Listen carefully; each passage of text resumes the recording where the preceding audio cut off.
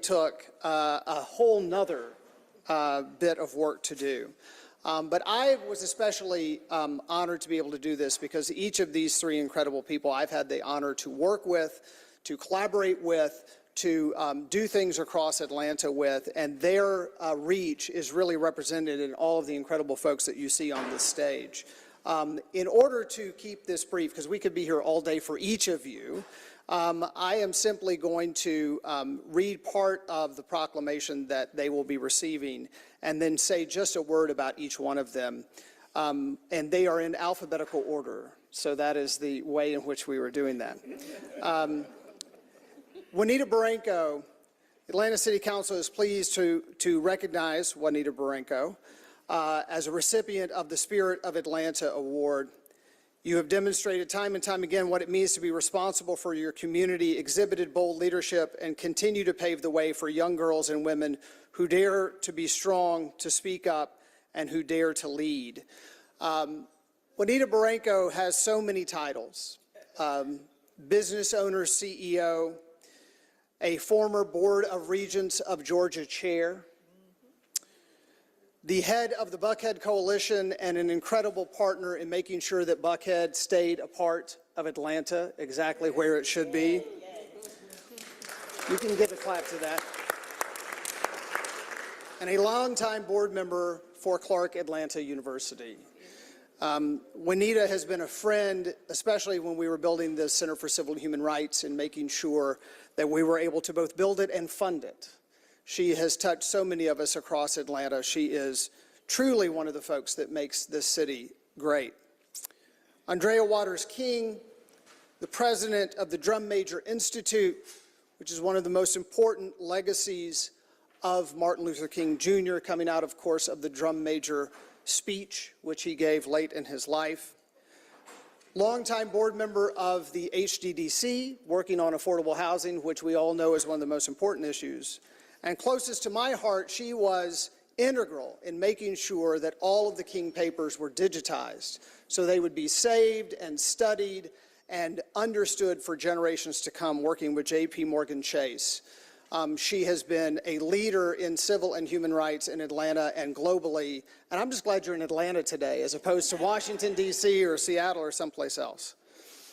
And then Dr. Helene Gale, and if you want to know everything about Dr. Helene Gale, you can go to the video of her investiture as the new president of Spelman College, which happened last week.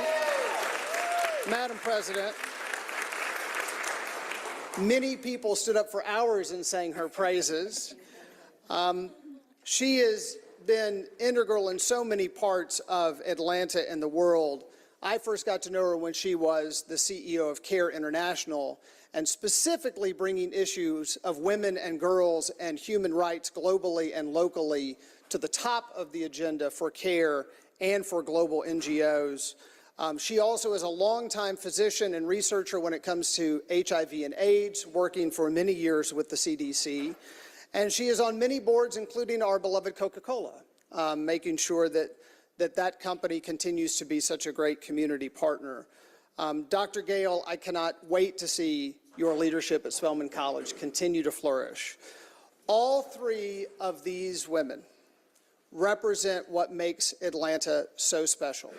People who connect uniquely to our legacy, but take that legacy and push it forward onto the local and global stages. And so it is an honor to honor all three of them together today. Before I ask my colleagues to speak, I'd just like to invite each one of them to briefly bring remarks if they so desire. First, Juanita Baranco. Thank you so much, Mr. President. I want to start. There's something I think you need to know. Half of my friends here have taken all of the cookies and the brownies. So I just want you all, that's true confession there. But I do want to thank you for this honor. This is a tremendous honor for me, for my company, for everything I've tried to do in this wonderful, wonderful city. I will share one quick story. When we first came to Atlanta, we opened a dealership in East Point, Georgia. And we were very young, very inexperienced. And one of the most important things that happened The very first day we started was Mayor Maynard Jackson came to that dealership and shook our hands. And that made all the difference in the world. It gave us the courage to keep going when things were, if you know anything about owning and operating your own business, you know there are a lot of down times, a lot of difficult times. And so this is another tremendous handshake. It lifts us up. It makes us feel good. It makes it feel that we are doing the right thing, headed in the right direction. And so I cannot thank you enough. And I also want to acknowledge, obviously, all of my council members from the Buckhead area. But I want to say one little thing. This is something that I saw in preparation, I found in preparation for this, because this is about women and women's leadership. And this is a quote from Hillary Clinton. She said, "It is hard to be a woman. You must think like a man, act like a lady, look like a young girl, and work like a horse." So, my fellow honorees, we all understand what that means. So without any further ado, let me just say thank you to all of the council for this wonderful, wonderful recognition. Appreciate it. Next, Andrea Waters-King. Good afternoon. What a pleasure to be here with you all today, and I'll start out by just getting out of the way. I am the mother of Yolanda Renee King, future Spelmanite, and who is not here today because she is close to her final exams. But I do think that it's important to start out with her because I always say that Yolanda is a group project. And I think that the same could be said for me. And today there are so many people that have been such a part of my journey here in Atlanta. I arrived here 32 years ago. Certainly my magnificent husband, Martin Luther King III. Where did he go? We have someone who mentored me, Benny Ivy, whom I think a lot of you all know for her many years. And Benny has been like a second mother to me. And it's interesting because I think about 25 years ago, she and I worked together right around the corner for Reverend C.T. Vivian in a basement when we were monitoring hate groups and hate crimes and neo-Nazis and skinheads. Also, my sister is here someplace. But the thing that I would like to say is when we worked for the Center for Democratic Renewal, it's so interesting because that name is in recognition that these groups are fundamentally opposed to everything that democracy stands for. And who would have thought that 25 years later, a lot of the things that we were researching has now become part of everyday society. And in all too many cases has even began to be codified.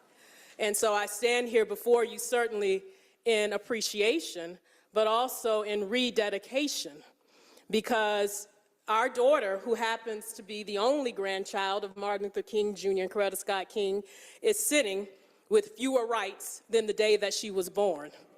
She and her peers. I believe, President Shipman, you have brown girls, so you certainly understand that.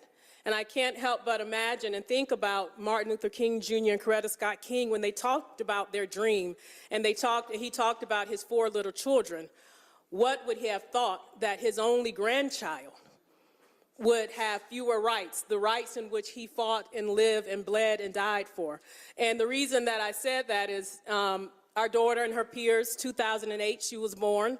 In 2013, the Voting Rights Act, the crowning achievement of the civil rights movement, was basically decimated. Then in 2020, here in our home state of, this beautiful home state of Georgia, one of the most regressive voting rights bills were passed.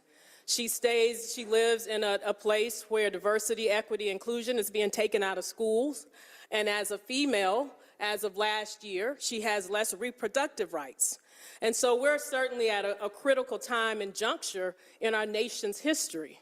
This has not happened since the end of Reconstruction and the beginning of the Black Codes. But one thing that I do know is that we have always been a people and a movement of faith. And when it looks darkest is when we always look to the stars. So we will continue to work on eliminating the triple evils of Martin Luther King Jr., Coretta Scott King, of racism and bigotry, of violence and poverty. And we're going to replace those pillars with justice and peace and equity, so that all our children, all little girls that are now born into this world will truly be able to carve out of this disjanglement that we see a true sisterhood. And so we are also headed back to DC in August for the 60th anniversary for the March on Washington. And unfortunately, it's not going to be a celebration. However, it will be a rededication. And I would invite all of you to join us, and particularly the women, because as women, we have always been unwavering warriors. Some of us celebrated Easter. And for those of us of the Christian faith, let's look at the story just a little bit deeper. Because when all of the disciples had fled, it was women that were at the foot of the cross. It was a woman to whom the body of Jesus was released. It was 3 women that were waiting outside of the tomb.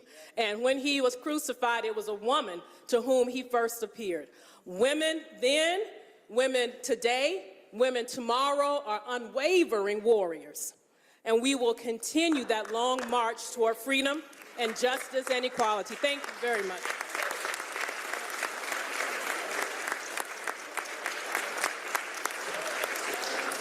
And finally, Dr. President Helene Gale. Well, first of all, hard to follow that.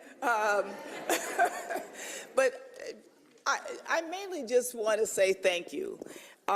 Thank you to President Shipman for this honor, to Chief of Staff Verna Cleveland for really making this happen and having this come together, and to my 2 honorees for wearing Spelman blue. Thank you. You know, and when you started off, you said, you know, how hard it was to get this together, and you wanted this to be during Women's History Month. Well, you know, I think it is just appropriate that it's not women, that is not specifically that month, because every month should be Women's History Month, just like every month should be Black History Month.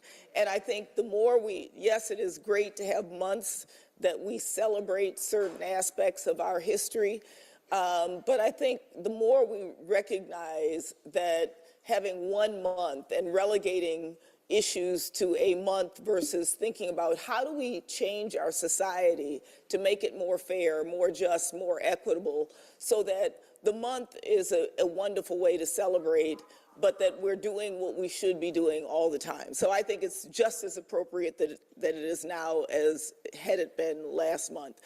I also just want to say how wonderful it is for me to be in these chambers again. It's been a long time, but to be back in Atlanta. This is my 3rd time back in Atlanta. I keep leaving, thinking I'm never coming back, and keep selling houses that by now I might be in a better position had I kept them. But, you know, there is something special about this city.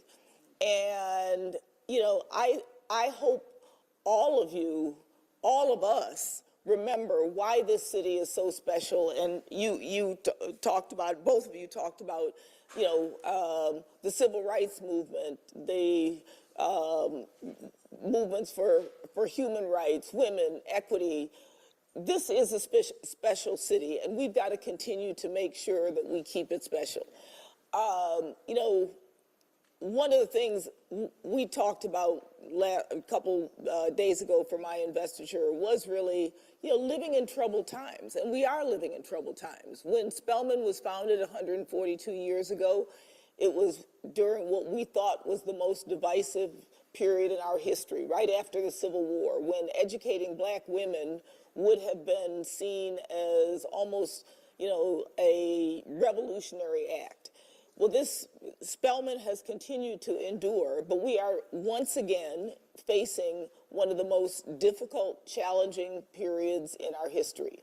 if you believe in equity, if you believe in fairness, if you believe in women, if you believe in marginalized community, if you believe in the freedom of speech, if you believe in women's bodily autonomy, et cetera, we could keep going down the line. But, you know, we have to make sure that we hold the line on these issues and that we don't turn back these hard-won battles that have meant so much to us and to our society. So I just want to say thank you, how proud and pleased I am. Wonderful to look out there and see my state representative, Maisha Maynard, who used to work for me when I was at CDC. There's so much of my history in this room, and it is wonderful. And to my Spelman sisters who are here, thank you so much. I am so pleased and proud to be your president, and I hope that I will make you proud. So again, thank you all for being here. Thank you for this incredible honor. And I think all of us are going to continue to do what we can to do to make sure that Atlanta continues to move forward. So thank you.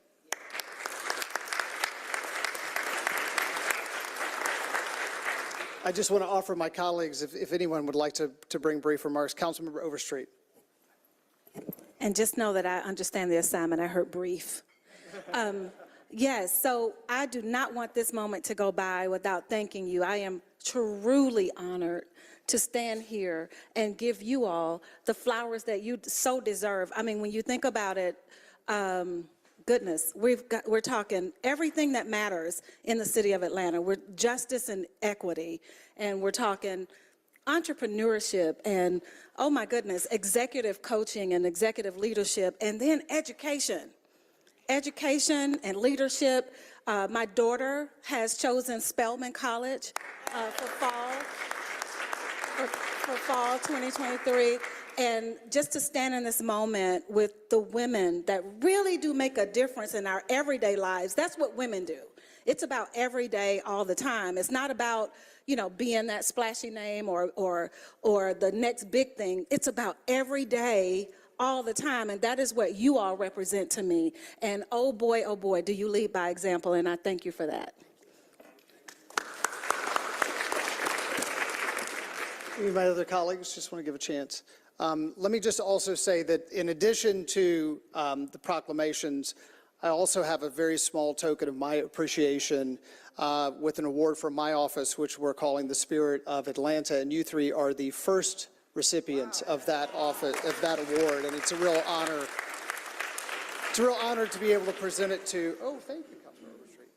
To be able to present it to friends and to people who I admire and have been able to work with. So. On behalf of all of us in the city of Atlanta, don't stop. Don't stop because we need you. Don't stop because the women and girls of this city need you. Don't stop because the men and boys of this city need you. Don't stop because people who don't live in Atlanta need you to keep doing what you're doing. So thank you, and let's take a photo.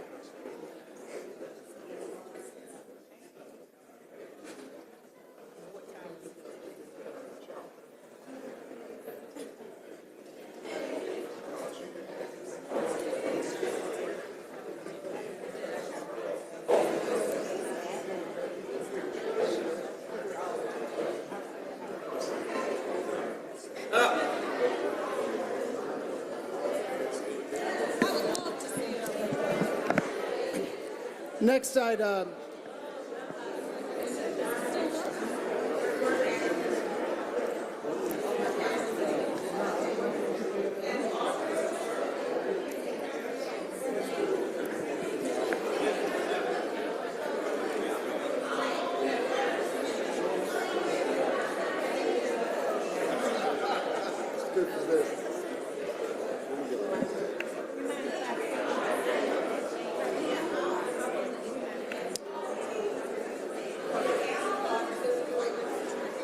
Next, I'd like to ask all the folks with Older Atlanta's Month proclamation, follow the group around to come up on the stage.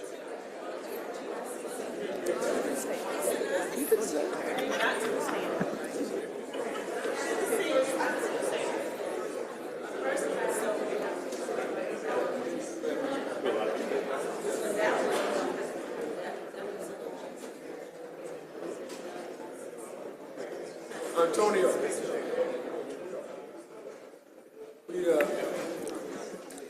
I'd like to invite Councilmember Boone up to present the proclamation for Older Atlantans Month. Thank you.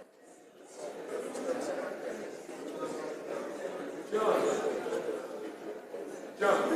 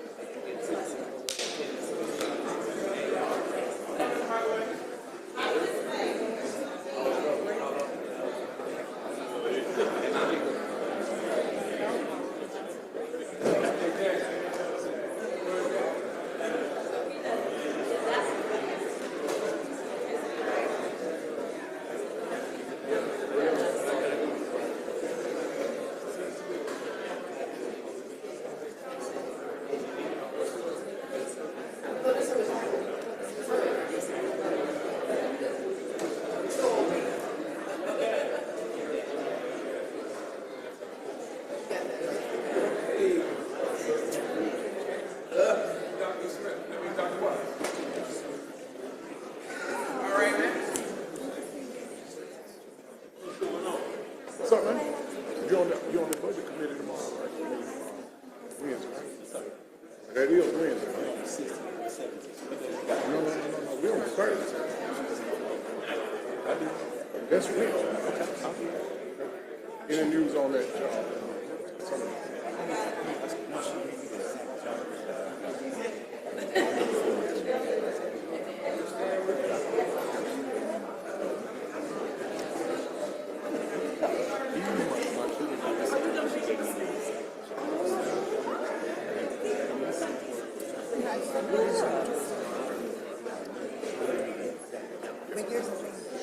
The thing that pissed me off the most, we had 3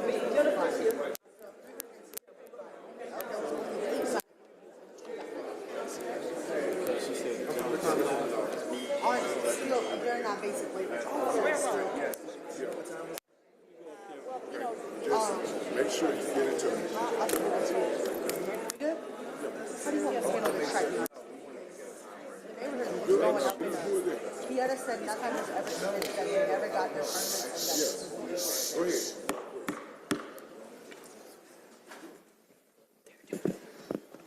Good afternoon. I am Andrea Boone, a member of the Atlanta City Council. I am joined by my colleague, the Honorable Michael Julian Bond, and today is Older Atlantans Month in the city of Atlanta.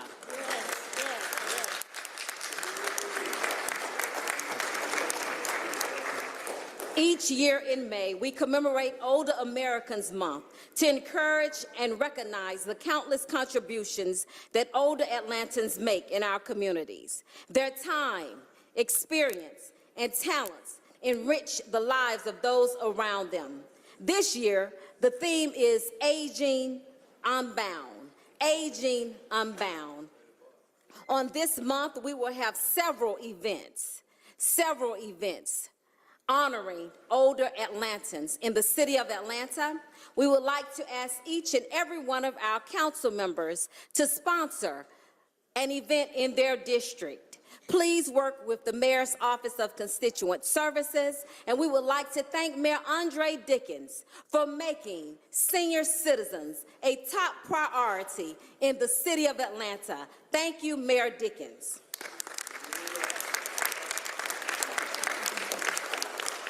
In honor of Older Atlantans Month, whereas the Atlanta City Council joins the community in recognizing Older Atlantans Month, a time to honor all of our seniors in Atlanta. And whereas Older Atlantans Month celebrates the many contributions older Atlantans make in our communities.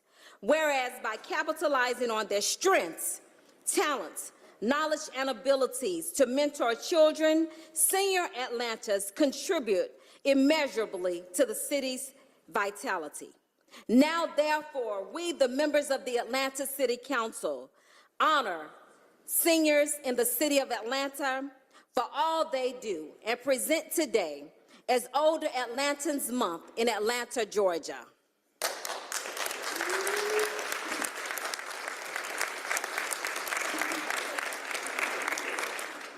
The Honorable Michael Julian Bond. Thank you, Councilmember Boone. I want us to do another round of applause for these seniors that are up here today.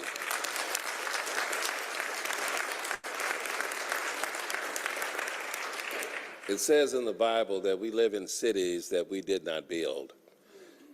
If you look upon these individuals who are here today that represent the Council on Aging and other senior organizations around the city, these are the builders of the Atlanta that we now enjoy. And so we benefit from their experience, we benefit from their wisdom, and we even more greatly benefit for their continued activity in leading this city.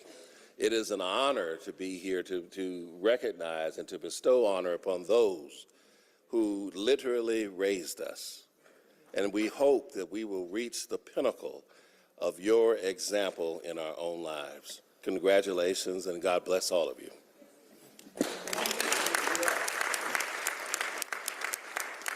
Before we hear from our next speakers, I want to make sure that we remember that seniors will be forever young. Forever young. Forever young. So again, we would like for each and every one of our council members to partner with the wonderful office of the Mayor's Office of Constituent Services in honoring our seniors in your district. If you will sponsor one event, just one event, that may make the difference in someone's life. And now we will hear from Ms. Evelyn Brown, one of our wonderful, wonderful community leaders. Ms. Evelyn Brown. Ms. Evelyn Brown is the chairwoman of the Commission on Aging. Thank you, thank you. Thank you, Councilwoman. There are some phrases and some words in the English language that, in my opinion, is never overused. And today, I want to use this phrase to say thank you, thank you, thank you. We take this as an awesome honor today during this celebration of Older American Month, and we will cherish this as long as we live, and we plan to be here for the next 10 years to receive it. And of course, while we are here, you have heard of many of the activities that are going on, and we invite you, council members and friends, to join us on May 3rd with Mayor Andrea Dickens, Office of the Constituent Services, in partnership with the Clover Health. We too believe that partnership helps us to move forward. And for the past 3 years, we have partnered with Clover Health in sponsoring the Aging Well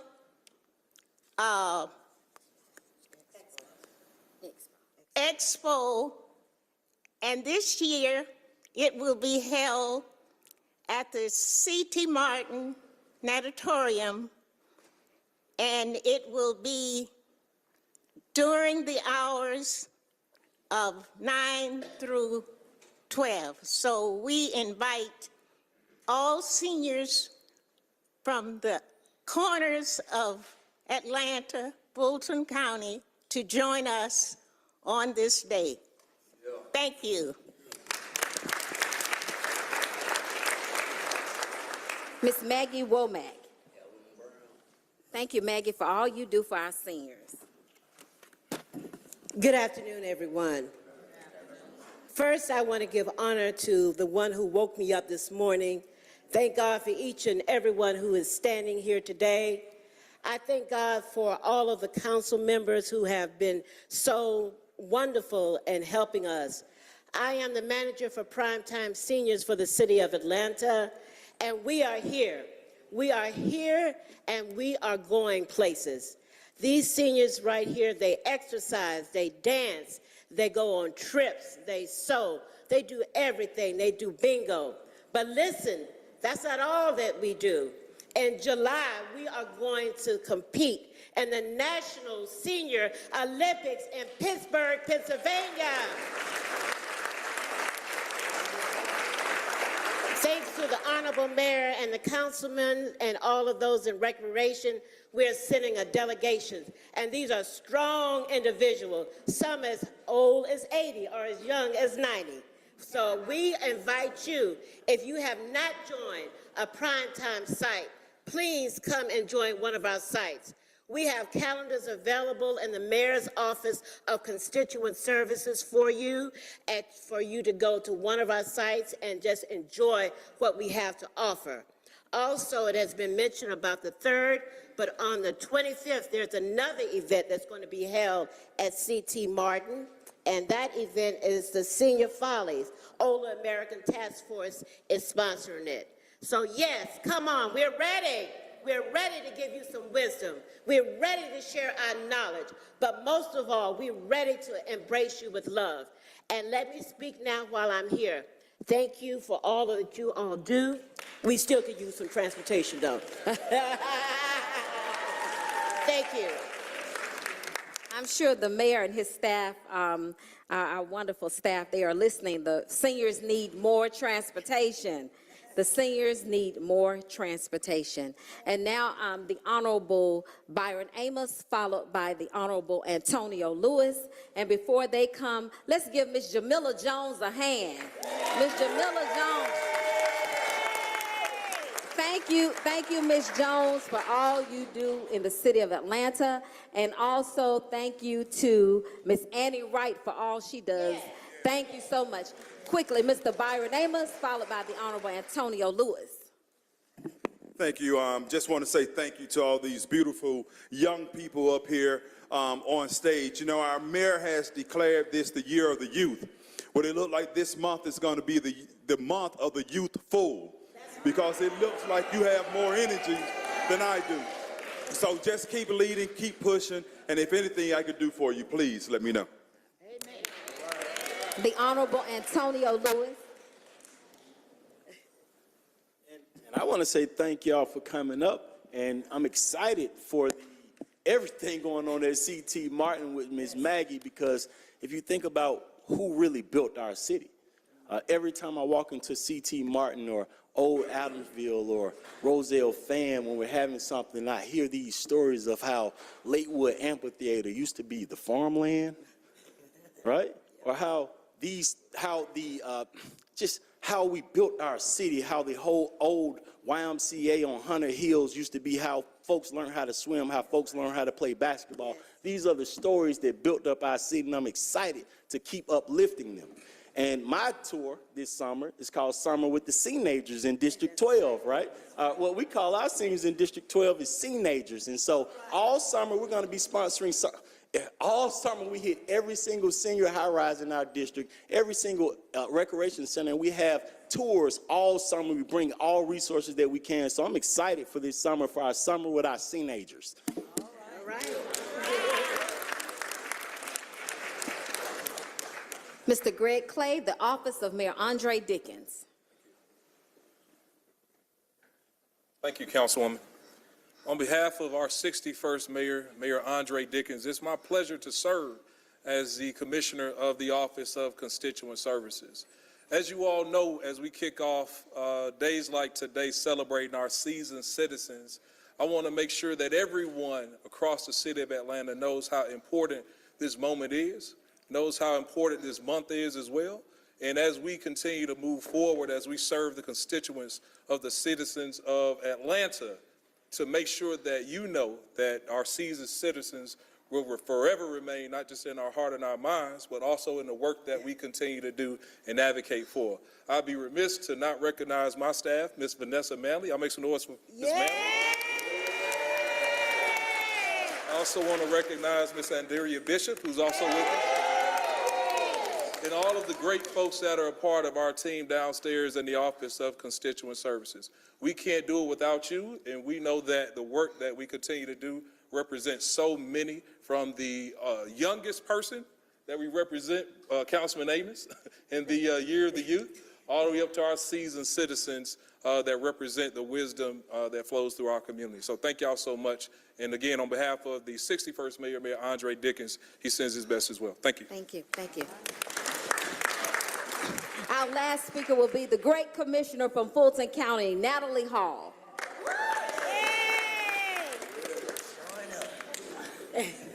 As I walk up here and Vanessa says, "Are you going to bring us some buses for the city?" I certainly will help work on that, because, you know, our seniors are just wonderful to us. And you've lived all your lives serving and just working for your families and your communities, and that is why Fulton County honors you and has an entire department of senior services, providing you with Uber and Lyft for $1 each way, because we believe you should be chauffeured wherever you want to go, home-delivered meals and home repair programs and so much more, and just committing millions of dollars to your senior services. But it is important to me that we collaborate over competing with each other, and that is why I'm here today, to show the collaboration that Fulton County has with our city council members. Many of them have districts inside of my district, and we always work together to serve. And I'm just honored to be here today to witness this proclamation presentation. And thank you for all that you do. If you need anything for Fulton County, we are here for you. Thank you to the great commissioner of Fulton County. And before we take our photo, we are what? Forever young! Photo, please, step up. Ms. Brown?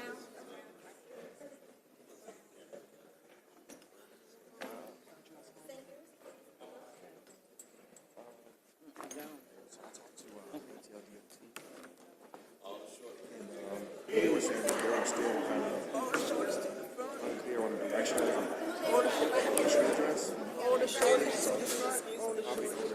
This is we're not notified. So they're recommending it to go into the rest of council for a permit. No. Okay, cool.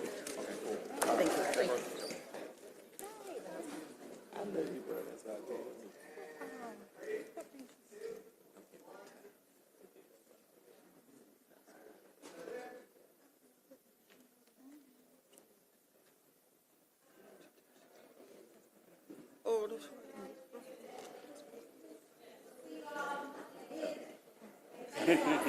you.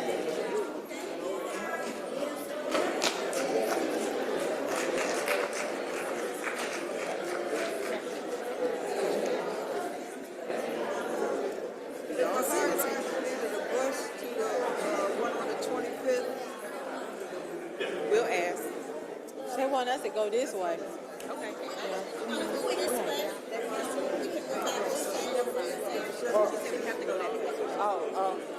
Now it's this way. She got it. There's people in the hall. There's people in the hallway. Okay. Thank you. This way, Miss Mary. This way, that way.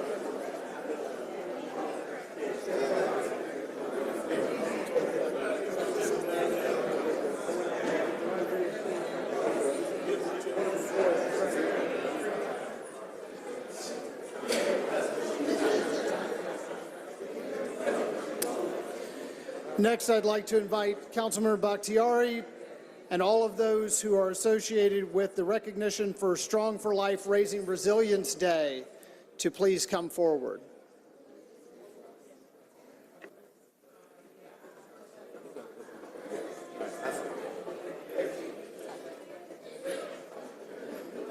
How are you?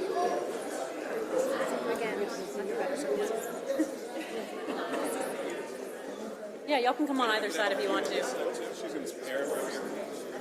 Yeah.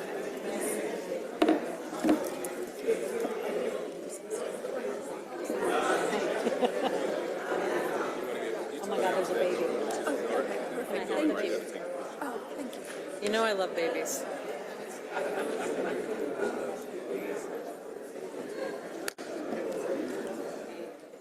Good afternoon, everyone.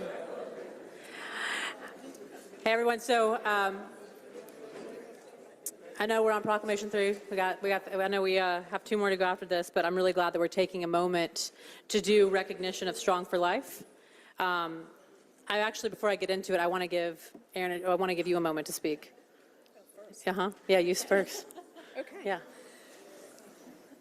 Good afternoon, everyone. My name is Erin Harlow Parker, and I am privileged to be here on behalf of Children's Healthcare of Atlanta and Strong for Life to accept this proclamation, which you'll hear about in a second. Today is the first day of Children's Mental Health Week, and this is incredibly important for myself and our team here as we think about how do we build and promote resiliency in all kids. We know that every child is born with the capacity to be resilient, but they do so in the context of all of us, those safe, stable, nurturing relationships. So we all have an opportunity to be that for a child every day. And I'm honored, again, to accept this on behalf of Children's Healthcare of Atlanta. So you move for that mic, though. And I wanted to say thank you, but I also thought it was important to note that right now in a child's life, as somebody who grew up in a very traumatic situation and has still deals with those lingering effects, because mental health care never stops. And for anyone in here who thinks they may not have dealt with depression or other traumas or childhood trauma or dealt with your family of origin, please talk to someone. It helps everybody. But most importantly, children being born in today's world, dealing with the amount of violence that we see occur every single day, I would imagine that most children are born in fight or flight and do not know how to regulate. And for those who don't understand how important that is, giving a child an opportunity to understand their emotions rather than just resorting to anger or violence or grief. This is incredibly important because working with our children on mental health prepares them to be adults in a world that is forever changing. So I cannot thank you all enough for the incredible work you do. Ms. Parker, you know I'm a big fan. And I just want to take a moment to read in recognition of Strong for Life Raising Resilience Day. The Atlanta City Council is pleased to recognize Children's Healthcare of Atlanta, Strong for Life, where collaboration with communities help create programs so caregivers and children can talk about these issues together. Founded in 1915, CHOA is the only freestanding pediatric healthcare system in the state of Georgia, and in 2021 served over 414,000 patients from all 159 counties across the state. And Children's Strong for Life initiative, which equips families, pediatricians, educators, school staff, faith-based leaders and community organizations with the tips and tools necessary to proactively build resilience in all kids. And the program was launched in 2019 to advance children's mission to make kids better today and healthier tomorrow. While raising resilience, they are giving caregivers tips and tools to proactively build resilience in kids with Strong for Life's team of mental health experts. And raising resilience in children includes teaching them how to cope with challenges, manage stress, and make healthy choices in the face of life's ups and downs. And whereas the first week of May is Children's Mental Health Week, and the first day of Children's Mental Health Week has been chosen to honor and help families, medical professionals, educators, school staff, and communities working on raising resilience for children. So now, therefore, be resolved that we, the members of Atlanta City Council, on behalf of the citizens of Atlanta, do hereby recognize May 1st, 2023 as Strong for Life Raising Resilience Day and celebrate Children's Healthcare of Atlanta's more than 100-year commitment to serving children and families across Georgia.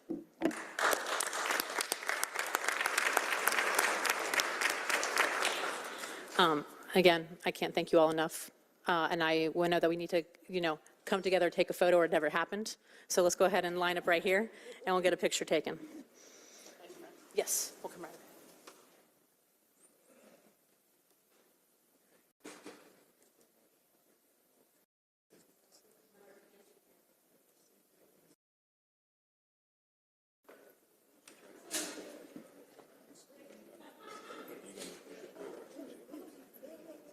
Wait, I gotta get in here. I'm short. I'm short.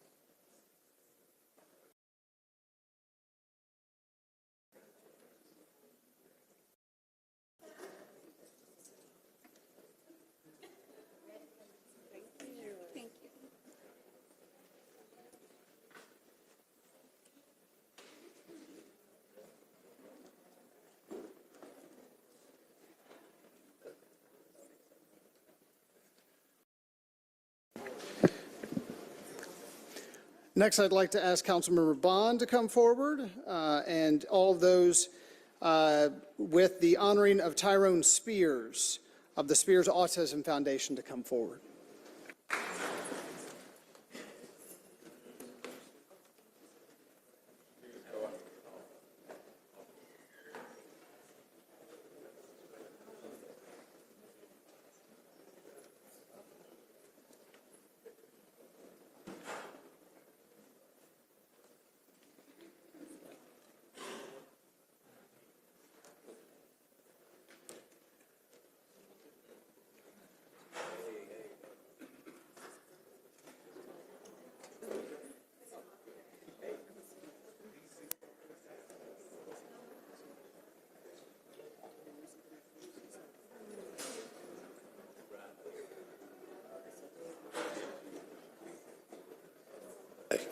They gotta walk out of here.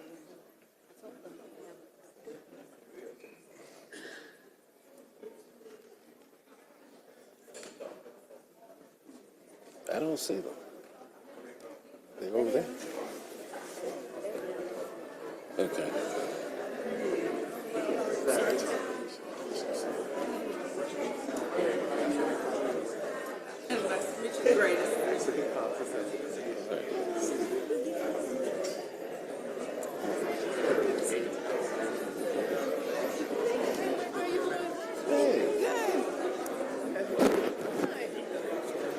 Cynthia Mitchell.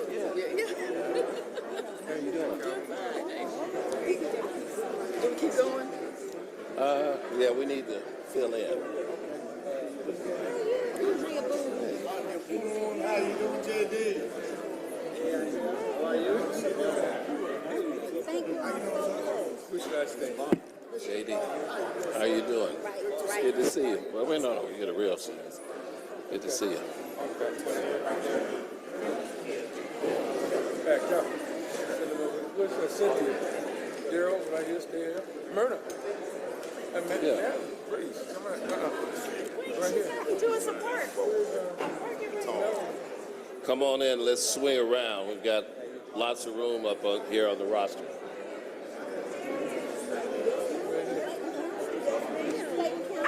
Hey, man. All right. Mr. Ricky Brown is here. Come on around.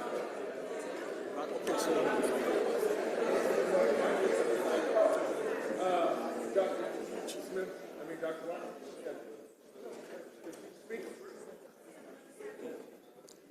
Come on around. This place is like a church. There's always room for one more.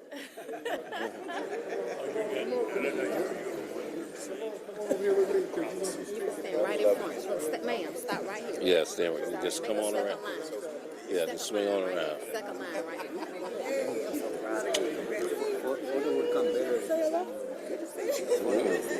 Looks nice.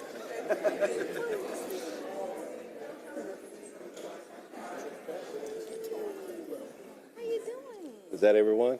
Okay. Well, I want to say good afternoon, everyone. We have I believe we've all gathered, and I believe we've got a video before we begin our presentation.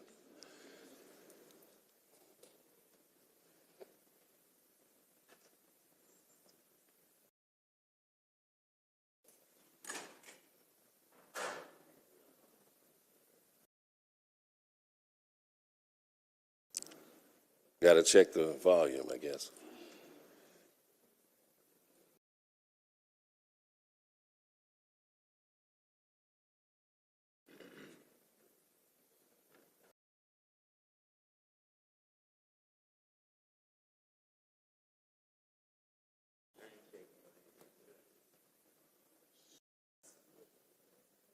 Okay, so they're going to work on the technical difficulties, but we'll come back to it. You know, April was Autism Month in our city, and around the country, and we want to make sure that we always acknowledge the people who do the good work in raising awareness and working on the issues surrounding autism for those who are on the spectrum.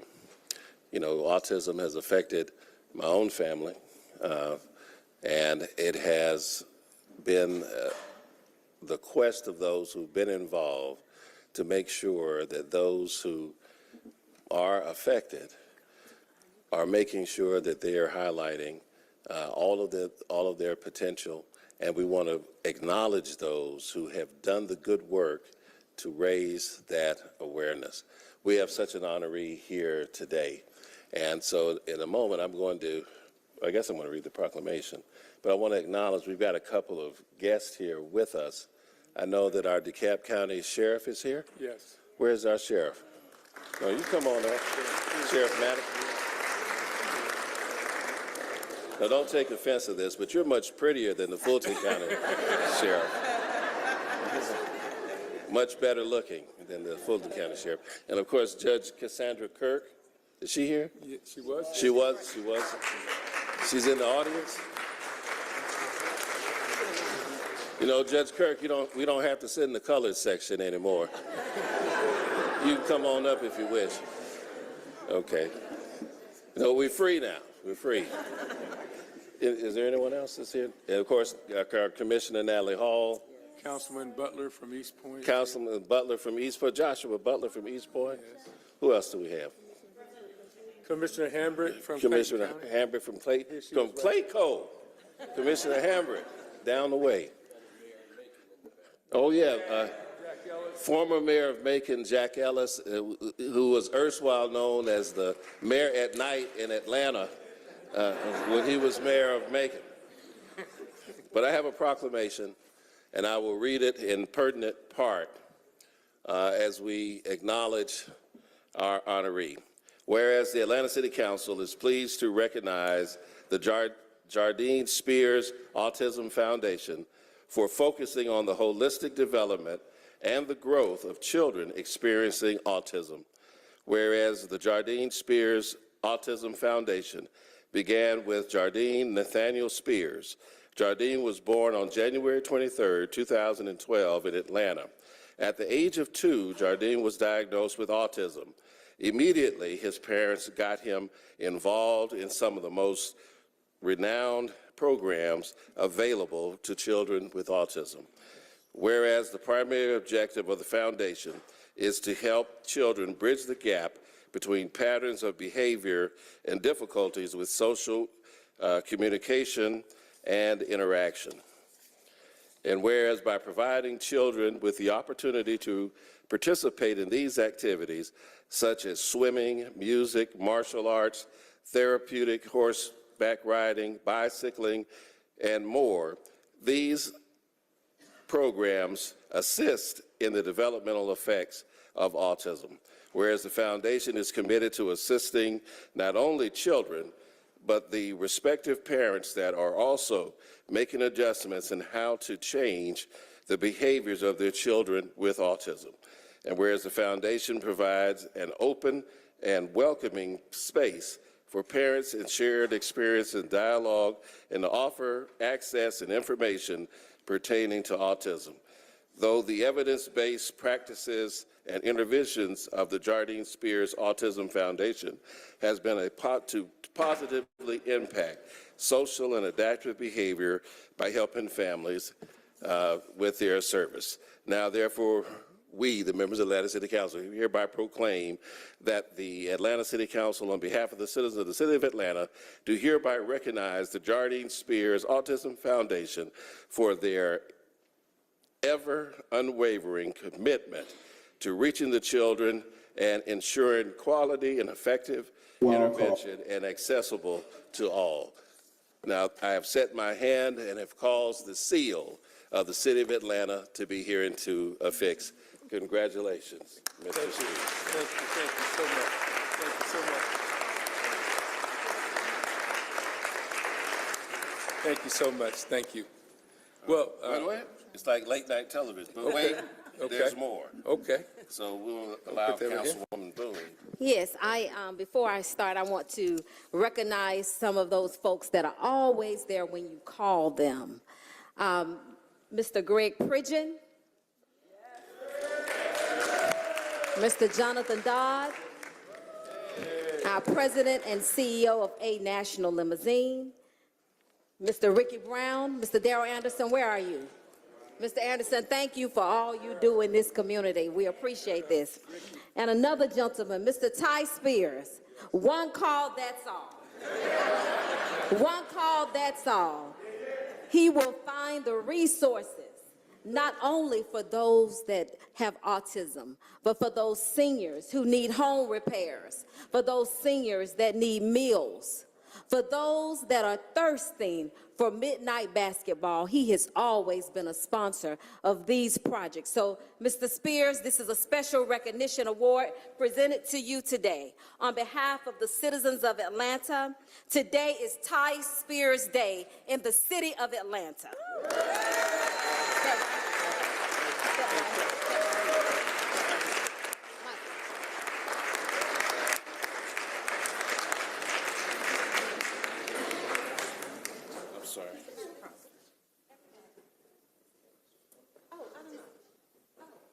Just the councilman.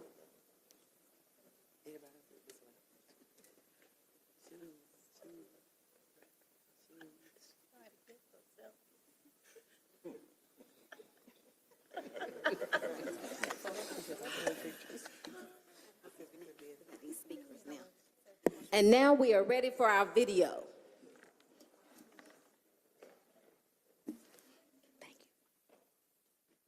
I came by here because this is a worthwhile cause. This is important.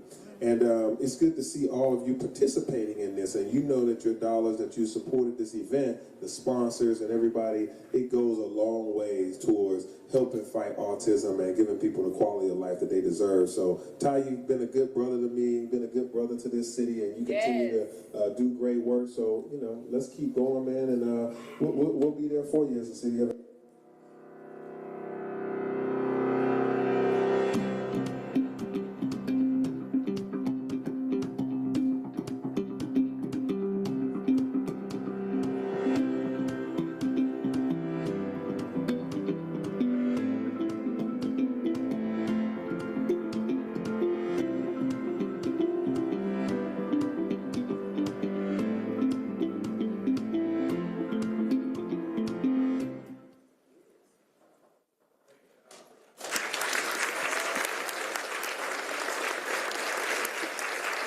I also want to take a moment to recognize a gentleman who I would not have my identity without, Mr. Michael Ross. Yes. Where is Michael Ross? Michael. It's a true story. My mother named me after Michael Ross. She thought, no, this is true.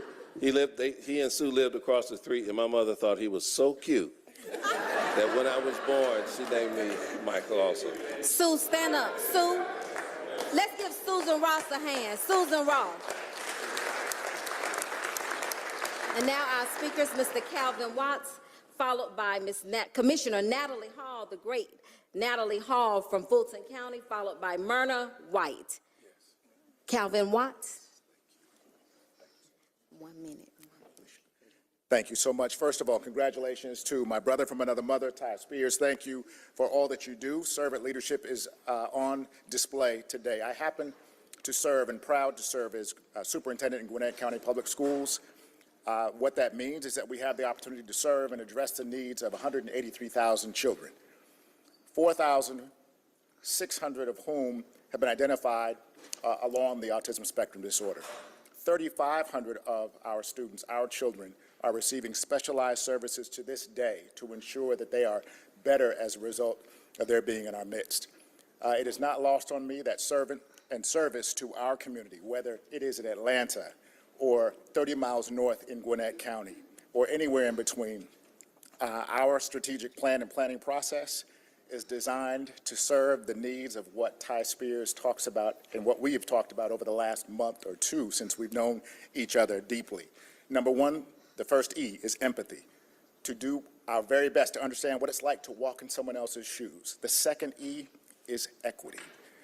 We cannot address individual needs until we know what it's like to be someone. The third is effectiveness. To do this work well, to achieve greatness for each and every one of our students is our goal. Ultimately, that fourth E is excellence, that notable standard to which we should all aspire, academically, socially, emotionally. Proud and honored to serve alongside and be here with my wife, Robbie, and I will tell you that our son, one of 183,000 children, was also diagnosed with autism, and he is now thriving 3,000 miles away as a senior at University of Washington. So thank you. Thank you for your service. Ty Spears, a true public servant leader. And if you've ever met his son, Jardine, you see the spirit of the father and the son. He's such a kind person, caring about everyone. And something that you missed, Councilmember Boone, you forgot to say that he used to be a model too. Yes, and did all kinds of ads and stuff, but also that one of the things that he works on dear to his heart is bonding, getting people bonded out of jail. And I think that he went around and told somebody something, because my team member Jonathan, who's here, said that we got a call in my office from a senior who said, "Child, I was at church and my friend came to me and told me that Commissioner Hall was putting money on the books at the jail to keep people safe and everything." And I said, I haven't put any money on anybody's books, but that must be Ty or something, because he has always been a champion of so many things, and bonding is one of those things. But I want to say bonding with people is also one of those things. And I thank you for that. Thank you so much. Ms. Myrna White. Thank you, Councilmember. I have known Ty Spears for years, long before he became a father. I have known him as a master networker. He connects key people to other key people all over the nation. But now as a father, I've seen the compassionate side of Ty Spears. So he's using that master networking to raise awareness of a cause that is so vitally important to all of us, and that is autism. Jardine is a beautiful child, and he is so lucky to have a father like Ty Spears. So I salute the council for recognizing how impactful his work has been in this community, using his powerful platform to raise that awareness. So Ty, I salute you. I love you, my brother. Keep up the good work. Thank you. The great sheriff from DeKalb County. Thank you so much. I want to first of all thank the council members for this honor. It is so deserving to this man right here. As you can see, what affects one surely affects another. So it's not just in the city of Atlanta. He's able to bring the sheriff out from DeKalb County to come over to the city of Atlanta. But he's a great man. And let me say this. I'm going to sum it all up. And you said it, Councilmember Boone. One call, that's all. And that's Ty Spears. So congratulations. You know I'm always here as your sister, and let us continue the good works and fight the good fight for our youth. Thank you.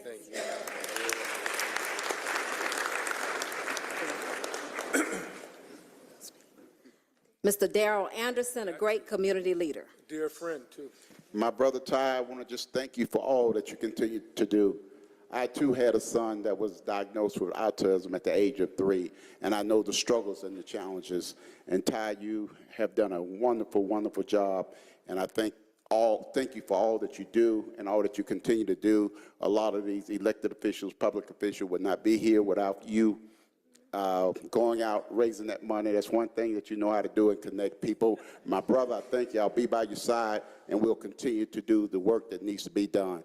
Thanks for everything that you do for autism and for your son. You've made a huge difference. Thanks, Ty.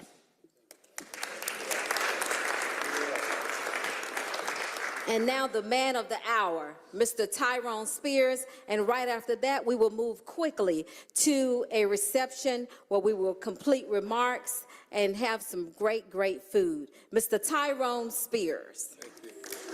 Thank you. Thank you. Thank you. Thank you. I am completely blown away. Councilman Bond, thank you so much. My sister here, my sister in Christ, and what a leader you are with the city of Atlanta, the Honorable Andrea Boone. I mean, the love and the things that you do for others is just remarkable. And I love you, and thank you again. Autism was something that happened to my child 2 years ago. I mean, when he was 2 years old, and when he couldn't talk, barely walk, people kind of shunned him a little bit, but I believed in God, and I knew in my heart if I continued to love him and support him, his life would turn around like my life turned around years ago.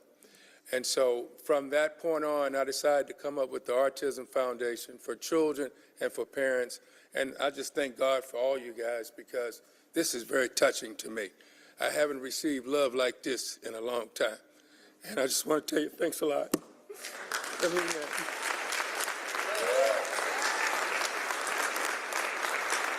And now for our photo, and we will move quickly over to our reception area. Thanks again. Thank you. Right here, quick. Okay.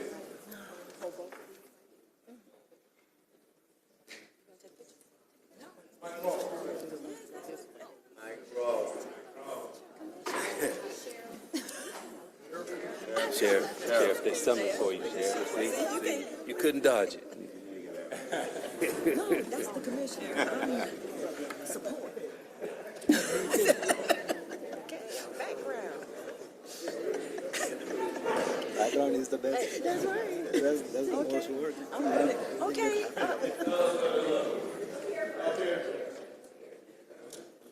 Let me get with you. Look, I hold the purses. I got it. No.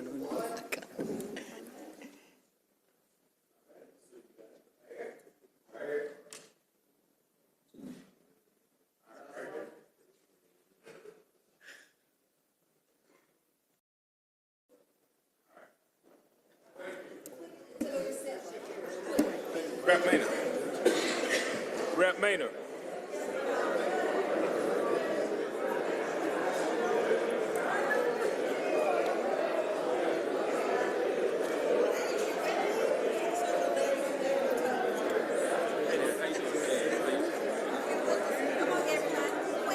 We must move quickly.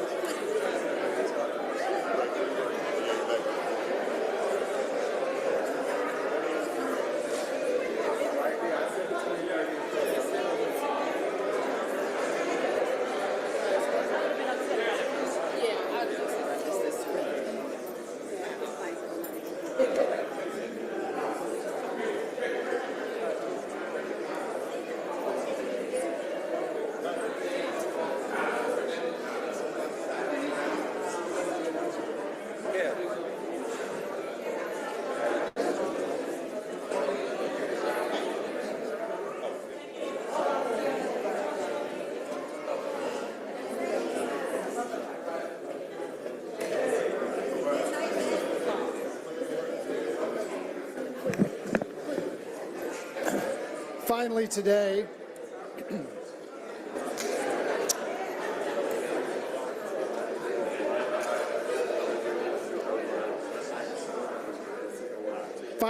I'd like to invite Councilmember Keisha Shawn Waits and all of those who are here for the honoring of anti-gun violence campaign Say Their Name Remembrance. Please come forward. Yes, sir.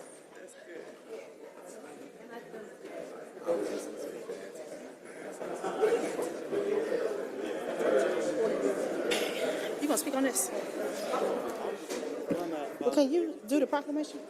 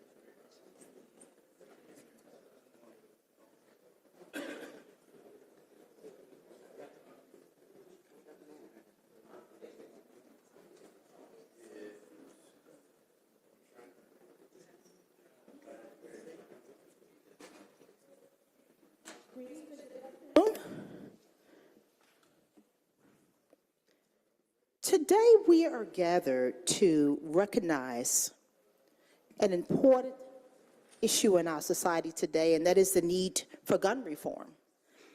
And here today we have a number of families that have been impacted by gun violence. And so for that reason, in recognition of the need for gun reform, we say their names in remembrance. So the Atlanta City Council is proud to recognize that all human life is precious and should be treated with mutual respect, compassion, equality, and the names of those lives unjustly taken should never be forgotten. And for that reason, we say and remember their names. Before we continue the proclamation, I want to recognize my colleague who also spearheaded this work, and that is Representative Misha Maynard. You give a few words, and then I'm also going to yield the mic to Councilmember Lewis to thank him, and as well as the organizer, my good friend, L.A. Pink. Representative. Thank you, Councilperson. This is such an important recognition.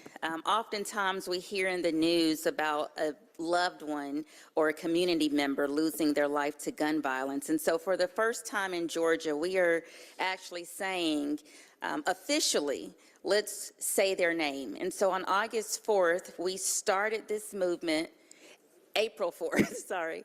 We started this movement at the state capitol where April 4th is now Say Their Name in Remembrance.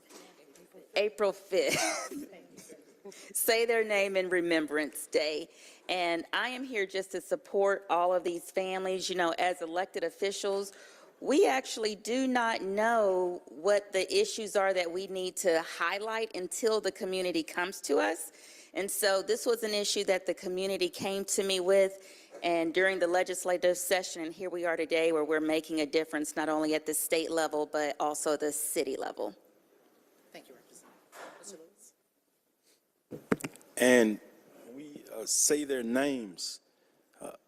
I'm always thinking about the folks around them that were affected as well, because a name that a lot of folks don't like to say, and we think about what happened at the public safety training facility with our police, working with Police Without Cameras, is Oscar Kane. Oscar Kane is my friend. I slept head to feet with him my entire life. He was a young man who was murdered right off Cleveland Avenue. That's a name that we don't say. That was a name that the reason the police in Atlanta have cameras on is because of Oscar Kane. And so that's a name we got to make sure we say. And I was so impacted by this because it's more than just about that. It's about gun violence as a whole. And as a person who experienced gun violence for the first time at the age of 2, my mother was shot over 20 times right here in this city, in Dixie Hill. She was a victim of the Atlanta versus Miami drug war. And so gun violence have been a part of my 36 years of life. So to see us saying their name, Cassandra Brown, that's my mama name, right? Oscar Kane, that's my friend name.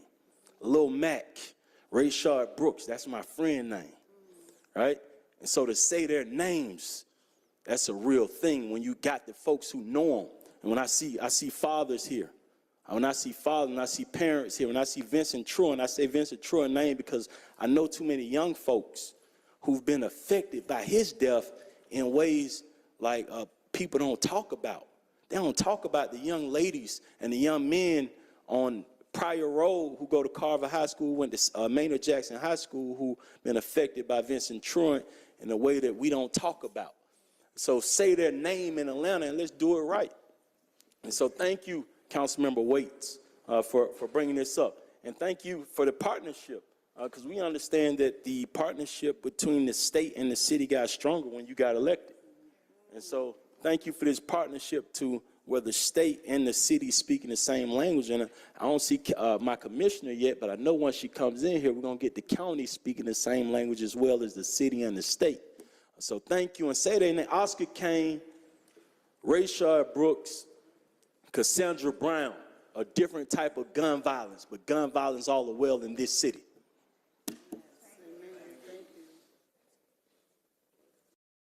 Okay, Ms. Pink, you ready? Yes. All right, good evening, everyone. My name is L.A. Pink. I am the president and first lady of Street Groomers and the CEO of the Community Boutique. I stand here today with these families and with our city council, our state representative, Misha Maynor, Khadijah Abdul Rahman, the first Muslim commissioner, is not here, but she was the phone call that was made to address the situation, to get this all in line. Keisha Waits, our city councilwoman, and all the others that joined in, we are so thankful and grateful. Our families are not just fighting the fight of faith, but they're fighting just fighting the fight of justice, but the fight of faith as well. Each one of them that stands up here continues to just know and believe and trust in God.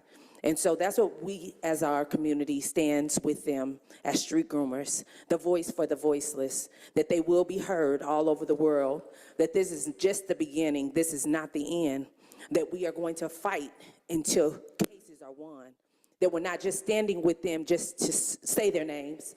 We're not just out here just to scream and shout. We're not out here to dance, but we're out here to set the tone to let you guys know we're coming.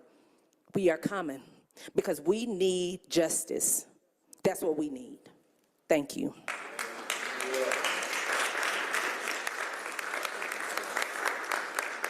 And I want to talk about, I want to talk about with justice, because it looks different for a lot of people, right? And so my mother was murdered when I was 2, so I was about to turn 3. I always remember the number 3. But 3 years ago, the man who murdered my mother got out of prison after doing 30 years. And right before he was finna get out of prison, I reached out to, I talked to my grandmama, right? And I say, Mama, because she raised me, so I called her Mama. And I say, Mama, the man finna come home. This is before I was on city council, 1 year before I was elected, or even thinking about running for city council. I say, Mama, how do you feel about this? And she said, well, son, he did 30 years. And she said, I felt justice. And we don't question God, right? And so we moving in that route, and for my grandmother to understand that he did 30 years, that means she felt justice. And so we got folks saying, say their name, because they ain't got the justice that they're looking for yet, right? And so to understand 3 years later, he works for the city somewhere, right? I know he worked for our city, but that man deserves to have another life, because my grandma said she felt justice, right? So there's 2 different ways that we looking at the way that we say their names, right? And so I got moved about, because we talk about justice. My grandmother felt justice. She died 2 months after that. But she told me she felt justice. So when folks say their name, they tell me I saw these cases. They tell me I send these lot folk, they want to feel justice.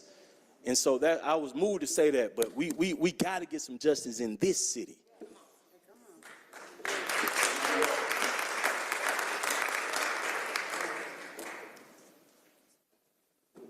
Hello, everyone.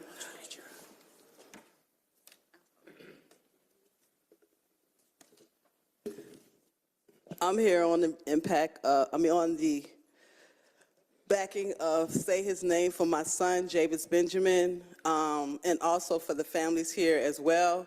He profoundly stated what we are all looking for, some form of justice. I mean, just a remnant if necessary. At the same time, too, we all know that our initial justice, we want our kids back, but that's impossible in this day and time. But at the same time, too, as I had said earlier, my thing now with the city of Atlanta, as well as the commissioners here in this decorum or entity, is that we bridge the gap not only between the gun violence, law enforcement, as well as the community.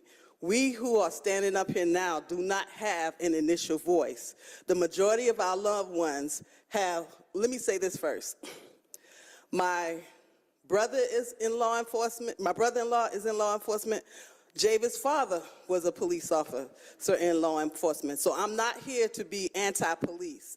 My main mission here is for us to get accountability for those who took our loved one's life. And the same applies to those with the community gun violence as well. So my thing now is to bring awareness, not only in gun violence, but also in police impact cases.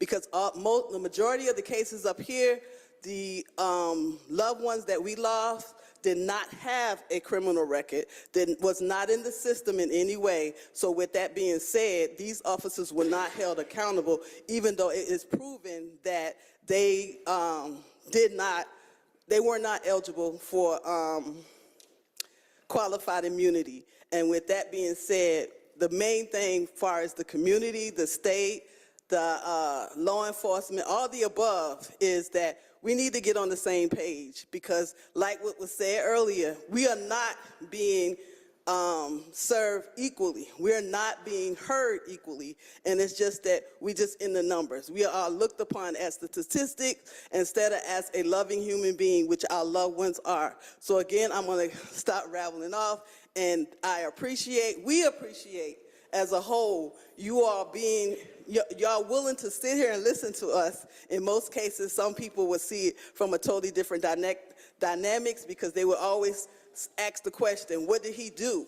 When that is not the case. It is based on the tone and the attitude of the officer. So again, I thank you all, and here's the next person. Get your picture, get Javis. Oh, yeah. Good afternoon. My name is Kathy Scott Likes. I'm the mother of Jarvis Likes, who was killed on December 29, 2017 by a Georgia State Trooper in Columbus, Georgia, on his way to work. My son left behind 3 daughters and 1 son. What I want you all to understand is we are not against police. We are against the police officers that are continue doing these evil things and getting away with it. So we ask that you all please understand that we need support from the elected officials, from the community, from our leaders, organizations, because we have a job in front of us, and it is really, really hard to get these officers held accountable due to qualified immunity that protects them. So I speak on behalf of my son, Jarvis Likes, as well as all loved ones lost by police violence, excessive use of force, and unnecessary that could have been prevented. Our children should be here today. No parent should have to bury their child. So I ask you to please continue to support these families, support the elected officials that are doing what they need to do to help us to get justice and hold these officers accountable. Thank you.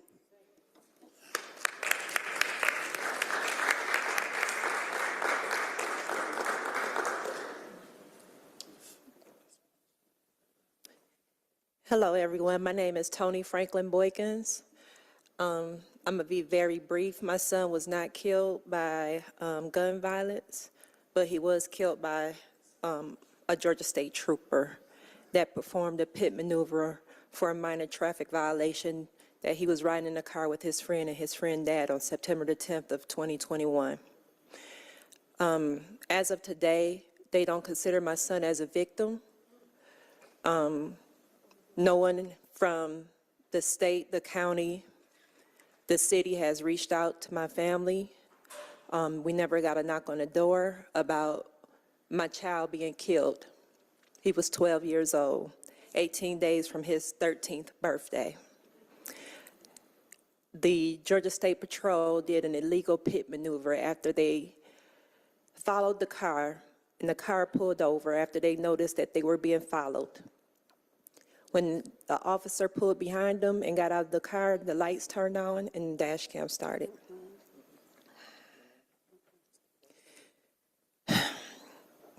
My baby was 12. They busted out the windows of the car. My son called 911. There's a whole 911 tape on YouTube, as well as the officer stating that they're going to put this car in a ditch, knowing that there were children in the car. I normally don't get up and speak, but today I felt that I needed to because I stand with these mothers and fathers against police brutality, and my son wasn't shot, but he was killed because of a minor traffic violation. Thank you. All right. So again, we all understand the significance of the conversation. Communities and local governments are encouraged to work together to support all law enforcement agencies and families.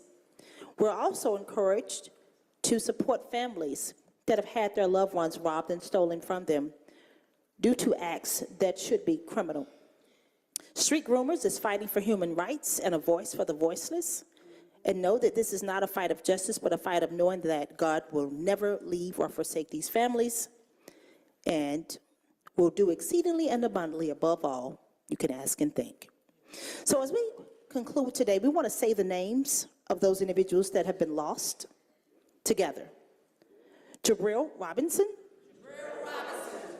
LaDanne Boykins. Andrew Smyrna. Jimmy Atkinson. Jarvis Likes. Javis Benjamin. Vincent Truitt. DeAndre Phillips. Jamarian Robinson. Nicholas Thomas. Julian Lewis. Rashad Brooks. Oscar Kane. Corey Jones. Corey Jones. Jamal Sutherland. Pernell Harris. Brianna Grill. Brianna Greer. Catherine Johnson. Catherine Johnson. Tanaris Williams. Tanaris Williams. Anthony Hill. Anthony Hill. Quadiver Hicks. Quadiver Hicks. Brianna Greer. Brianna Greer. Zadok Williams. Zadok Williams. Stanley Davis Jr. DeAndre Davis Jr. DeAndre Phillips. DeAndre Phillips. Eric Middlebrooks. Thank you all for being with us today. So we still have to take our picture. That's what council people still have to do, right? And so I asked my councilmates to join me for this photo.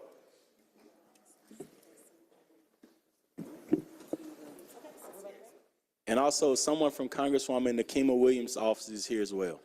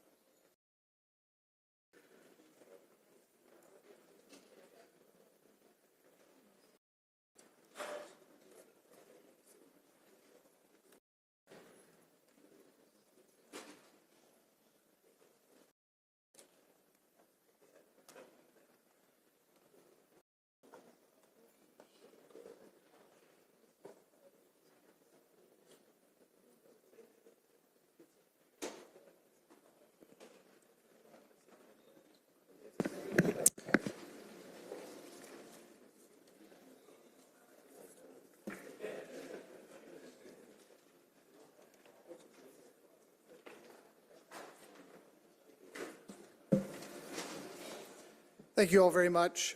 Next, we will move to statements of the public. First on the agenda, though, are statements by elected officials. We do have State Representative Maynor here, so I would invite her to the podium. And as a current elected official, you have up to 10 minutes. Okay, thank you. Esteemed body, you know, what a perfect day to be here for so many reasons. But the reason I'm here today is on behalf of the 60,000 residents that I represent. Out of the 60,000 residents that I represent, about 30,000 are impacted disproportionately in marginalized communities by trains that are stalling. What does that mean? The community is going to speak, but I wanted to just start with, I grew up in the Hunter Hills community, which is right next to Dixie Hills. So I did not know that we had that in common. But in Hunter Hills, when I was a little girl, I would hear the horns blasting from the trains continuously. It's not just a toot-toot, it's long and extended. And this happens in the middle of the night.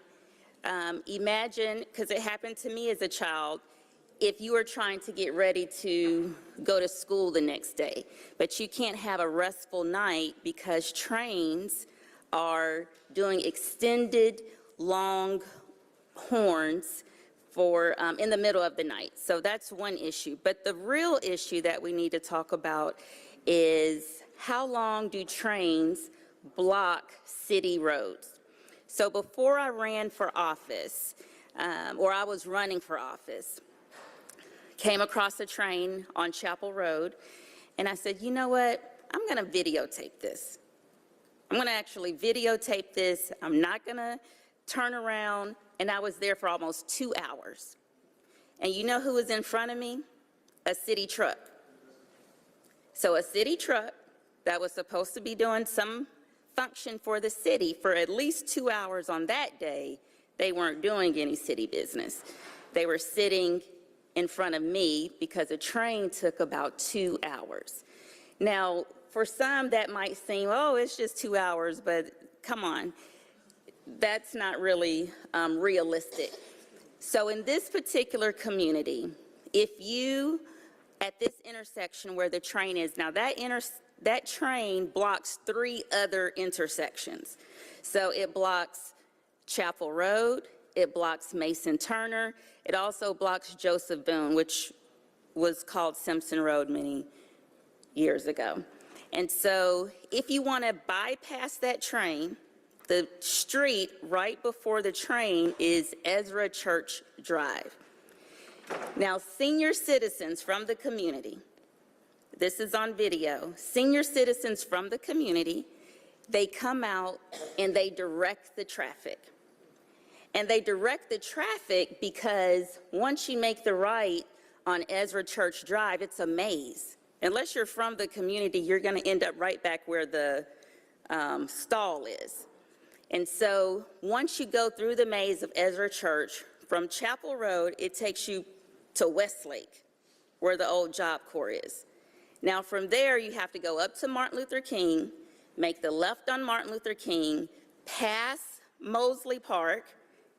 Now that's 3 miles that you have to travel. The other thing that happens when the trains are stalled, children passing under the train, passing through the train. What else happens?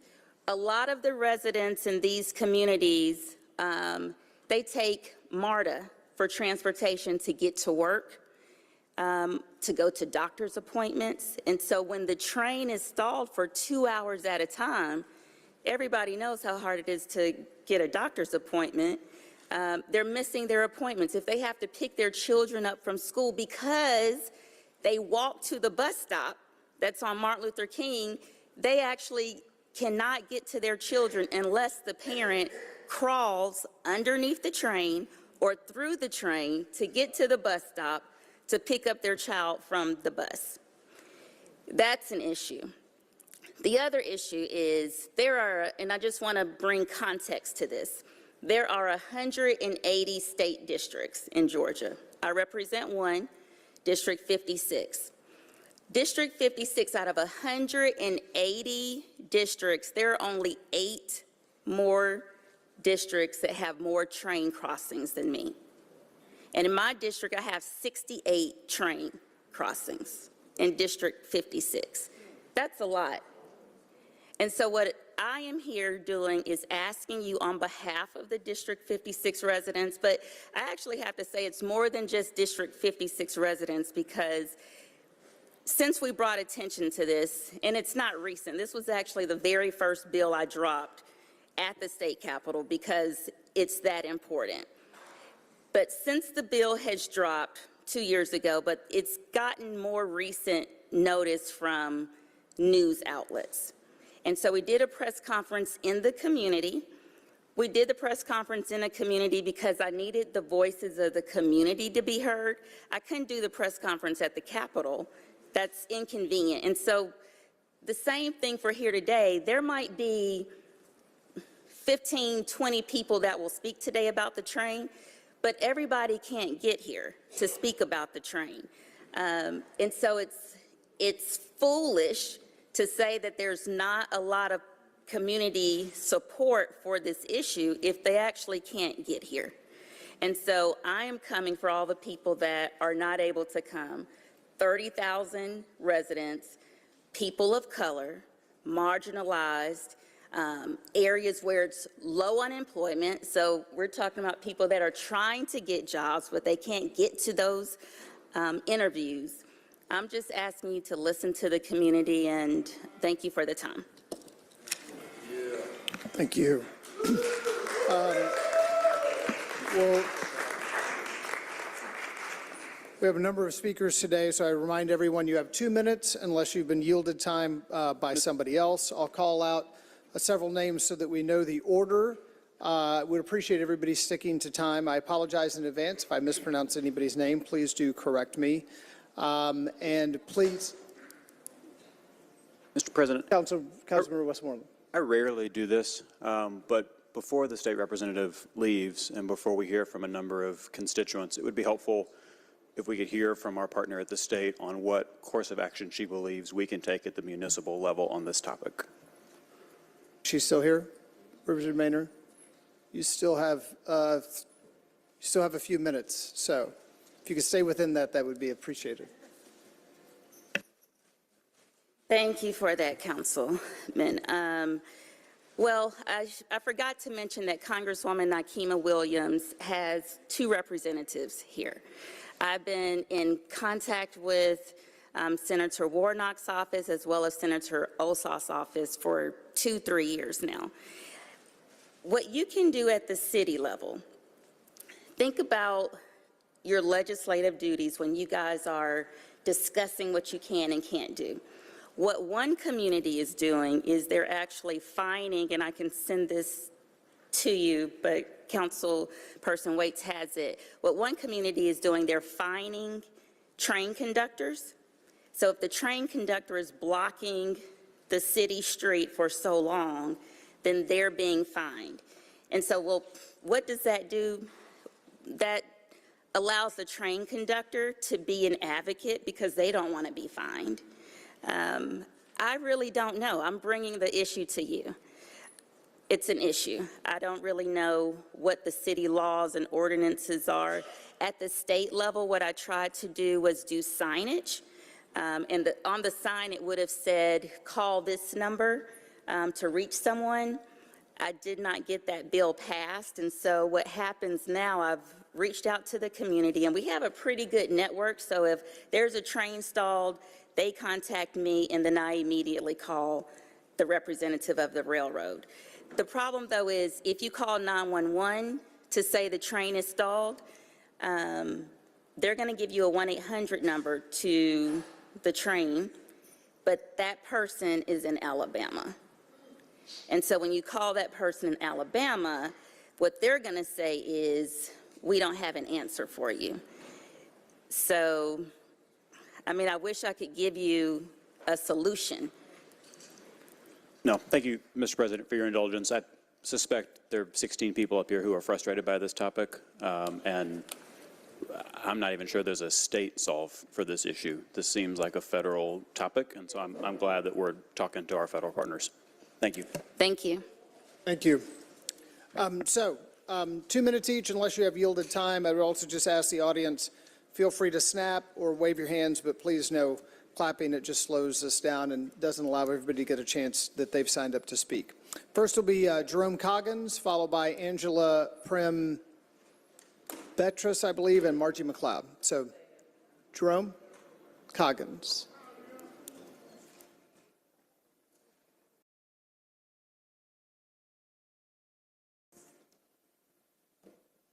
I have 2 minutes.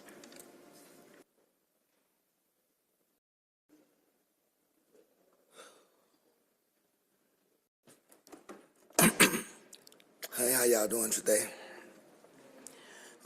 First, I would like to say that it looked like all the important people that left the building. Miss Keisha Waits, it's funny that today, you on one of the lead people about gun violence. I called you. My son was gunned down. And I say, Miss Waits, and how I met you a long time ago. I maybe was in my 20s, begging for help then. I'm 50 years old, and I'm still begging for help. I told you that my son had been gunned down,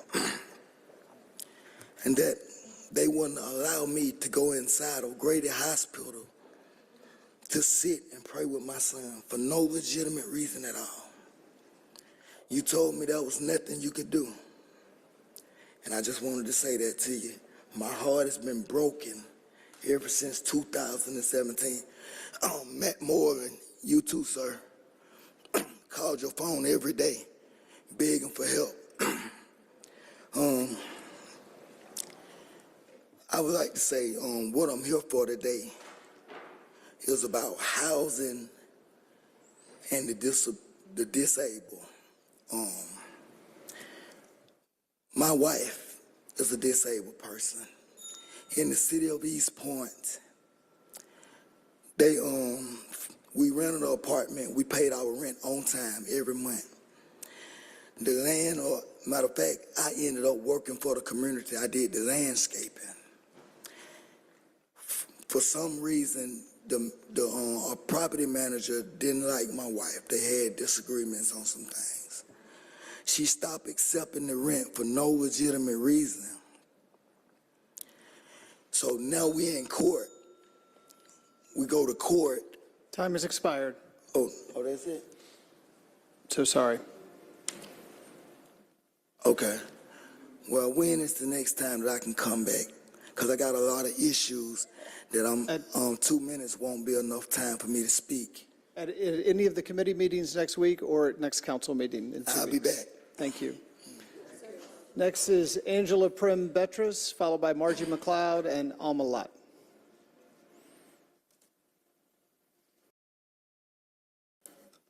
Thank you, Council President. My name is Angela Prim Bethia. Oh, my apologies. That's fine. And thank you, council members. Thank you for allowing us to come before you again to support the renaming of Bell Street to Leonard Tate Street. I'd like to ask all the supporters of this initiative to stand up at this time. Leonard Tate was a servant leader, and you all have heard from us before, but just to kind of paraphrase, he was a servant leader who ran and headed the Trinity Community Center for many, many years.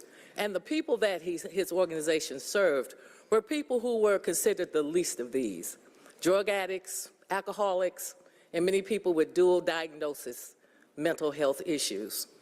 As the past president of the National Association of Black Social Workers, Metro Georgia chapter, we stood ready to provide and to facilitate the services of that organization whenever we were called upon. We could not say no. Leonard Tate was a distinguished community organizer. He had the unique ability to mobilize all factions of the community. He was unsung, meaning he never asked for aggrandizement, or he never asked for awards, or he never asked for a street to be named after him. We are standing before you now because in his lifetime, we would like for you to consider renaming the Bell Street to Leonard Tate Street. Thank you. That's right. Thank you. Next will be Margie McLeod, followed by Alma Lott, and then DeJuan Robinson.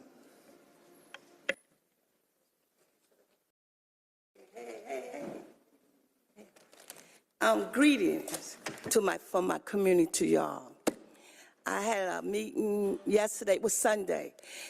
Seniors was 62 over, and they was talking about rent control. They cannot afford the rent. And that's why I'm still saying that we can put this rent control on the ballot. You could do it.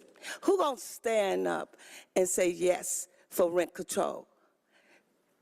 Winston, you don't say anything. Are you going to stand up for rent control for your community? Yes or no? I can't hear you. Okay. Hey, Overstreet, are you going to say yes or no to rent control?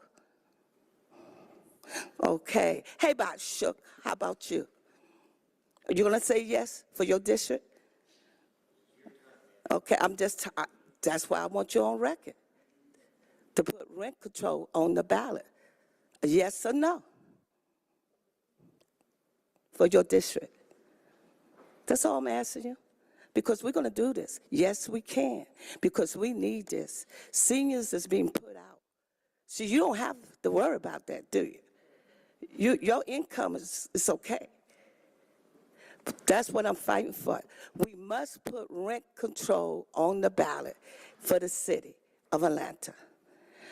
Amos, are you for rent control for your district? Yes or no? For the city? Yes, we can. We're going to put rent control on the ballot for the city. I'm not going nowhere. I will be here. I know some people stopped coming, but this is serious because we do not have enough housing. Housing authorities selling houses. I've been there too. You don't have enough income. Now they got a new word, say flick. What is flick? Can y'all tell me what flick means? So that's why we need rent control on the ballot. Have a blessed day. Thank you. Alma Lott, followed by DeJuan Robinson.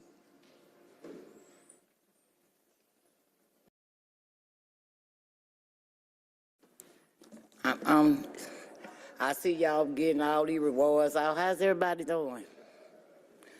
But I want to see city councilor for once in their life join together with the community people, and let's talk about housing some of these people. I seen a youth yesterday in the filling station sleep. They called the police on him. He had been there all night. These college students are being put on the streets, and all this. People can't even afford rent, food, but y'all can smile now. But after these investigations come through about this HUD money, we're going to stop all this smiling and giggling and grinning, because I want to know what happened to this HUD money supposed to be helping house these people. I want to know what happened to this money that y'all doing these little projects with and events, talking about we having something for the community. No, we want housing. We don't want no more events. We want HUD money used like HUD money is supposed to be used. And that's the house, the low-income families. But instead, they're being put on the streets. And we want fair housing, not only rent control, but we want fair housing back in our community. Y'all want to earn it, do all this earning, but y'all don't go by the word what Dr. King spoke, what Dr. King fought for. But y'all want pictures. A picture say 1,000 words. Your voice say 1,000 words, but y'all don't never talk about these people on the streets and the ones about to be on the streets. Furniture on the side of the streets, and it's sad. It's real sad, and I pray for y'all, because y'all ain't got to pray for us, because we coming in strong. Next will be DeJuan Robinson. You'll have 10 minutes due to yielded time, followed by Crystal Jeffrey and Tracy Thornhill. Afternoon, Council, I'm here today to talk about the recent events that have taken place at the airport. Our airport lack of accountability. The airport operate as if it was a separate entity of the city of Atlanta because of the lax leadership and accountability that we hold them up under. I remember when I was at the workforce, we had a program that for every majority contract that they win, that they had to hire people from the workforce, right? Not one time did they do it in 3 years. Not one time did they do it in 3 years. They were supposed to hire, and we were supposed to be notified every time that there was a contract awarded, and they were supposed to get somebody over at the Atlanta workforce and hire them on. They never did it, right? Financial mismanagement. The airport spends money frivolously on a number of unnecessary luxuries like the ones uncovered by the media. This is only the tip of the iceberg of what's been going on in the airport. If you guys are unaware, since I'm sure some of you just found out that the Auburn Avenue curb market hadn't paid City of Atlanta rent 20 years, and that the airport owed a $2 million outstanding water bill.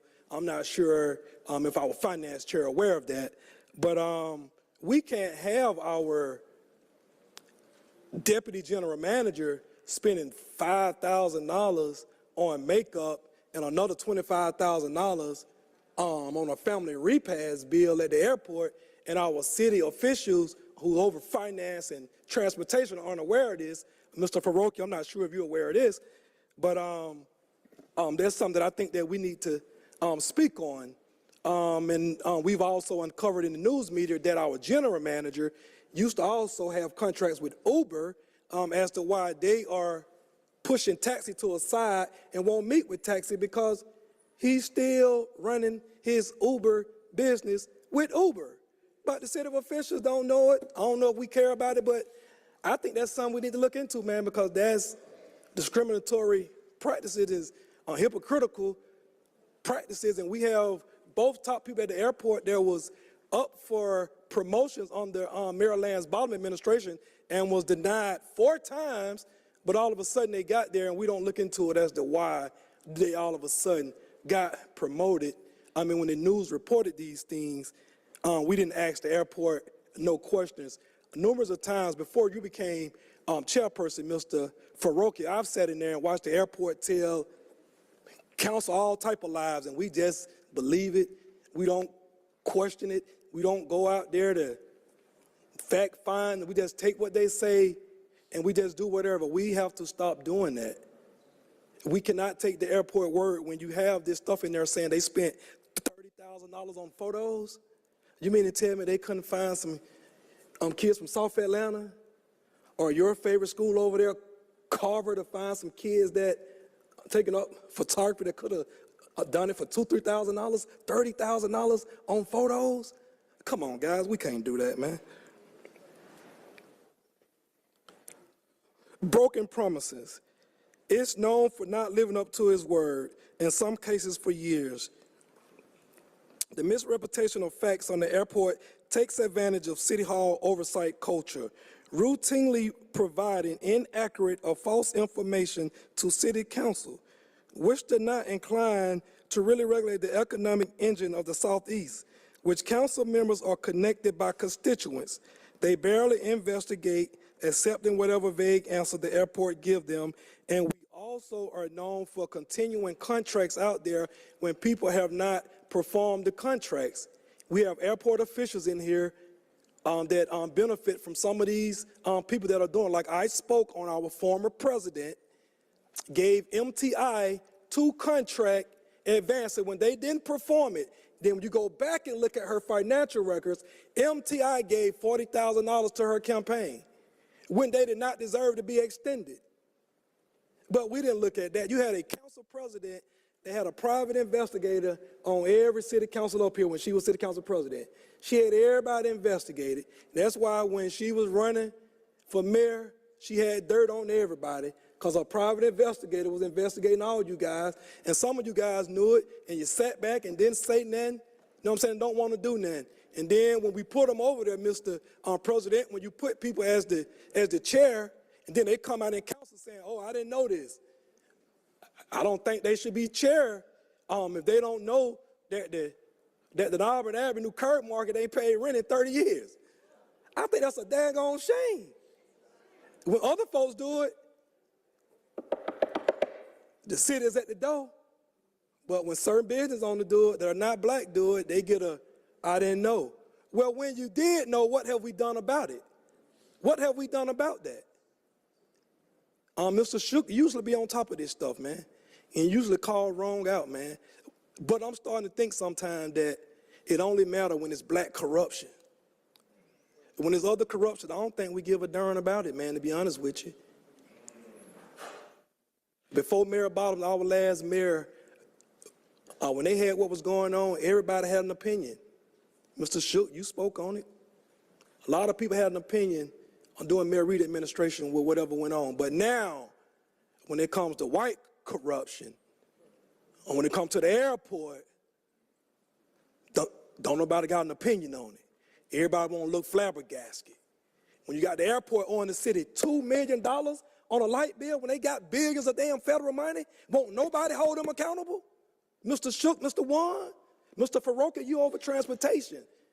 Can we get that from the airport? Can we ask them, if nothing was done wrong, why was 2 people made to step down who took the charge for the deputy general manager?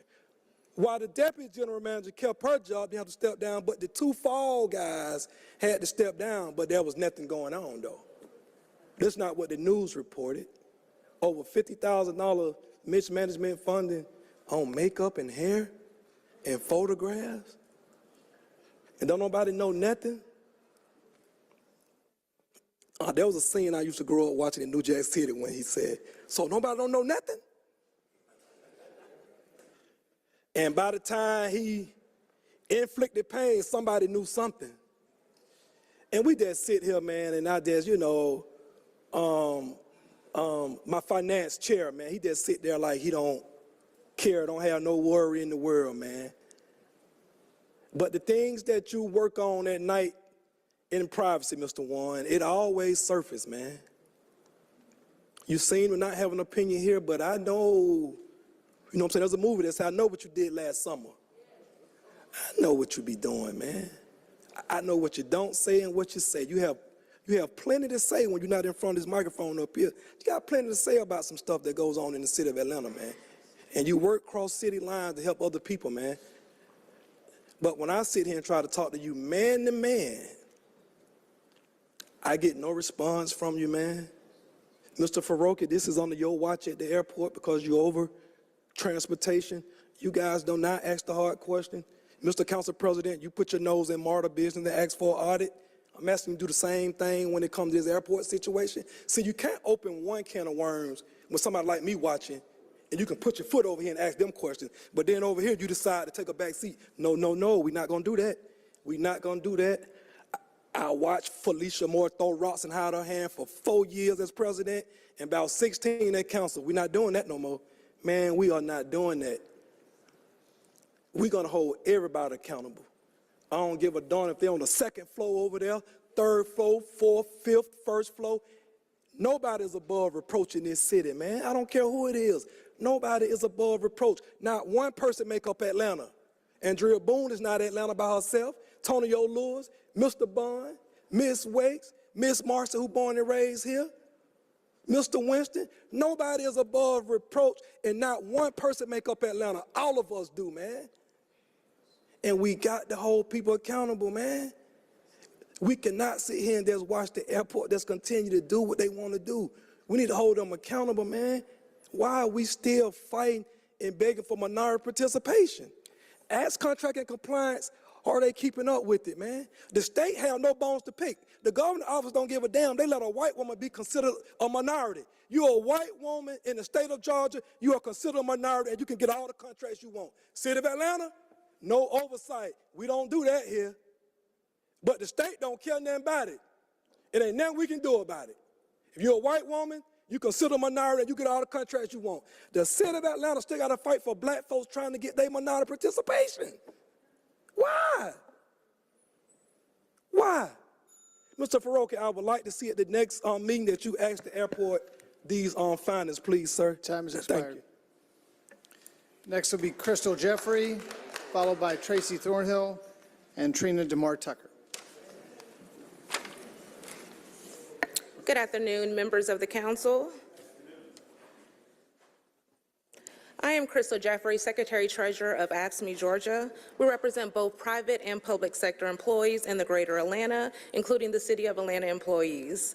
AFSCME is the largest public sector union in the nation, the largest union affiliated with the AFL and the CIO, the largest contributor to the Democratic Party, but we learned long ago all Democrats are not our friends, nor are all Republicans our enemies. I came today to speak to your heart and your checkbook. Our city blue-collar workers have been left behind and locked out. Our police officers have been treated special, and our blue-collar workers treated second class. Tell me how you spend your budget, and I'll tell you your values. I am slow to criticize the 40% pay raises given to our police officers over the last 4 to 5 years, but I tell you like I tell my friend drinking at the bar, know when to say enough is enough. Please don't play us stupid, promising us pie in the sky or cheese on the moon, if only we wait for a new comp study by HR. Truth be told, these new HR bureaucrats are a big part of the problem, and they don't serve this city, the employees, or our mayor well. I'm looking forward to real discussions and deliberation on the budget, and we are looking forward to constructively participating. Now is always the time to do right. Thank you. Thank you. Mr. Thornhill. Good afternoon, Council. My name is Tracy Thornhill. I'm the Executive Director of AFSCME, Georgia, recently retired city employee of 32 years. Over the 32 years, I've served and I've seen 7 mayors. I've seen the good, the bad, the ugly. I've seen it all. I was born in Atlanta. I was schooled in Atlanta. I'm what you call a Grady baby. I didn't come here to speak big words or share grand thoughts. My message is short and simple. It's time for City Council to treat workers with the same love and respect they show our police officers. Not knocking police officers. We represent 50,000 police officers across the United States of America. We can no longer be silent about the double standards. It hurts too much. Those that understand the politics know that myself and the leader of PACE, Ms. Gina Pagnata, we don't often come down on the same side of the fence. But on this, we are asking for a 10% increase for your blue-collar workers. On this, we are asking for fairness for our blue-collar workers. We're not coming here telling you that we want a whole lot of equipment. We're not coming here telling you that we want people to treat us a little bit better right now. Right now, what we need is money, 10%. As Ms. Jeffries just went through, she said 40% over the last 4 to 5 years. You think about that.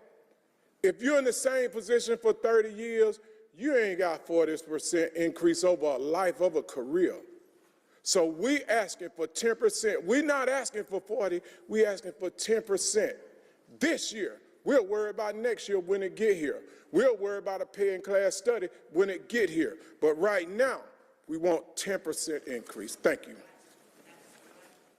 Thank you. Next will be Trina DeMar Tucker, followed by Richard Rose and Mark Williams. You'll have 2 minutes.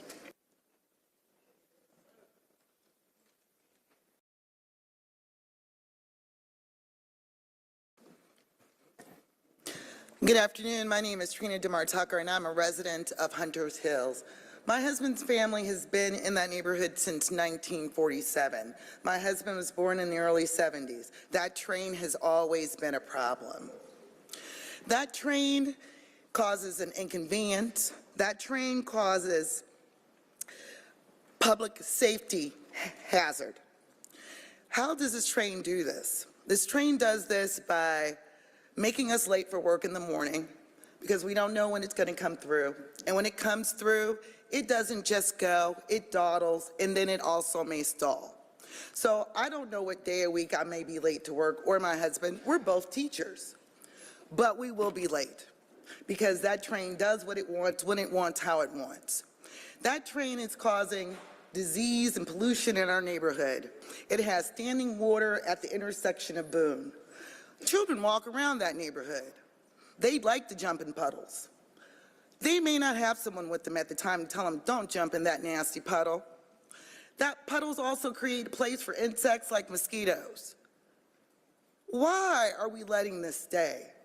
I was very disconcerted with Mr. Westmoreland's statement that this might actually be a federal problem. Why am I disconcerted? Because we're dealing with this now. We've been dealing with this for decades and generations. We need something done on the local level so that these issues are no longer a problem. I have young teenagers. One of them has Down syndrome. They have cell phones to call me if I have to go to the store. Kroger, just a couple of miles from my house. If they call me at the store and say, Mommy, I have to come home soon, I can't get to my babies because of the train on the track.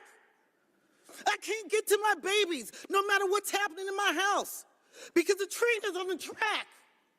We have a dog that I can't even let my baby walk to the park at because she may get stuck on the other side of that track where she may have to crawl over or crawl through to get back home. Thank you. Thank you. Next will be Richard Rose, followed by Mark Williams and Timothy Brown. Good afternoon, Mr. President, City Council members, citizens. In my first year as president of Atlanta NAACP, we tackled Stone Mountain, the largest shrine of white supremacy in the history of the world, sort of following the model of Dr. King, who picked the biggest bully on the block and hit him in the mouth. This council, in the previous administration, had a committee that was devoted to looking at Confederate monuments, Confederate names, Confederate places that were all political statements. The statement of racism, the statement of white supremacy. I come before you to ask you to reconstitute this committee so that we can continue to rid at least this city of these memorials to white supremacy that continue to try to normalize racism, not only in Atlanta, but in America. I think Atlanta can stand out as it has done in the past. After all, this is the home of the Atlanta Civil Rights Movement, the student movement that did the appeal for human rights that was published not only in Atlanta papers, but in the New York Times. So I asked this body to reconstitute this committee because we still have work to do. A few blocks from here is what is now Memorial Drive. It used to be East Fair Street.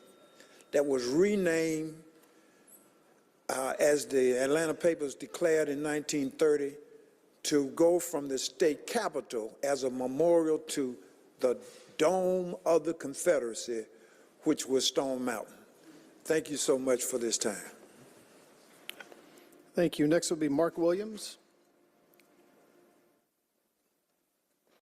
You have 2 minutes. Good afternoon. My name is Mark Williams. I live in the Hunter Hills neighborhood, about 5 minutes from here. I recognize that many of you guys don't, live close to this area, so I want you to imagine being woken up at 3 a.m. with the sounds of horns. That's literally what we experience every single day. In my career job, I work for Microsoft. As you know, we're heavily invested in this area, and I think it's unfortunate that as a member of our Grove Park and Quarry Yards Community Partnership Committee, I can tell you firsthand that there's thousands, and I do mean thousands of people that are interested in buying and purchasing houses in our neighborhood. But our values are suffering while our taxes continue to increase because we have a train that honks at 3 a.m., 5 p.m., stops traffic, and it also becomes a safety hazard. I think it's disappointing if we can do something about maybe rerouting this train. There's currently an overpass that is at Chapel Road. There's already an overpass at Westlake that people have to go around to. Representative Vayner spoke on that earlier. I'm asking that we leverage city dollars in order to expand that overpass and to create a better community for all of us involved in the connected communities. Not only just the issue for District 3, there's also an issue for District 4, District 9, Mr. Hillis, and District 10. All these surrounding communities are all connected. We only have 3 roads in between MLK and Bankhead Highway.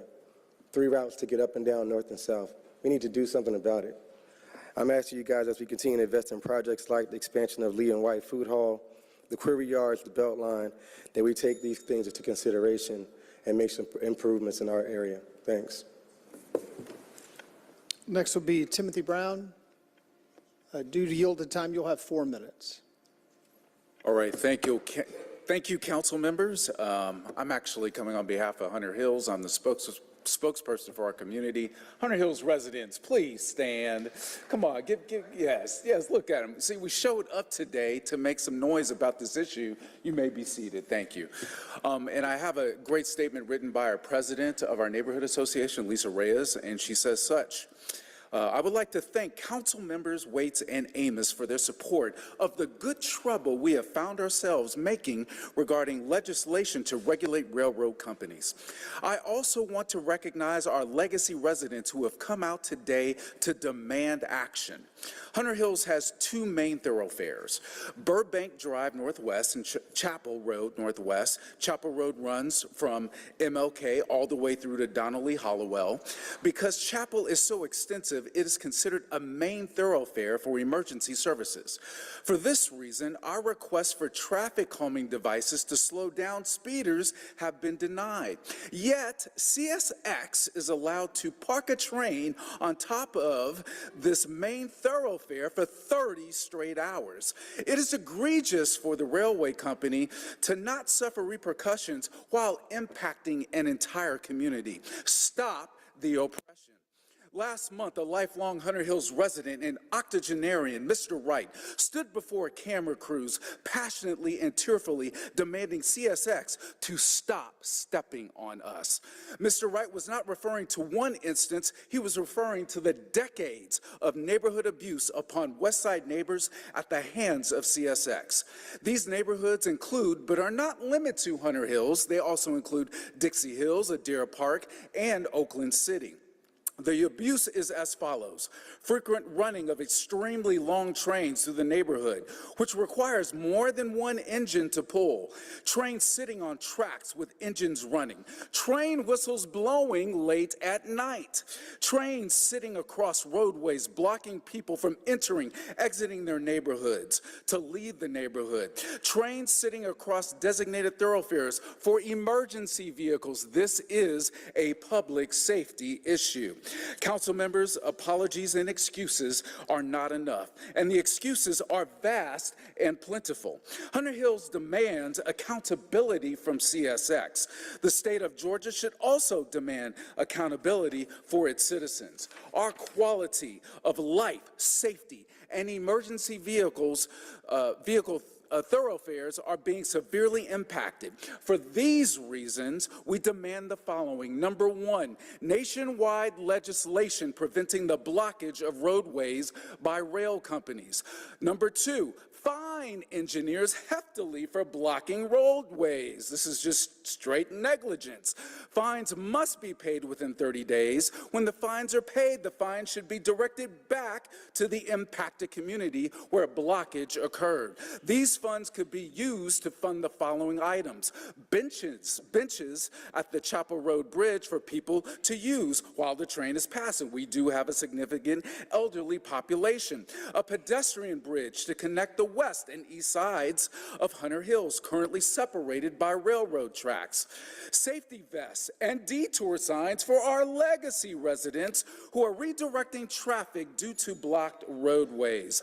In addition to fining the railroad companies, we demand the following: install crossing arms at Mason Turner Crossing, measure train cars before running, repair ditch at Boone Crossing to allow drainage, turn off engines while resting off the roadways, no horn zone from 11 p.m. to 6 a.m. Number 8, release train schedules, and then finally clean litter from the tracks. So it's my hope that we have been the epicenter of civil rights, and we hope that you support us in this issue. Thank you very much for the time. Thank you. Charlene Johnson, followed by Eric Davis, and then Susan Ross.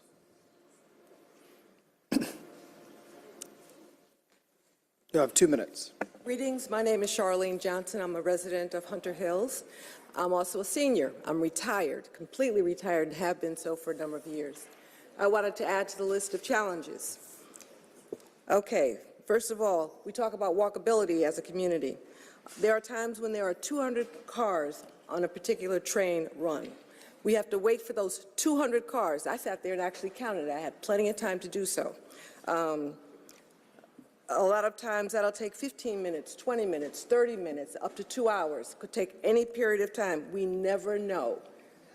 I'm stuck standing there on one side of the tracks because I can't get back to my house.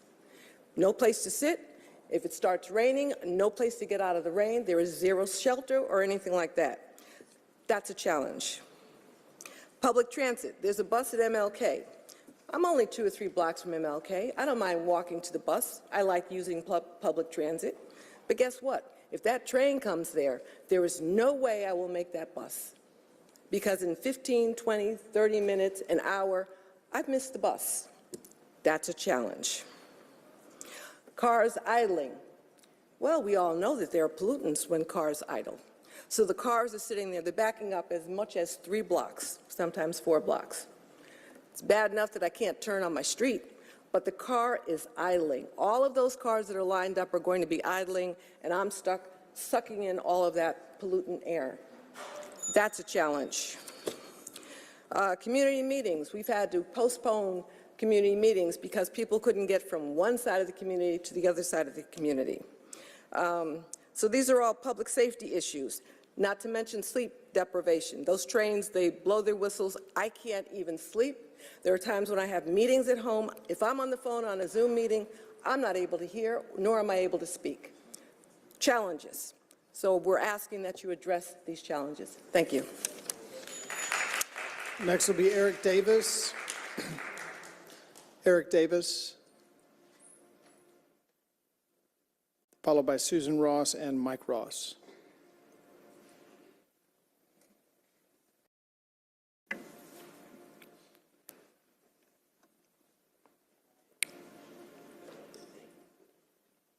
You have 2 minutes. Good afternoon. My name is Eric Davis. I'm a member of the Hunter Hills Association. To begin with, I think the only thing I can do right now is second what has already been said. I don't want to be redundant. I just can also present the facts that the CSX train line, that it does block 3 major thoroughfares, 3, and they're all within I would say, a mile radius or less.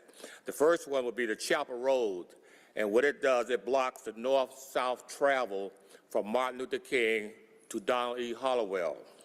The second one would be the Joseph B. Boone thoroughfare, and it blocks the east-west travel from that particular point there all the way and beyond Ralph McGill, and the western direction will go beyond Fairburn Road. And the third thoroughfare that it blocks is the Burbank Drive, which is where I live. It blocks the north side travel from Martin Luther King to Donald E. Hollowell as well. And I live about a half block, which means I'm right there where both of the blockages are taking place. Okay, and I think it's, as was said earlier, in terms of emergency vehicles, if there's a train there, there's no way they can get to service any of the responsibilities there. So, and one other thing I don't understand is to why does a train have to stay there overnight? You know, that's an awful long time. I realize everything has a stop and start, you know, but it doesn't have to sit there continuously overnight and everything. And I'd just like to have something done about this particular issue that we have here. Thank you very much. Next will be Susan Ross. You have 2 minutes.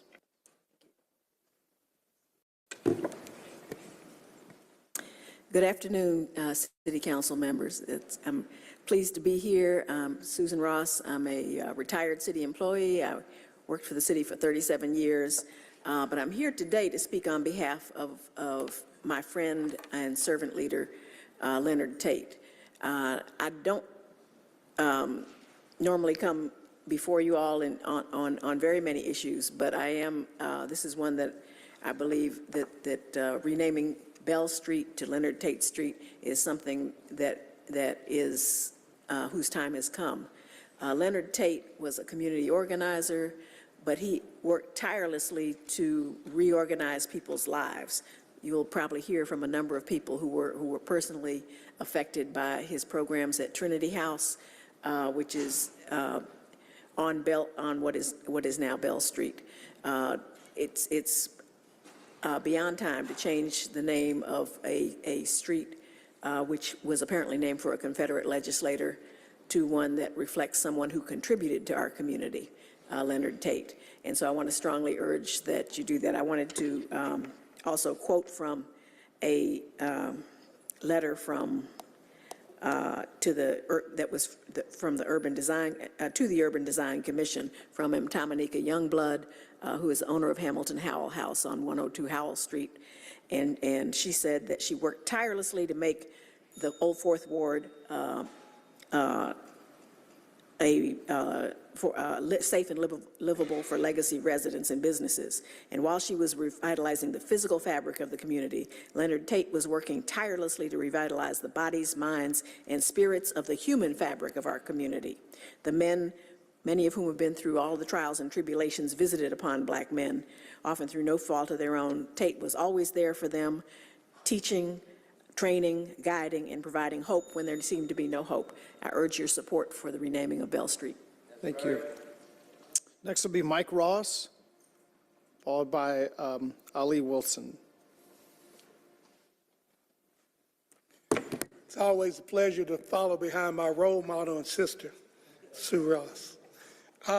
Mr. President, members of the City Council, I'm Mike Ross. I grew up in Southwest Atlanta, went to Morehouse, went to University of Virginia Law School. Been in business over 30 years. We live in some very troubled times, and I just want to commend you all, to all of the icons that y'all brought before us today. And I want to talk about another icon, which is Leonard Tate. I literally saw Leonard Tate save hundreds of people's lives, Black men's lives that came out of jail, had nowhere else to go, had nowhere else to sleep, and he put them through his program, and I literally saw that. I saw the transformation. You'll hear from some of them today. When we had a transportation meeting a few weeks ago, there wasn't a dry eye in the place because people were listening to the stories that these men had and how they changed his lives. I worked with Leonard Tate almost 40 years. He was a Vietnam War veteran. He was never scared to speak truth to power. Matter of fact, he wasn't scared of anything. He used to go up into jails all the time and teach about social justice, and tried to get me up there a couple of times, but I had something to do. But that was the kind of guy that he was. He changed so many men's lives, people who became doctors and master chefs and drug counselors themselves. So I would urge you today to please vote for changing the street from Bell Street to Leonard Tate Street. He is a true Atlanta icon, a role model, and somebody that in these times we really need to be looking up for. I wish that we had him in that capacity today. So thank you so much for allowing me to speak before you, and please vote for this this legislation. Thank you. Thank you. Mr. Wilson, due to yielded time, you'll have up to 10 minutes. Okay, thank you. First of all, I want to say good afternoon. Thank you all. This time when I'm staying 4 hours, it's worth it, because at least we getting heard this time. Everybody that's supporting the Trinity, could you stand? We had over 34 members here, but some folks had to go to work, and, you know. I just want to thank you all for allowing us to come before you. I just want to tell you a little about Leonard Tate. Leonard Tate was one of those guys that believed in the community, not just the Fourth Ward community. He believed in all communities. You know, he really did the work. You know, when they say stuff like pay the cost to be the boss, he paid the cost. And the thing is, and just to put a few things to rest, not only there are 3 businesses on Bell Street. We talking about a 2-block section that starts at Edgewood, go north. It was 3 businesses. Trinity House Big Bethel is one of the business program which Leonard Tate started, and we have 2 consignment shops. We had both of them to sign the paper, said they're okay with it because they see the work that we do. The next thing, I wish Mary Norwood was here. She talked about mentorship, and I had to smile because Leonard Tate encouraged me to go back to college to get my degree. As I thought about mentorship, this is something Leonard Tate had incorporated this in our everyday living. Except we didn't call it mentorship, we call it community service. You know, and that was required as part of the curriculum. You can go, we had to go to Thayer High, Washington High, all the high schools. We had to go to Pace Academy, Westminster, or Marist. We had to go to Northside United Methodist Church, Peachtree Road United Methodist Church, and because of those mentorship, we create a relationship in which they come now to serve and to feed what we call team dinners. At the team dinners, the young folks sit around the table as they listen to our story because nobody was born, a lot of us weren't born homeless. We started doing our own thing, like smoking weed and drinking, and we became homeless. But a lot of us were football players, and, you know, we got involved in things that we shouldn't have been. Like for myself, me having 9 sisters, I ain't want nobody to think I was no punk. My dad was a police officer. I ain't want nobody to think I was no snitch, so I went around trying to prove what I wasn't. And so I started engaging in things that I wouldn't ordinarily do. Those young folks that, like she said, mentorship, needed to hear that story. How we used to, when the parents away, sneak in the cabinet and drink one. We thought smoking cigarettes was the thing and what it led to. How marijuana was a gateway drug. So when she considered mentorship, that's what we call community service. That's a must. So we've been doing it. We've been doing it. For those that are familiar, call Northside United Methodist. Talk to Dave Smith. Call Peachtree Road, talk to Beth, call Tucker. This is what we do. Leonard Tate, he understood us. He didn't talk at us, he talked to us. I remember him telling me, you know, if you want to show how bad you is, quit getting high. And I can show you and see, now I'm a substance abuse counselor. You know, I have a lot of titles. My wife called me honey. My kids call me dad. My grandbabies call me Papa. At the church, they call me deacon, and at the bank, they call me mister. You know what I'm saying? This is because of Leonard Tate. This is because of Leonard Tate. And I know we have a couple that may not agree, but I quote you. Minister Farrakhan said recently, why we got to keep begging for what's right? Why we got to keep begging for what's right? Also, and as I smiled listening to him, I also thought about what Jesus said in John, the 10th chapter. He said, which of these good deeds from my Father that I have shown you that caused you to stone me? So I said this for Leonard Tate. Which of these good deeds that he have shown you that caused you not want to name this street Leonard Tate?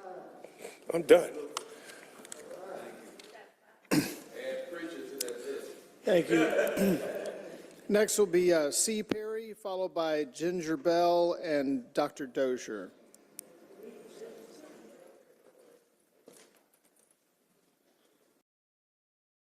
Two minutes. That's my brother, Clyde Ali Wilson. The toughest act to follow. We share the same love. I am Chilky Perry. I grew up in South Atlanta, and I have always voted in Council District 1 since February 1981, just slightly before my 18th birthday. When I was last here, I talked about how Atlanta isn't perfect, but because of Leonard Tate, Atlanta is the perfect place for me. So what I remember, like all the sloganeering that we've done around here, and my favorite was my town Atlanta, your town Atlanta, our town Atlanta. But Atlanta, we just as well begin to remove every name of every street and possibly go to an alphabet or a numerical system if we can approve expeditiously the changing and renaming of Bell Street to Tate Street. My statement is complete. Thank you. Next would be Ginger Bell, followed by Dr. Dozier, and then Jason Lee. Oh, Ginger Bell Tate, sorry. Yes, of course. Good afternoon, and I just want to say thank you for allowing us to present this option to rename the street from Bell Street to Leonard Tate Street. And the one thing I want to say as Leonard's wife, he would always say, let the work I've done speak for me. And we've had a couple of meetings where the young men who came through Trinity House talked about the impact that Leonard had on their life and what their life would be like today if they had not gone through that program. He loved the men, and his commitment was for them to change so that they could be a better person in the community that we live in, because we all have to live together. And I come before you today asking you if you would please vote to change the name to Leonard Tate Street because of his impact in the city and the impact that his legacy would be, so that when people see the name Leonard Tate, they will realize this is something that someone has done to make Atlanta a better city. Thank you. Thank you. Dr. Dozier, followed by Jason Lee and Amelia Weltner. Hey, good afternoon, City Council. My name's Dr. Tommy Zubair Dozier. I'm presently the program director at the program that Leonard Tate started.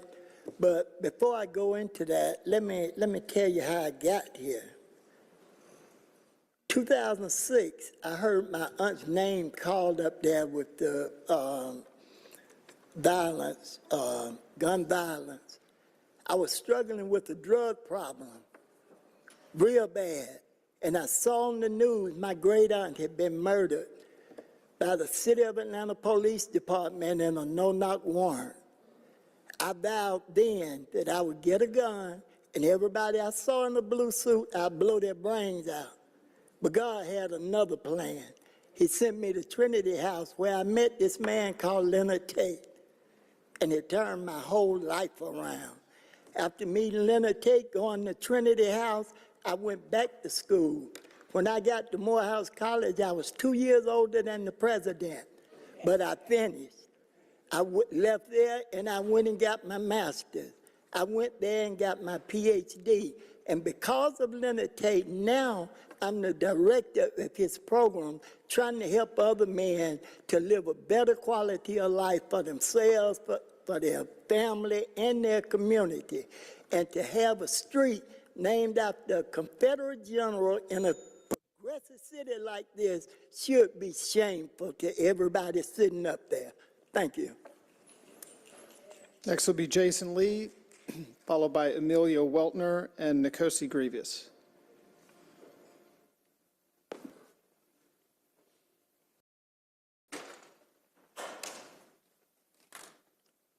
What's up, everybody? My name is Jason Lee.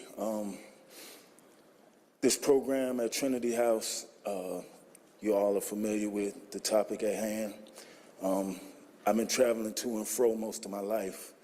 And Trinity House, as well as renaming the street, will basically Lazarus Phoenix a lot of people. You know, the impact that it's had on my life is profound. It saved me from myself. Like, I didn't know myself.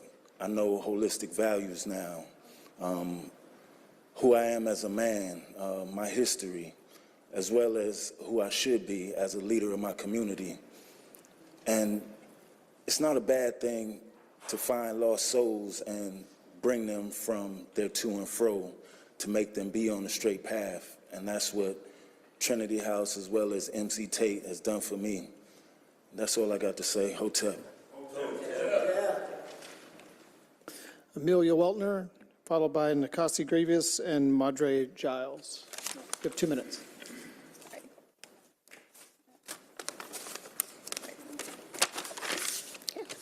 Good afternoon, council members. I am a fourth-generation Atlantan, a business owner, a mother, and a resident of East Atlanta, and I have questions. To start, the Cop City site will directly affect my neighborhood, so I want to know why this deal with the Atlanta Police Foundation, a private organization, did not go through the NPU process like everything else that affects our neighborhoods. Why was the community not at the table when the lease was signed? My second question, the amount of money that we have been given for the taxpayer burden for this project continues to change and increase. How are we, the taxpayers, being protected from becoming a slush fund for a private foundation's vanity project? When the Atlanta Police Foundation has fundraising shortfalls, will the taxpayers be the ones picking up the bill? Finally, I would like to use the rest of my time to remind the council of the oath that each of you took on January 3rd of last year. Quote, I will not knowingly permit my vote to be influenced by fear, favor, or affection or reward. And in all things pertaining to my office, I will be governed for the public good and the interests of the city of Atlanta, end quote. On March 8th, Guardian article listed the top 10 places in America with the worst, most polluted air, and Central and South Atlanta is embarrassingly on that list. And that data is from before the Atlanta Police Foundation cut down hundreds of healthy 30-year-old trees. To knowingly risk the health and safety of the public who elected you is a dereliction of duty and a breach of your oath of office, and I would encourage all of you to re-examine whether you still believe that you have the moral fitness required for this job. Yep. Next will be Nkosi Grievous, followed by Madre Giles and Jack Ellis.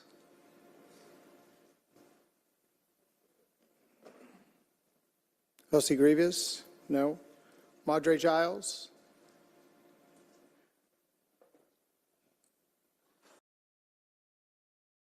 You have 2 minutes. Good afternoon. I am Madre Giles, Community Affairs Director of Georgia Federation of Public Service Employees. Over the last few months, all we've talked about is Cop City. And over the last few years, all the city has done is invest in its cops. We take principled position that employees deserve dignity and respect under Keisha Lance Bottoms' failed leadership. The city got way out of balance and the favoritism showered on the cops. Not only did they get multiple record-breaking double-digit pay raises, they even got special pay bonuses from Police Foundation. Today, we stand with Pace and Gina Pagnotta. We stand with Tracy Thornhill and Ashme as they call pay equity in the city. Now, no one should infer from my remarks that we don't support a training center or Mayor Dickens. Yes, we have misgivings about Police Foundation, but let me be crystal clear. We support a training center and especially and unequivocally support Mayor Andre Dickens. Now, let me take a moment of personal privilege and speak as a Black mother of 2 Black boys. I acknowledge we have serious problems with policing in our Black communities. That's just an undeniable fact. However, I find it insulting that Cop City opponents are seeking to pit us against one another. What they are really doing is playing plantation politics. You see, they are trying to pick our spokesperson, tell us what our issues are, and labeling our leaders as sellouts. They really don't care about our community. They are trying to use us and plan our pain to advance their narrow agenda. If they want to have policy debate, maybe we can find common ground. But if they keep trying to play us, if they keep engaging in sophisticated racist attacks on our mayor, I will tell you, push will come to shove. Thank you. Next will be Jack Ellis. I think he may have had to leave, yeah. M. Davis. You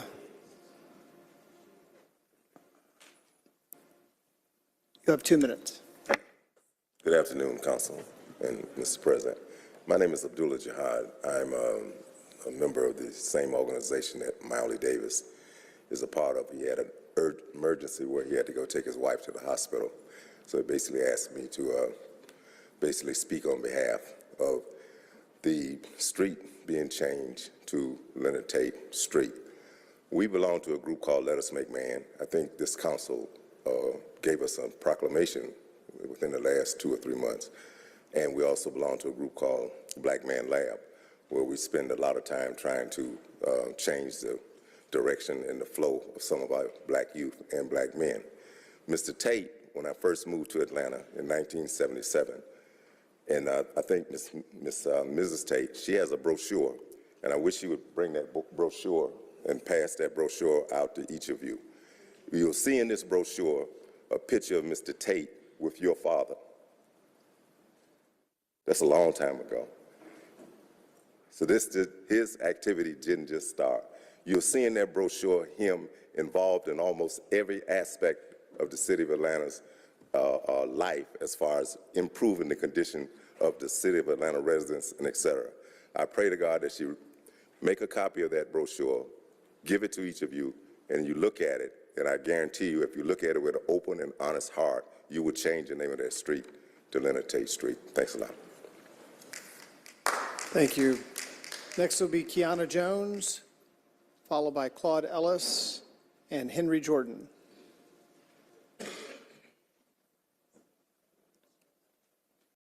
You'll have 2 minutes.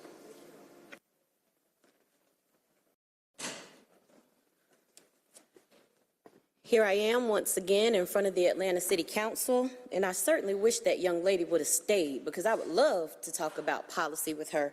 Because yes, I am calling Mayor Dickens a sellout. And I'm calling every council member that does not stand for the people of Atlanta and the state of Georgia a sellout because you are selling us up the river to the APF. I'm deeply disappointed, Councilmember Waits, that you gave a proclamation to these families who have lost their children at the hands of police, and you cited it as anti-gun violence. When are we going to condemn police brutality and murder of innocent victims as gun violence? How come the policeman's gun is not the same as the private citizen's gun when it comes to murder and brutality? We have to stop playing around with people. I really, really wish that young lady would understand that she's the one who's got the plantation mentality. We're not playing plantation politics. Because when it comes down to it, we are for the liberation and freedom of our people, all people. And what we know is that when we stand against Cop City, we are standing against something that is not only environmentally wrong, it is economically wrong. Cop City does not mean anything good for the neighborhood that you're trying to put it in, the state of Georgia or the United States, because it will become a model. We see some of those models already popping up around the United States. And what I really would love is for you all to join with those state legislators who have had the wherewithal to stand and call for an independent investigation by the Department of Justice into the murder of Manuel Esteban Paez Terán, known as Tortuguita, because just like Jamarian Robinson, a big old task force got together and fired a bunch of shots at him, and he was hit 57 times. Jamarian Robinson was hit 76 times. Y'all have done it before. You've done it once more. And when is going to be the next time? Because we know that Cop City means much more of the same. Next will be Claude Ellis, followed by Henry Jordan. How's everybody doing? The first thing, I think I spoke before, the first time some of you see me, but I'm from Washington, D.C. And I remember when the police told me that I was on the road to death or jail. I went to Pastor Lehman-based church in Simple City. Just think of a name of an area called Simple City. And he told me in order to change my life, I had to make a 180-degree turn. Well, if you look from Atlanta to Georgia, it's a 180-degree turn. And I came to Georgia. I was homeless. Got kicked out the Salvation Army. I knew I was somebody. I wasn't on the road to death or jail. I met Leonard Tate. I'm from the second graduating class. Only one person named that could be called before mine is James Nelson. And then it was me. Leonard Tate was the godfather of my son.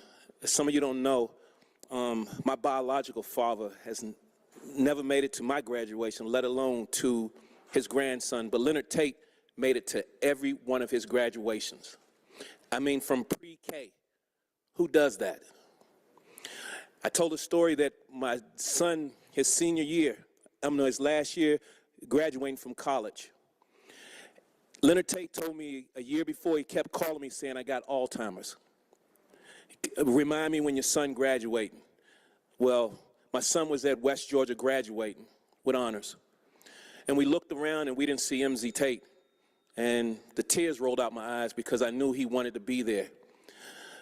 Me and my son, we walked out of that audience, out of the auditorium with my family, and we stood out front. And my son said, "Where's Uncle Tate?" That's what he called him. And lo and behold, Ginger, his beautiful wife, pulled up in a car with MZ, Leonard Tate next to him. And my son just broke down and cried. And he said he made it. And I said, yeah, he did.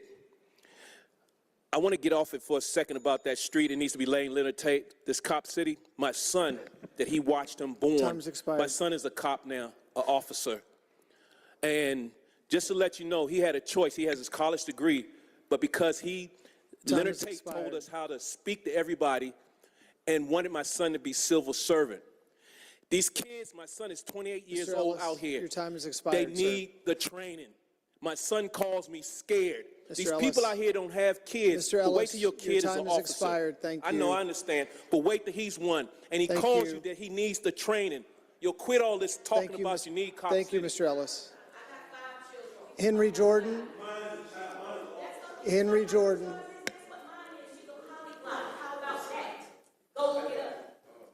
You'll have 2 minutes. Giving honor to the Spirit of God to everyone that's here. And when ye spread forth your hands, I will hide my eyes from you. Yea, when you make many prayers, I will not hear you. Your hands are full of blood. Isaiah 1st chapter 15 verse. The very prayers of the unrepentant will be rejected. When you have made decisions without asking for Jesus' help, that have caused the death of people, you are held accountable. James Biff, how can you help?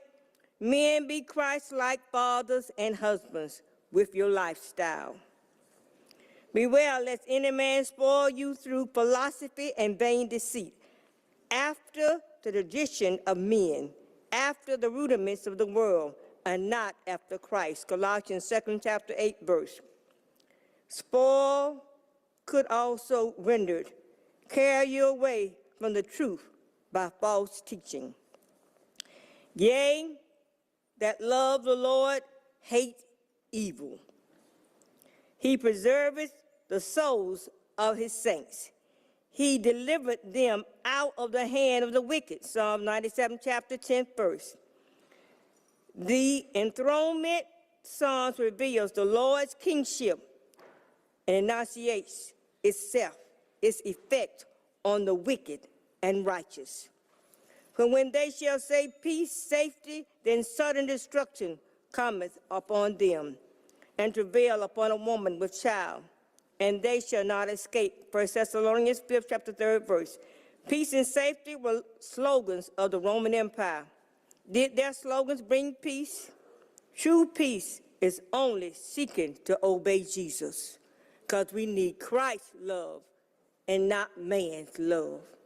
Christ's love can save, man's love cannot. Next will be Joella Burnett, I believe. Matthew Johnson. Oh, Ms. Burnett.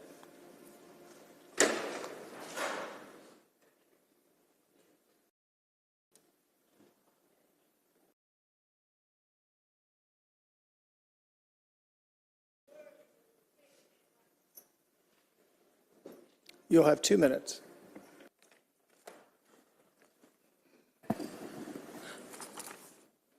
Good afternoon. I'm here for earth justice, for the earth climate, because we see what's going on in the earth and around the world, and we need justice for the earth. We need polluters to stop polluting.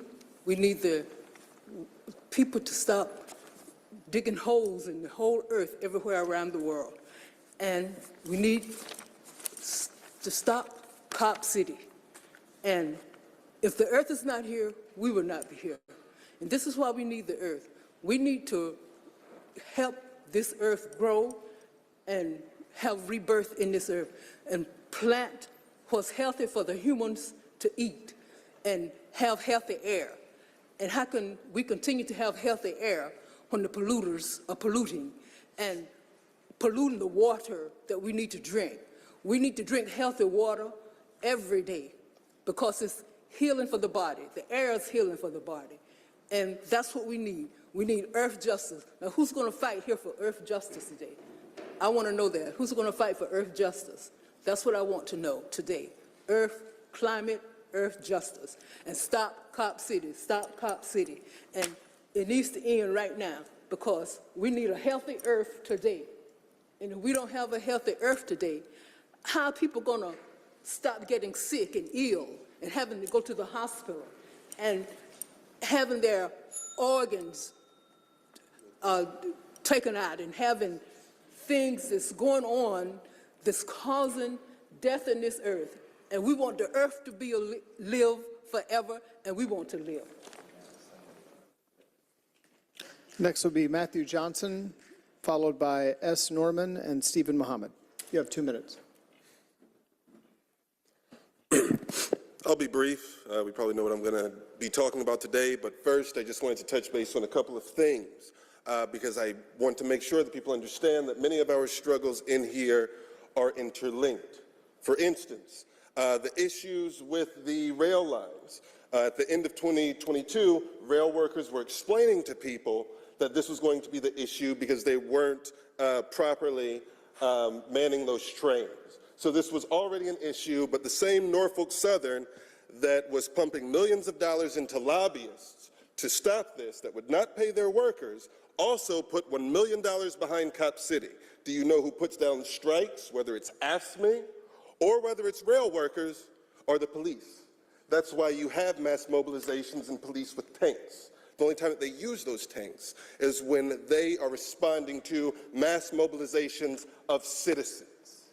There's no armies in the United States besides the United States Army. Why do they need tanks? Okay? So when we're talking about Cop City, I'm not talking about somebody's son who's looking for a decent job. But my issue is that that's one of the only decent jobs that a college graduate can find as a black man in Atlanta. You can raise their pay by 40% within 4 years. However, at the same time, we're still funding police housing explicitly when we're having a very hard time funding affordable housing for anybody else. And in addition to that, the Atlanta Police Foundation funds subsidized housing for police only if they give a monthly report of neighborhood activity of $500. It's surveillance of black communities that are being quickly gentrified. Let's not look at these as separate things. This is exactly how a city like Atlanta becomes less and less black, more and more policed, and there is no place for middle-class people and working-class people to live. Next will be S. Norman, followed by Stephen Muhammad and Catherine Maddox. You have 2 minutes. Okay, I have 2 minutes. My name is Ms. Sheree Norman. With all due respects, thank you for having me, the president and council member.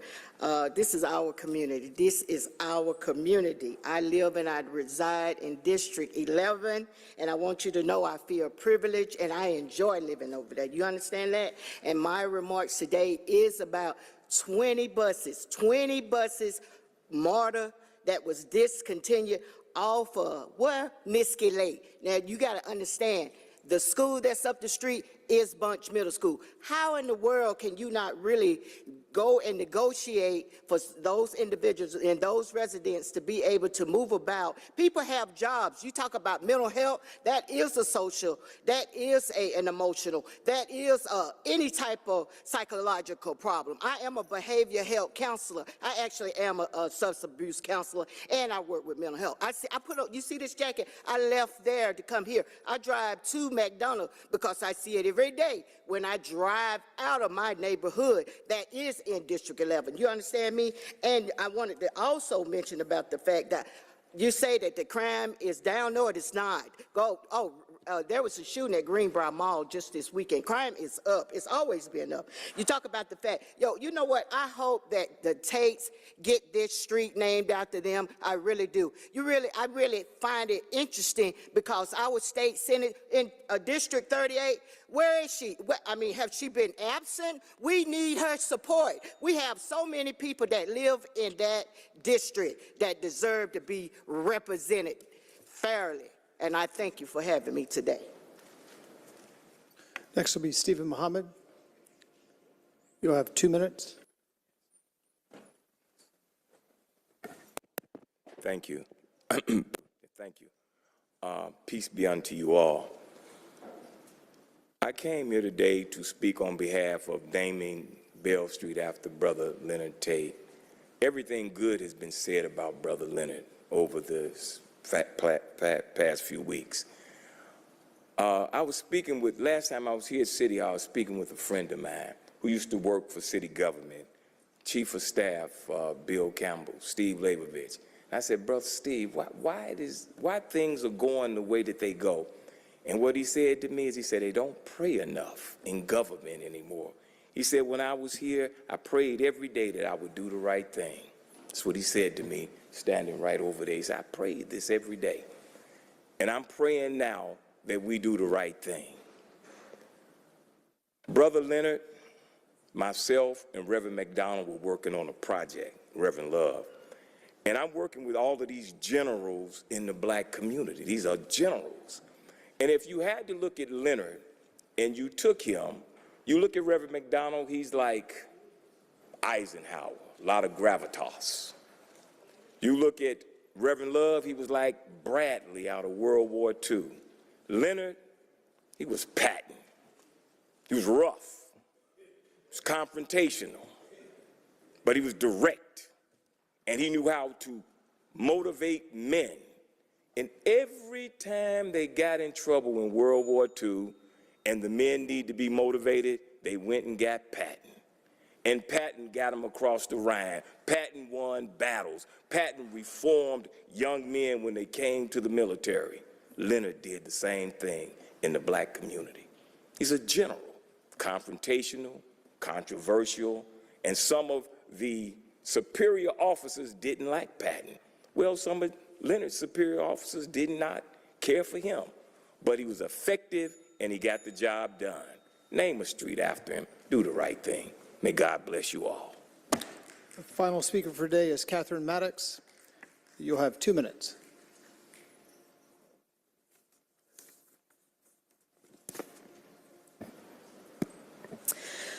Dozens of acres, hundreds of trees, already raised for a failed project that ultimately will not come to pass. You made too many mistakes, bastardizing the democratic process, polluting the South River watershed, if only with your silence covering up the murder of an environmental protester at the hands of the police, purportedly defending a ghost training center which propaganda says should help the police not kill people. Police don't need more training, they need to be demilitarized. You don't build a mock city for the cops to engage in military exercises because you sincerely believe it will make them better community stewards.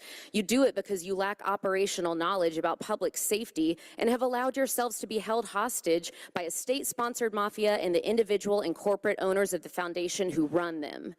Unlike the false dichotomy that some of you would have your constituents believe, you don't have to be an abolitionist or anti-police to be against Cop City, but you do have to be practical. According to the research by the Southern Center for Human Rights, the most effective way to reduce police violence against citizens is to reduce police contact with citizens through initiatives such as eradicating quota systems and diverting a portion of APD funding to PAD. Y'all know the Southern Center, the organization who warned you repeatedly about the torturous conditions at Fulton County Jail before you gave its sheriff our mental health center to use as his other jail, and LaShawn Thompson was eaten alive by bed bugs after the fact. I wonder, will you listen to them now? You have been elected to serve the people, not to pander to them. So along with proclaiming the names of families who are awaiting justice, also bear in mind that your position empowers you to actually root out that systemic brutality that robbed those families' loved ones, LaShawn Thompson and Manuel Paez Terán, of their lives. Stop Cop City. Justice for them all. That concludes public comment for today. I want to thank everyone who took the time to come to City Hall to provide their comments to council. Next on the agenda, we'll move to the report of the Journal. Good afternoon. I, Vanessa Walden, Interim Municipal Clerk of the City of Atlanta, hereby certify that the action minutes of the April 17th, 2023 regular meeting of council are true and correct. If there are no amendments or changes to the minutes, I would entertain a motion to adopt. Moved by Councilmember Bakhtiari, seconded by Councilmember Bond. Is there any discussion on the motion to adopt the minutes? We can do this via unanimous consent without objection. Any objection to the motion to adopt? Madam Clerk, please sound the count on unanimous consent. Unanimous consent is 11 yeas, 0 nays. 11 yeas, 0 nays. The motion to adopt carries. Next, we'll move to communications. Madam Clerk. We have two communications. 23C5060, a communication from Tanya Greer, County Clerk, to the Fulton County Board of Commissioners, submitting the appointment of Commissioner Natalie Hall to serve as a member of the City of Atlanta Public Schools Joint Committee. Staff recommendation is to accept and file. Let the item follow that course. 23C5061, a communication from Mayor Andre Dickens appointing Ms. Dominique Morgan to serve as a member of the of the Human Relations Commission. This appointment is for a term of 3 years. Staff recommendation is to refer to Committee on Council. Let the item follow that course. That concludes communications. Thank you. Are there any items for vetoed legislation for consideration? No, sir. Is there any unfinished business? No, sir. Thank you. Next, we'll move to the consent agenda, section 1. It begins on page 4 of your. Oh, Mr. Bond. Thank you, Mr. President and Mr. Westmoreland. Before we move to our formal agenda, it was mentioned by the NAACP president that we have a commission on renaming, redesignating streets of those who were formerly associated with the Confederacy. That commission never went out of existence. I'm the only member that remains. The other two members that were on that commission are no longer on the council. So at some point, I guess that makes me the committee till the other two positions are formed. And so before I attempt to draft others to seat that commission, I'll ask for volunteers, and if people will let me know, then I'll get with the clerk to make those appointments so we can address that issue. Thank you, Mr. Bond. With that, we'll move to the consent agenda, section 1. It begins on page 4 of your materials. These are items for second reading. The appropriate motion will be to adopt, but before that, I will ask if colleagues have any items to be removed from the consent agenda, section 1 today. Hearing none, I would entertain a motion to adopt the consent agenda, section 1, moved by Councilmember Juan. Is there a second? Seconded by Councilmember Amos. Is there any discussion on the motion to adopt the consent agenda, section 1? Hearing none, we'll move to a vote. Madam Clerk, please open the vote on the motion to adopt the consent agenda. The vote is open.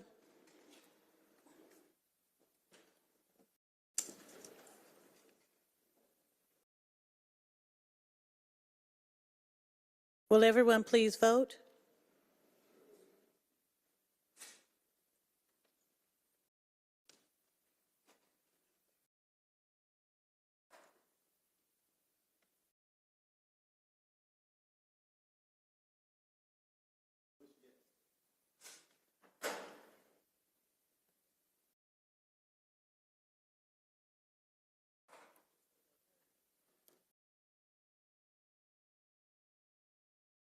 The vote is closed. 13 yeas, 0 nays. 13 yeas, 0 nays. The motion to adopt carries. Mr. Westmoreland. Thank you, Mr. President. I make a motion to send item 23-01209 to the Mayor's Office post haste. There's a motion to send 23-0-1209 to the Mayor post haste by Councilmember Westmoreland, seconded by Councilmember Overstreet. Is that correct? Yes. Is there any discussion on the motion to move this item post haste? We can do this via unanimous consent without any objection. Any objection to moving this item post haste to the mayor's office? Hearing none, Madam Clerk, please sound the count on unanimous consent.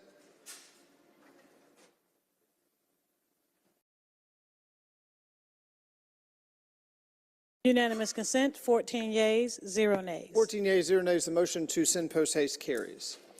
With that, we'll move to the consent agenda section 2. This begins on page 32 of your materials. These are items for first reading, so the appropriate motion will be to refer these items.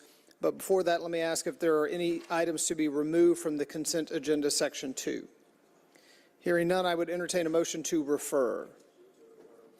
Motion by Councilmember Juan to refer. Is there a second? Seconded by Councilmember Hillis. Any discussion on the motion to refer the consent agenda section 2? Hearing none, we'll move to a vote. Madam Clerk, please open the vote on the motion to refer.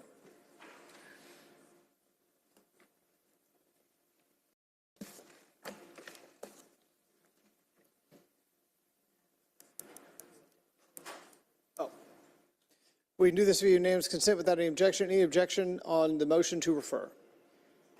Hearing none, Madam Clerk, please sound the count on unanimous consent on the motion to refer. Unanimous consent, 13 yeas, 0 nays. 13 yeas, 0 nays. The motion to refer carries. We'll now move to the report of standing committees. First up today will be Finance Exec. Chair Juan. Thank you, Mr. President. Colleagues, we're on page 35 of the agenda. Mr. President, I'd like to take items 1 and 3 together as they are the same action.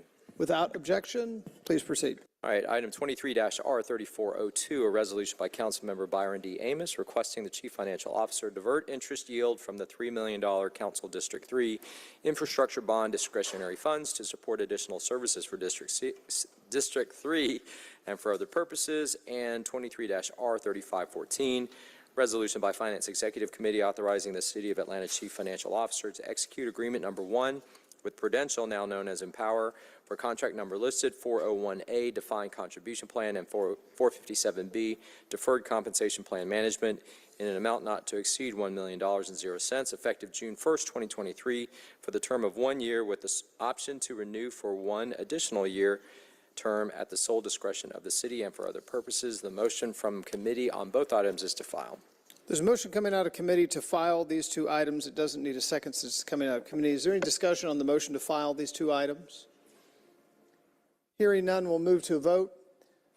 Madam Clerk, can you open the vote on the motion to file these 2 items?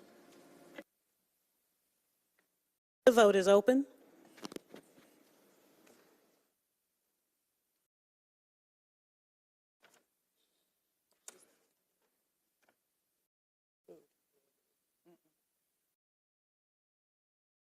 The vote is closed. 14 yeas, 0 nays. 14 yeas, 0 nays. The motion to file carries. Thank you. Next item is 23-R3504, a substitute resolution by Finance Executive Committee authorizing the mayor or his designee to issue task order number listed to pay for license fees for the construction of the Atlanta Police Department SWAT office, task order number listed for license fees and for emergency water mitigation services at City Hall, and task order number listed for license fees for emergency water mitigation services at the Municipal Court under contract number FC 10276, job order contracting consulting services with the Gordian Group, Inc., on behalf of the Department of Enterprise Asset Management in an amount not to exceed $238,125.85. All contracted work will be charged to and paid from the fund, department, organization, and account numbers listed herein and for other purposes. Motion from the committee is to adopt on substitute. There's a motion coming out of committee. Doesn't need a second to adopt 23-R-3504 on substitute. Is there any discussion on the motion to adopt this item? Hearing none, we'll move to a vote. Madam Clerk, please open the vote on the motion to adopt. The vote is open. Will everyone please vote?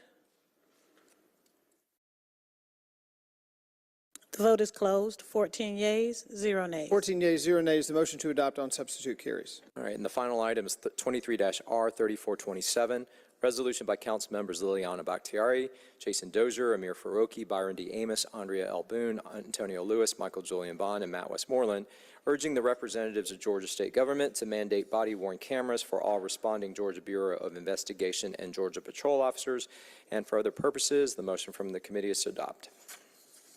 There's a motion coming out of committee. It doesn't need a second to adopt 23-R-3427.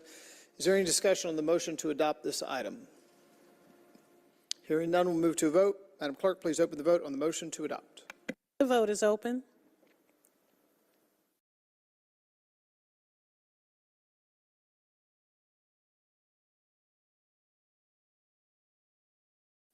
The vote is closed. 13 yeas, 1 nay. 13 yeas, 1 nay. The motion to adopt carries. All right, that concludes the legislative items. May I make a couple of announcements, please? Yes, please. All right, colleagues, as you know, we are beginning the budget FY 2024 budget process. The hearings will kick off this week. A copy of the draft budget is available on the City Council webpage along with the complete briefing schedule. You've also received the budget book delivered to your office or picked up hopefully today. And for this week, the budget hearings are as follows. Wednesday, May 3rd begins in the morning with the fiscal condition of the city, an overview of the budget process, and meetings with the unions in the afternoon. And then on Thursday, May 4th, the morning, there will be briefings with Atlanta Police Department and Atlanta Fire Rescue Department, followed by, in the afternoon, Corrections, Atlanta Citizens Review Board, and the Law Department. And then we'll break next week for committees and then resume again on Tuesday, May 16th. And like I said, you should all have hard copies of the briefing schedule. Oh, you should already have the copies of the briefing schedule and calendar appointments. So the other thing I will ask is, much like we did last year, as you are thinking about amendments or changes, please either signal to me or the Vice Chair Howard Shook, or to Mr. Theo Pace, or to the CFO Bala in advance so that we can start working through that. You can start socializing it amongst our colleagues. The intent will be to work through all of the amendments, the Finance Executive meeting, before the full budget is brought forward to full council on June 20th. It's better to do that so there are no surprises and that we can have a smooth adoption on the 20th. So questions or? We'll entertain a question. Councilmember Bakhtiari. Thank you, Mr. Chair. Would you mind, can we state for the record, though, where we know this may be publicly listed, just so that we can point constituents? Yep. Yeah. The budget is on the City of Atlanta's Finance Department's webpage. If you go to the Finance page, you'll see links for both the proposed budget as well as a PDF of the calendar, briefing calendar. And then it's also on the City Council webpage. So the calendar, I'm sorry. Oh yeah, and the briefings, the budget hearings all happen in council chambers. So thank you. All right, thank you, Chair Wan. Next will be Committee on Council, Chair Bakhtiari. Council President, I need to make a correction on the vote before we go to the next committee. Madam Clerk. The vote on consent section 2 to be referred should be 14 yeas, 0 nays. 14 yeas, 0 nays on the motion to refer. It still carries. Thank you. Chair Bakhtiari.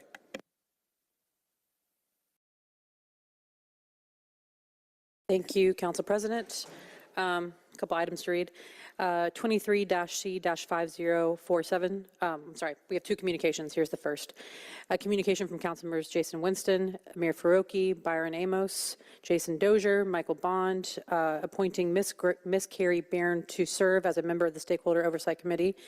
This appointment is for a term of 2 years. 23-C-5052, a communication from Mayor Andre Dickens reappointing Ms. Michelle Nelson to serve on the Fulton County City of Atlanta Land Bank Authority. This appointment is for a term of 4 years to begin retroactively on May 1st, 2021 and expire April 30th, 2025. And both of these items were voted favorable out of COC this morning. There's a motion to adopt coming out of committee, 23-C-5052 and 23-C-5047. It doesn't need a second. Is there any discussion on the motion to adopt these two items? Given these are communications, we can do them via unanimous consent. Is there any objection to unanimous consent on these two items? Madam Clerk, please sound the count on unanimous consent on the motion to adopt. Unanimous consent is 13 yeas, 0 nays. 13 yeas, 0 nays. Motion to adopt carries. Thank you. We have a couple resolutions. A resolution by Committee on Council, 23-R-3399, a resolution by Committee on Council appointing council members blank and blank to the 2 positions on the Budget Commission to be filled by 2 members of the governing body, nominated and confirmed by the governing body at large for 1-year terms for the purpose of performing the duties and responsibilities of the commission in connection with the FY 2024 budget for the City of Atlanta and for other purposes. Item 3 was held until the next COC meeting, which will be on May 15th. We will have a ballot to vote on. And then we have item number 4, 23-R-3527, resolution by Committee on Council appointing Jihan Sherman as the Atlanta City Council appointee to the Atlanta Beltline Design Review Committee in the Beltline Tax Allocation District Advisory Committee seat for a term of 2 years and for other purposes. And this item was referred to the Zoning Committee. Those 2 items do not need an action today. They do not need an action today. Okay. So, and that concludes my report. Yes, just so the Budget Commission, we had more submissions for the Budget Commission, so we'll be getting that ballot on the vote, and that vote will take place on May 15th. I'd like to say for the record that clearly Councilmember Juan was not listening to my report, so thank you all. Thank you. Next up will be Zoning Committee, Chair Overstreet.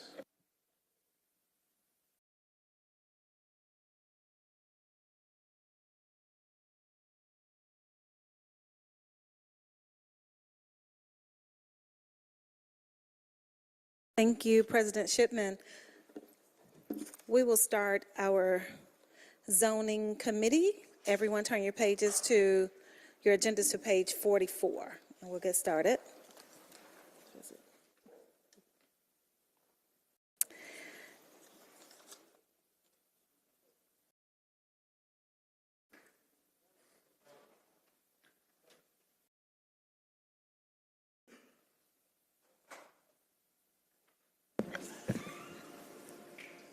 Please proceed. Thank you.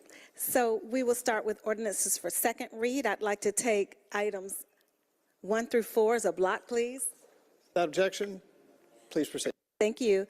Item number 1, legislative item 23-0-1054, case number Z-23-14, location SPI 12, Buckhead Lennox Station, special public interest. The purpose, the ordinance is to add a microbrewery and a micro distillery as a permitted use in sub-area 4. Number 2, 23-0-1158, case number Z-23-07, location 661 and 663 11th Street Northwest. The ordinance is to rezone from I-1 MSA Light Industrial Marietta Street Artery Overlay to MRC3 MSA Mixed Residential Commercial Marietta Street Artery Overlay.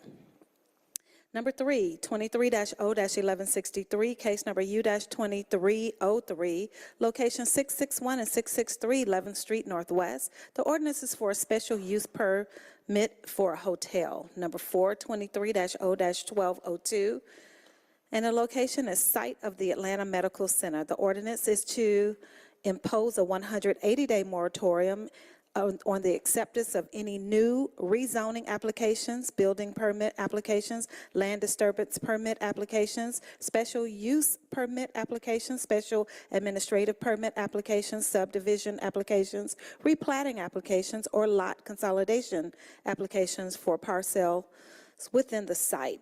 Items number 1 through number 4 are found favorable, so motion is to approve. These 4 items have been found favorable in committee, therefore there's a motion to adopt. There's no need for a second. Is there any discussion on the motion to adopt these 4 items? Hearing none, we move to a vote. Madam Clerk, please open the vote on the motion to adopt these 4 items. The vote is open.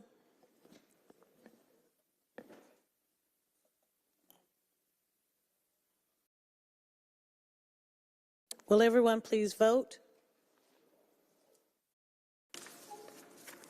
Vote is closed. 13 yeas, 0 nays. 13 yeas, 0 nays. The motion to adopt carries. Thank you.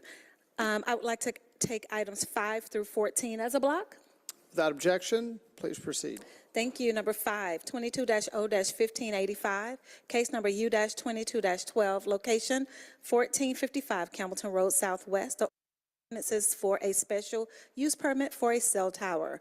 Number 6, legislative item 22-0-1859, case number U-22-22, location 1085 Howell Mill Road Northwest. The ordinance is for a special use permit for a park for hire surface parking lot. Number 7, 23-0-1032, case number Z-22-87. The location is 1238 Memorial Drive Southeast. The ordinance is to rezone from R4A single family residential to R5C, 2 family residential conditional. Number 8, 23-0-1038, case number U-22-33. The location is 2547 Springdale Road Southwest. The ordinance is for a special use permit for a personal care home. Number 9, 23-0-1040, case number U-22-36. The location is 2500 Forest Park Road Southeast. The ordinance is for a special use permit for a truck terminal. Number 10, 23-0-1104, case number Z-22-93. The location is 710 Ponce de Leon Avenue Northeast and 712 Ponce de Leon Place Northeast. The ordinance is to rezone from I-1BL Light Industrial Beltline Overlay to PDMU-BL Planned Development Mixed Use Beltline Overlay. Number 11, 23-0-1105, case number Z-22-94. Locations 718, 738, also known as 726, 752, 756, and 774 Ponce de Leon Avenue Northeast. The ordinance is to rezone from C1BL Community Business District Beltline Overlay to PDMUBL Plan Development Mixed Use Beltline Overlay. Number 12, 23-0-1106, Z-23-01. Locations 216, 220, and 224 Milton Avenue Southeast. The ordinance is to rezone from R4ABL Single Family Residential Beltline Overlay and PDHBL Planned Development Housing Beltline Overlay to PDHBL Planned Development Housing Beltline Overlay.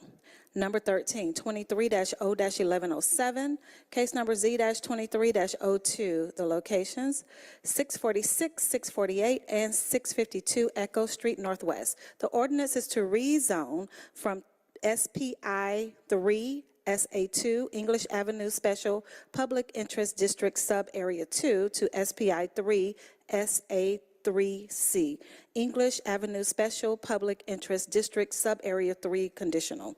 And number 14, 23-0-1161, case number Z-23-10. The locations 2685 and 2725 Campbellton Road South and 1919 Dotson Road Southwest. The ordinance is to rezone from MRC 2C CRO Mixed Residential Commercial Conditional Campbellton Road Overlay and R4 Single Family Residential to MRC 2C CRO Mixed Residential Commercial Conditional Campbellton Road Overlay for a major site plan amendment. Items number 4 through 14 were favorable as amended, so the motion is to adopt as amended.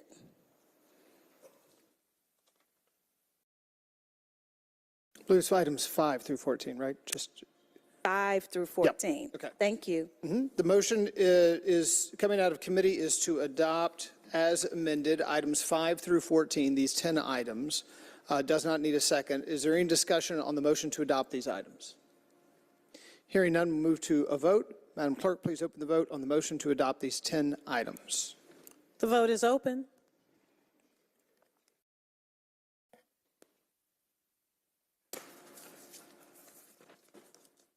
The vote is closed. 13 yeas, 0 nays. 13 yeas, 0 nays. The motion to adopt these items carries. Thank you. Moving on to first reads. Items 15 and 13, 15 through 19 are first reads, and so I would like to take those as a block, please. Without objection, please proceed. Thank you. Number 15, legislative number 23-0-1218, case number Z-23-17. Location 1692 Springer Street Northwest. The ordinance is to rezone from R4 UPWO single family residential Upper West Side overlay to C1 UPWO Community Business District, Upper West Side overlay. Number 16, 23-0-1219, case number U-23-06. The location is 1989 College Avenue Northeast. The ordinance is for a special use permit for an athletic field for pickleball courts. Number 17, 23-0-1220. Case number U-23-07, location 3804 Roswell Road Northeast. The ordinance is for a special use permit for an athletic field, pickleball courts. Number 18, 23-0-1223, case number MRPA 2302. Location 2212 Spink Street Northwest. The ordinance is to grant a certificate under the provisions of the Metropolitan River Protection Act to allow the construction of a single-family dwelling. And number 19, 23-0-1224, case number MRPA 23-03. Location 2208 Spink Street Northwest. The ordinance is to grant a certificate under the provisions of the Metropolitan River Protection Act to allow the construction of a single-family dwelling. The motion is to refer items 15 through 19 to ZRB and Zoning Committee. There's a motion to refer items 15 through 19 to the ZRB and the Zoning Committee. Is there a second? Seconded by Faroki. Is there any discussion on the motion to refer these items? Hearing none, we'll move to vote. Madam Clerk, please open the vote on the motion to refer these items. The vote is open. Will all members please vote?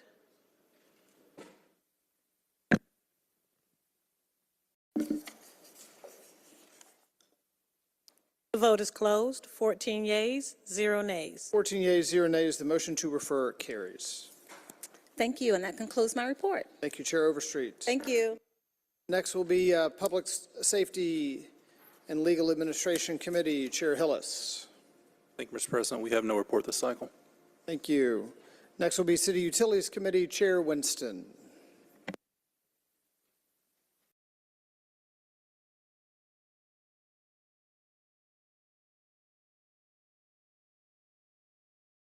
Thank you, Mr. President. We have one item, which is on page 57 of your agenda. It's 23-C-5059, a communication from Danielle Hampton, Chair, Audit Committee, submitting the Performance Audit Report, Solid Waste Services. The motion is to accept and file. There's a motion coming out of committee to accept and file 23-C-5059. It doesn't need a second. Is there any discussion on the motion to accept and file? Given its communication, we do this via unanimous consent. Any objection to the motion to accept and file? Madam Clerk, please sound the count on unanimous consent on the motion to accept and file. 13 yeas, 0 nays. 13 yeas, 0 nays. The motion carries. That's it. Thank you. Thank you. Next up will be Community Development Human Services Committee, Chair Dozier. Thank you, President Shipman and colleagues. Similarly, our first couple of items, we have communications from our audit reports, and I would like to take these two communications as a block, if that's okay. Without objection, please proceed. All right, we have two items. The first one is 23-C-5057, a communication from Danielle Hampton, Chair, Audit Committee, submitting the performance audit reports for grants management. And then we have 23-C-5058, a communication from Danielle Hampton, Chair, Audit Committee, submitting the performance audit report in RIM process. And so I would like to move to accept and file both these items. The motion coming out of committee to accept and file 23-C-5057 and 23-C-5058 doesn't need a second. Is there any discussion on the motion to accept and file these two items? Given their communications, we can do this via unanimous consent. Any objection to the motion to accept and file? Madam Clerk, please sound the count on unanimous consent on the motion to accept and file.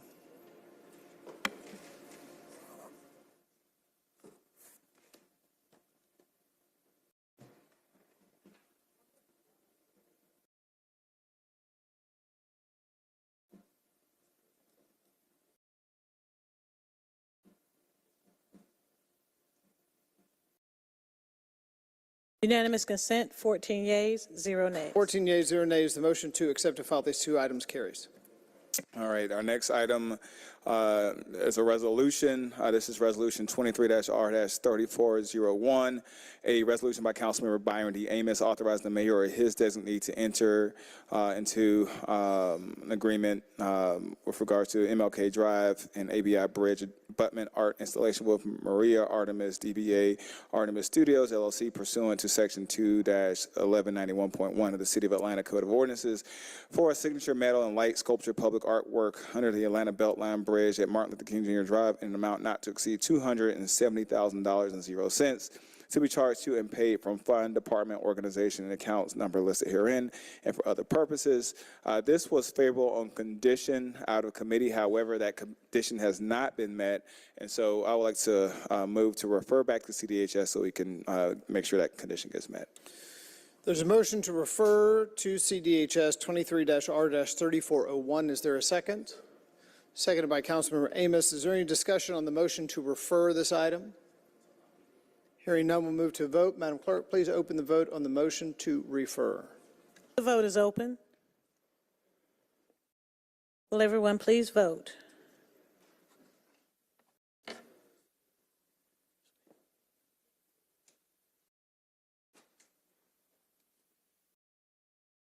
The vote is closed. 14 yeas, 0 nays. 14 yeas, 0 nays. The motion to refer carries. Mr. President, that concludes my report. Thank you, Chair Dozier. Finally, today we'll have the Transportation Committee. Chair Faroki.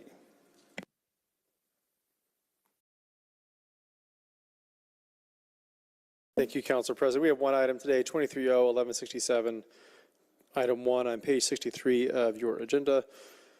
This is an ordinance by Councilmembers Keisha Sean Waits, Byron Amos, Andrea Boone, Michael Julian Bond, Antonio Lewis, Mary Norwood, and Marcy Collier Overstreet, as substituted and amended by the Transportation Committee to rename Bell Street Southeast to Leonard Tate Street Southeast, to waive certain provisions of Section 138-8 of the City of Atlanta Code of Ordinances and for other purposes. This item came out of committee favorable on condition 4 yeas, 3 abstentions. Councilmember Juan had requested that ATL DOT provide a list of street addresses that would be affected by the street name change. That condition has been met. So I think there's full support on council for the renaming. The remaining hiccup is procedural, and that is our city code requires DOT to do a number of things, from providing notification of the application for street naming to adjacent businesses, to talk to the MPU, reviewing some existing records to make sure the street renamings or dedication is, sorry, I'm butchering that clause, but in short, including posting appropriate signage, notifying the public of the proposed street renaming. This stuff hasn't been done.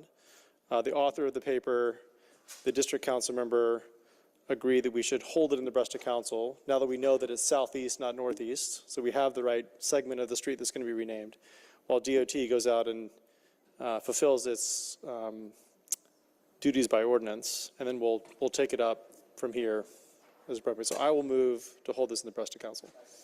Second by Juan. There's a motion by Councilmember Faroki, seconded by Councilmember Juan, to hold item 23-0-1167 in the breast of council. And I would just say to everyone who's spoken up here today in favor of it, I don't think there's any opposition to the street renaming. It will happen.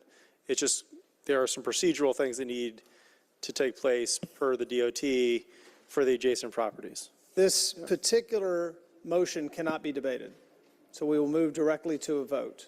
Hold it per code. Nope. They cannot. After, in general remarks, you can address this, but this particular motion per code cannot be debated. It's a majority vote. So we'll move directly to a vote. If you want to continue debating, you should vote down this motion. So, Madam Clerk, please open the vote on the motion to hold in the breast of council. The vote is open. Will everyone please vote?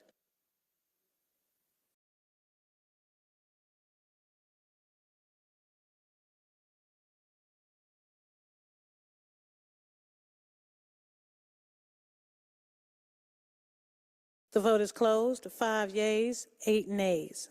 Councilmember Westmoreland, how would you like your vote reflected? Nay, so we can talk. Nay. Okay. Can we update the vote with Councilmember Westmoreland's nay, please?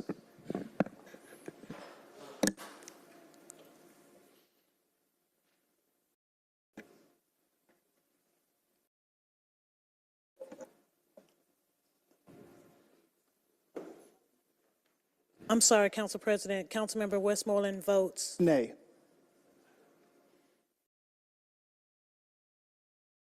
Five yeas, 9 nays. 5 yeas, 9 nays. The motion to hold in the breast of council fails. We're now back to the main motion, which has come out of committee favorable on condition. So as there's an implicit motion to adopt. Is there discussion on the motion, Councilmember Bakhtiari? Okay, so very quickly, just so we understand, sorry, because I want to make things clear for Mr. Tate's late wife and everything else. So right now, we're talking about this being held in committee because what do we need to do procedurally? So Section 138-8 of the City Code includes a number of things that need to take place before we formally vote on the street renaming. I'm happy to read it off. Number one, transportation action is required. Upon determination that an application is complete, the Commissioner of DOT shall do the following. 1, provide notification of the application for a street renaming or dedication to and collect and tabulate the responses, if any, from 1, city agencies and other public agencies, including police, fire, planning, Bureau of Buildings, watershed management, MARTA, GDOT, and highways and streets. 2, all affected city public schools and impacted neighborhood planning units located on or in the vicinity of the proposed street renaming or dedication. 3, any other persons the Commissioner of the Department deems in his or her discretion that should receive notice of the proposed street renaming or dedication. 3B, review existing records and make certain the street renamings or dedications proposed name or similar name does not exist, as well as to determine for whom the street or public place is currently named. C, post appropriate signage notifying the public of the proposed street renaming or dedication. D, advise the applicant for the street renaming or dedication of the feasibility of the street renaming or dedication. Some of these things are pro forma, but posting signage, for example, would need to be done. Yeah. So and also, I'm sorry, just added clarity. I'm getting messages. I got messages from the neighborhood, from the MPU board saying that this is actually northeast, not southeast. Do we know if this is clear? The legislation designates southeast. There's a portion, a map that's been included that shows the southeast portion. Okay. It seems like all the authors agree southeast is their proper segment to rename for Mr. Tate. And that's what the legislation currently before us says. Okay. So I want to make it very clear that this is going to, there is no opposition to this. This is my district. I am in favor of this. I want it moving forward.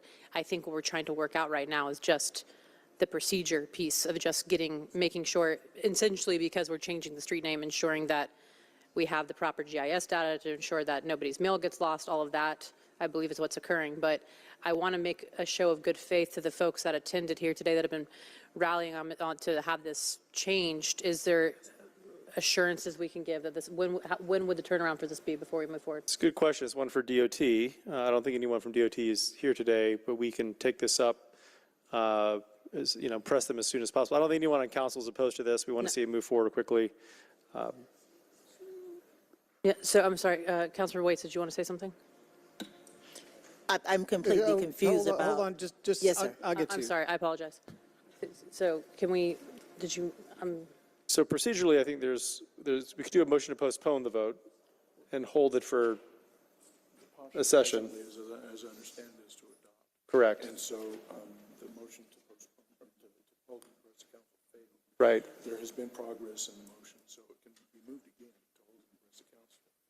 The motion to postpone is another option, and it is okay. Does that? Yeah. Yeah. Okay. You done? Yes, I'm done. Okay. Councilor Waits.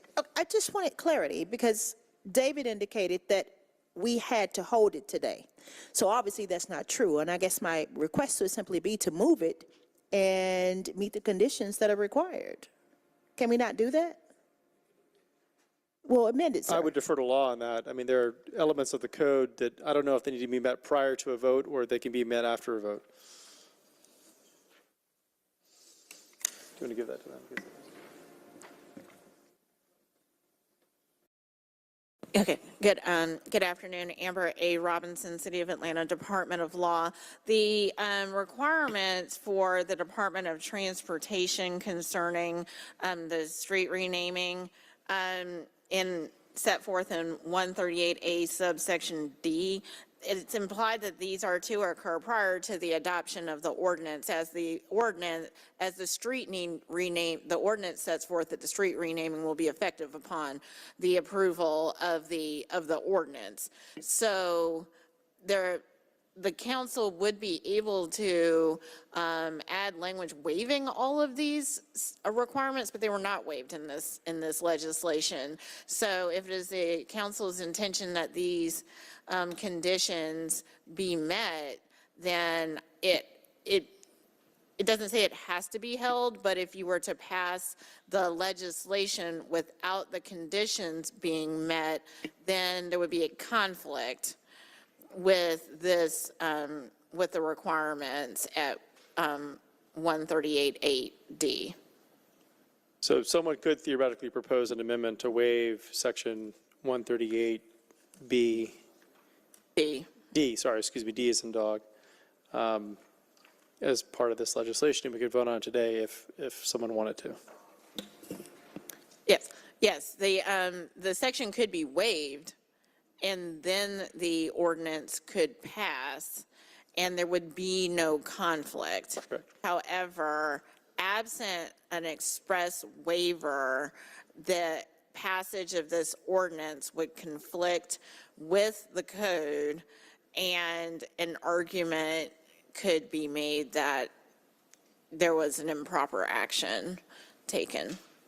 So is it law's opinion that the soundest action is to hold it in whatever form we choose to hold it until those conditions are met? And A, and B, if we don't and we amend it to waive 138D, have you ever seen this happen before, and has there been a challenge to it later?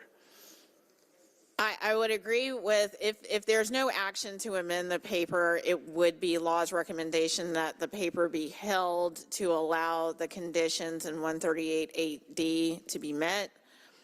The 138.8 applies to dedications as well as street renamings, and I will say I've routinely seen this section waived for dedications of public buildings or public, like parks, or that pumping station, that sort of thing, publicly owned buildings where we are naming it something, or parks where we're renaming them or naming them. I am not familiar with this section being waived for a street renaming due to the additional effects that a street renaming has on the public, though they are our requirements, so legally they could be waived, though I do not have personal knowledge of waiver of this section for a street renaming.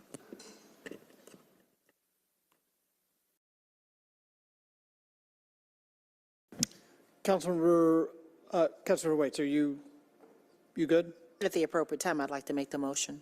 Let me get to the other two colleagues. Councilmember Overstreet. Yeah, I'd still have a couple questions because on here, I don't see where it says that these items need to be met before resolved by the, well, this is an ordinance. By City Council. So is there a way that we can check the list off after we vote yes?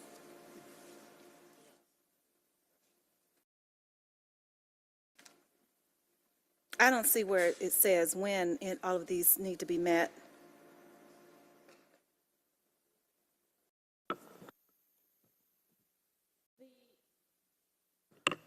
The ordinance could be amended to provide instruction that the effective date of the ordinance and the street renaming shall not go into effect until these requirements are met.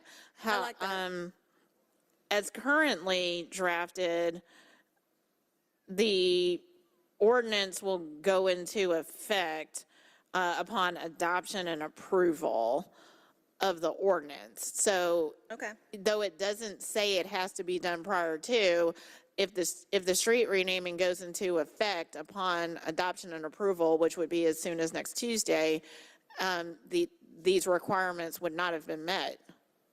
Can you tell me how many we've met and how many we haven't? I'm looking at them and I just don't really know still. Are you looking at a paper that's has The highlighted? 138. So everything highlighted has not been met. It has not? Correct. Got it. Okay, so how about we make an amendment to the paper? And we go with the street renaming actually going into effect once these have been met? Yeah. Anything except for just holding it in the breast of council. So that echoes the potential pathway articulated by the law department, which is to amend the paper to the street renaming taking effect after these elements of 138D have been met. Yes. Okay. A second by Waits. So can we get the specific language on that amendment, Councilman Overstreet? I understand the spirit of it, but could law assist with that? Yes. Could law assist with that amendment?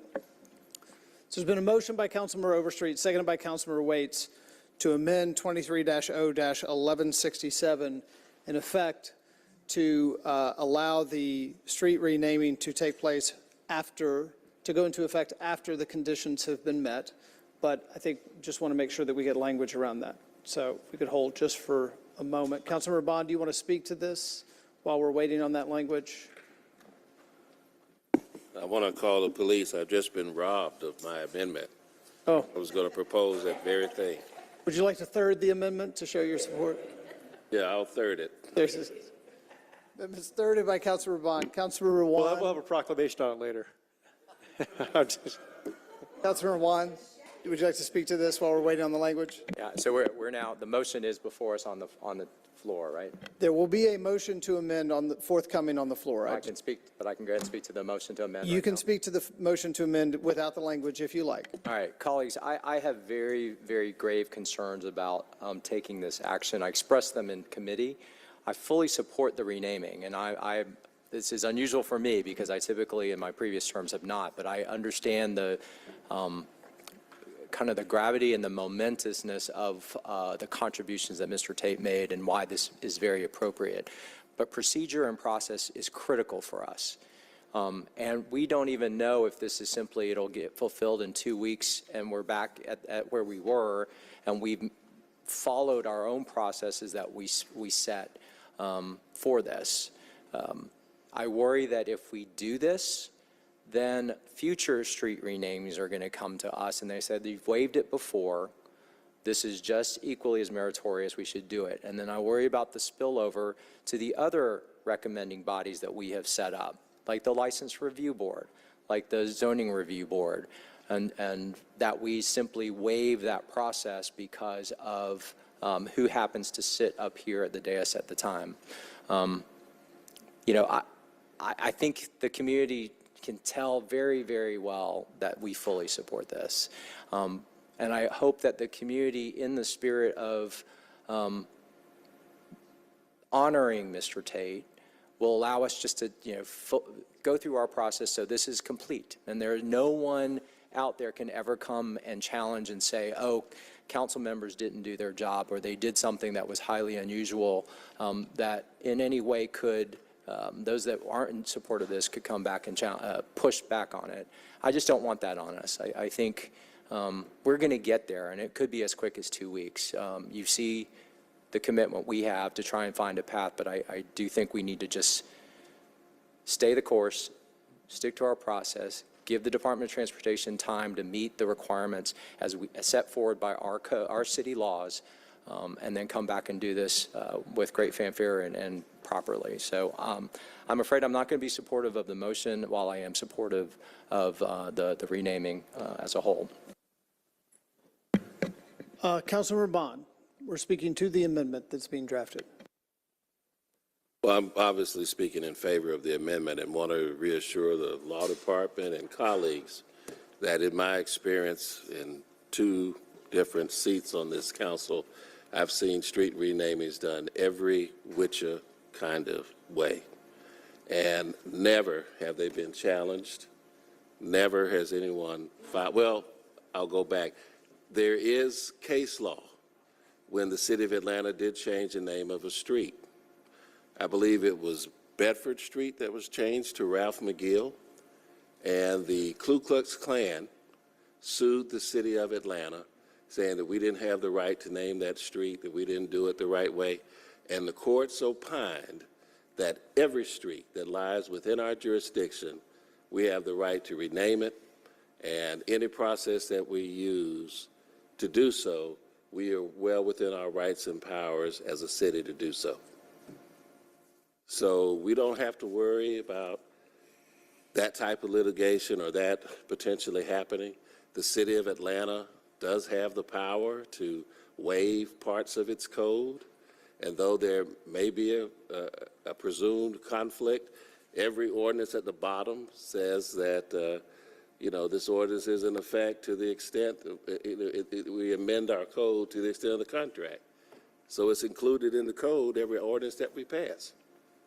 So we don't have to worry about, getting shafted or having, heaven forbid, if they still exist, the Southeastern Legal Foundation or some group coming in here suing us because we renamed a street that we completely own and control in every aspect, whether it is in reality or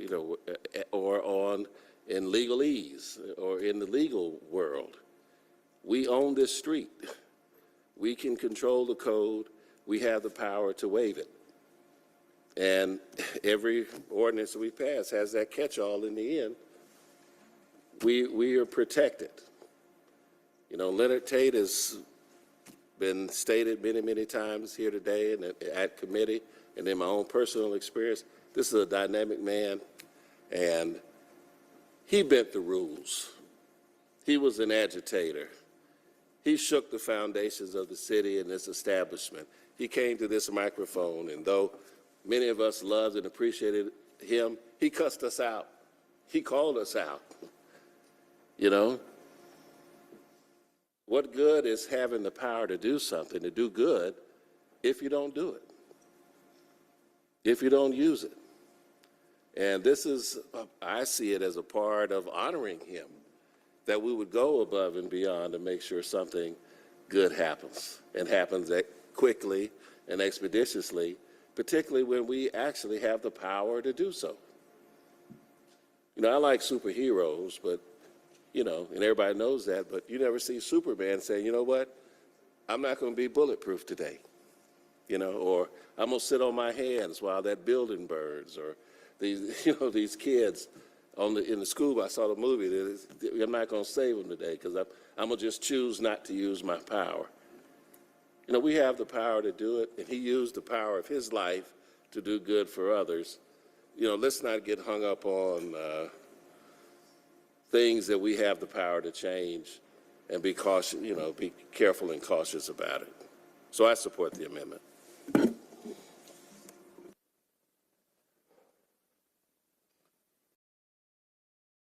Councilmember Lewis, still on the amendment. And I thank you as well. I support the amendment as well, but I want to say we heard a story about Memorial Drive and the Stone Mountain. Last week we talked about Nathan Bedford Forest for Forest Hill Drive, in which Hank Aaron New Beginnings Academy sits on. The school used to be called Forest Hill Academy with 2 R's. Every street in Lila Valley rolls off of Stonewall Tail Drive, named after General Stonewall Jackson of the Confederate Army. The street we're talking about right now is named after Hiram Parks Bell, right?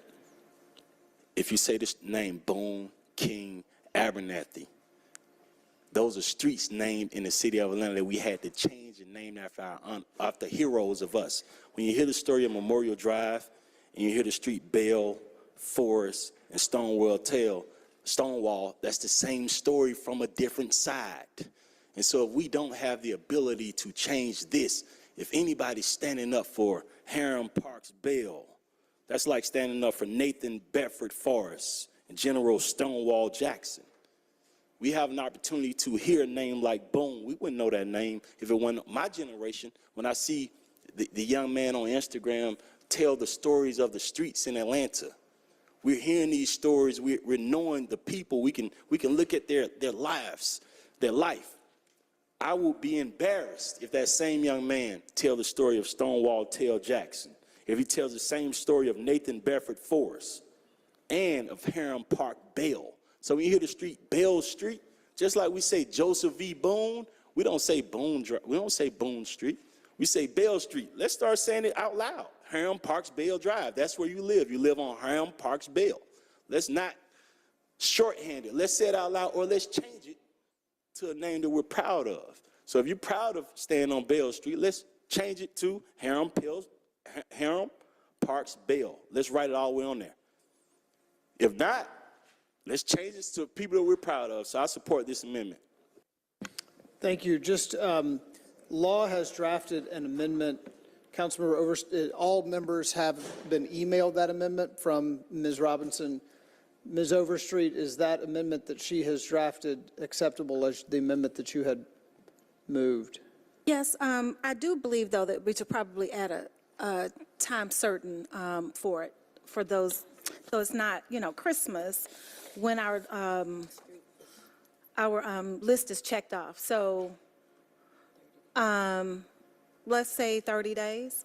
Councilmember, before you do that, I'd like to add to this conversation. I think this is relevant and germane. Okay. Before you make your amendment. Council President? Next in line. Let me go to Councilmember Amos first, and Okay. then I'll come back to you, Councilmember Waits. Councilmember Amos, you want to speak to the amendment? Actually, I was going to offer a friendly amendment. What my colleague just said, we needed a time certain date, so great minds think alike.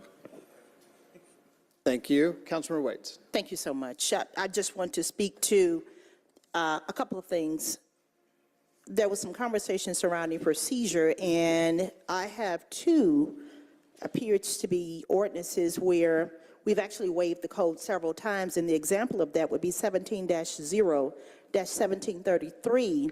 This was actually drafted by the former Councilmember Andre Dickens, and this was authorized that the mayor, his designee, to rename Freedom Parkway in support of John Lewis Parkway from East Freedom Parkway to East John Lewis. So again, this is an example where we waived the code section here, and this happened December 4th of 2017. There was another one here that occurred, and this particular one was done by former Councilmember J.P. Massakite, and this was another one to rename West Wyuka Road from Powers Ferry Road, in which all of the ordinances were named. So my confusion is that we didn't ask to waive anything today. We asked to hold the effective date to which that we would meet the requirements or the guidelines that we were asked to do. So if we're going to have the conversation, I just want to be consistent in terms of what we are doing. And if we are going to raise these types of requirements or require that we, be strict on procedure or hold strict to procedure, I want to make sure that we are doing this for all, and that, these types of things are not happening based upon where these particular streets are located. So for that reason, I support the amendment, and I thank you, Councilmember Overstreet, for the amendment. Councilmember Overstreet. Oh, there's Councilmember Overstreet. So, once you put in an amendment to your amendment, you have to find out if that's viable. And so if we put in a 30-day time certain, then what happens after that 30 days runs out? Just in case, the list isn't checked off. and that's what we're talking about right now. So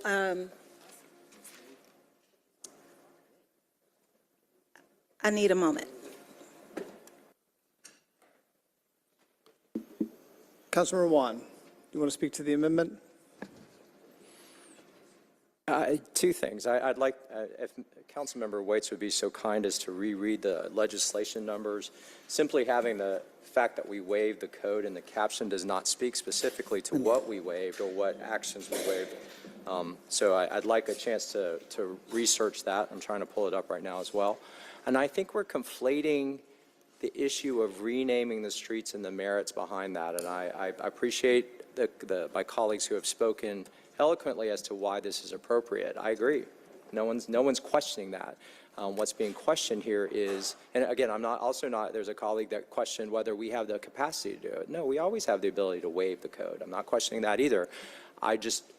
When we do it, we have to make sure it's appropriate and that we're thoughtful about it and that it might not open up precedent for other situations down the road that we're not thinking of. Much like, in zoning cases. So I want to make sure, while those comments have been put out there, that we're not losing sight of why I'm questioning or challenging the issues. So, Councilmember Juan, did you need those numbers from Councilmember Waits? yes, please, that would be helpful. Thank you. Councilmember Waits, do you have the numbers? 17-0-1733. This was an ordinance by then Councilmember Andre Dickens. This passed December 4th of 2017. And there's another 19-0-1148. This one occurred by Councilmember J.P. Massakite. This one actually passed May 6th of 2019. So we already have a precedent where we waived the requirements for street namings, and which I think that was the concern or the germaneness here. So it's already been done. As a matter of fact, I'd like to make a second motion that we just simply waive all of the requirements.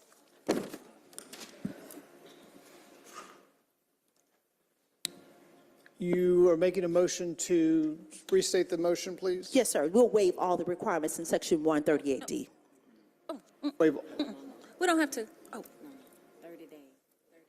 There's a motion to amend to waive all the requirements in, state the section again?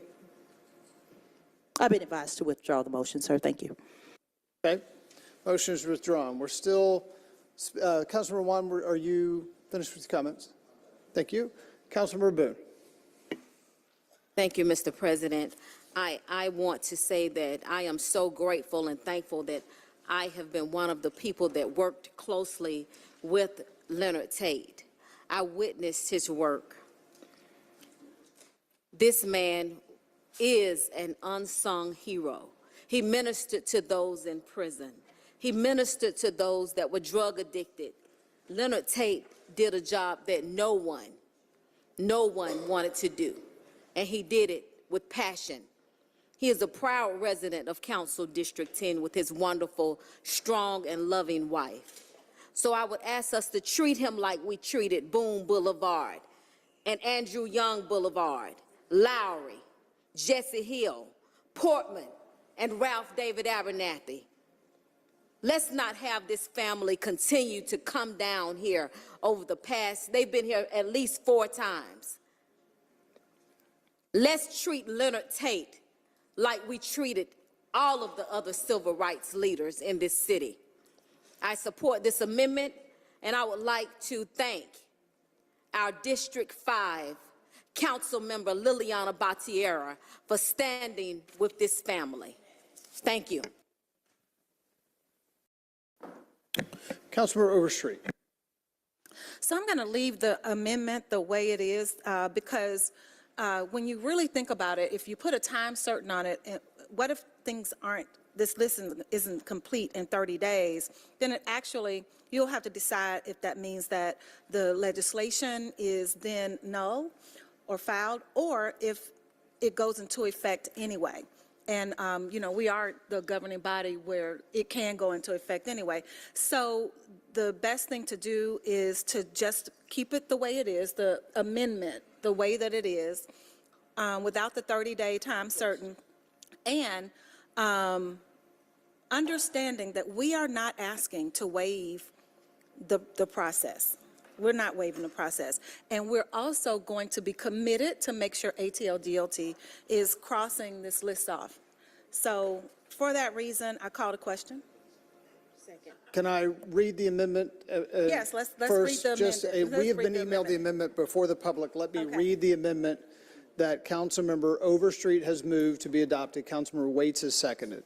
It reads as follows, Section 8, that this ordinance shall not, this is new language, that this ordinance shall not go into effect until that Atlanta City Council shall be notified in writing by the Commissioner of Transportation that the actions in Sections 138-8D have been completed. And then there's one more addition in the following line, that following the, and these are the new words, effective date of this ordinance, the municipal clerk shall, and it continues. So that is the amendment that is on the table. Councilmember Overstreet has called the previous question. That is not debatable. It takes 2/3 to call the previous question, so we'll move directly to a vote. Madam Clerk. Is there a second? Oh, I'm sorry. Is there a second to moving the previous question? There's a second by Hillis. So we'll move directly to a vote. Madam Clerk, please open the vote on the motion to call the previous question on the amendment. The vote is open. Will everyone please vote?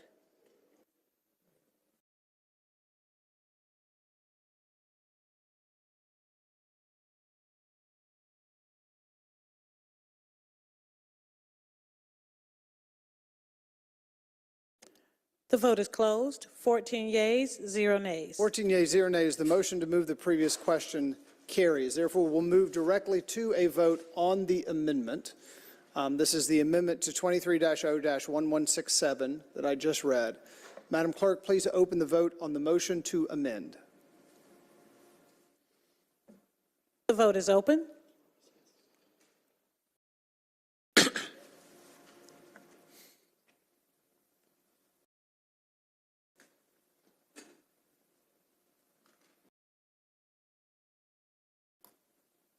The vote is closed. 13 yeas, 1 nay. 13 yeas, 1 nay. The motion to amend carries.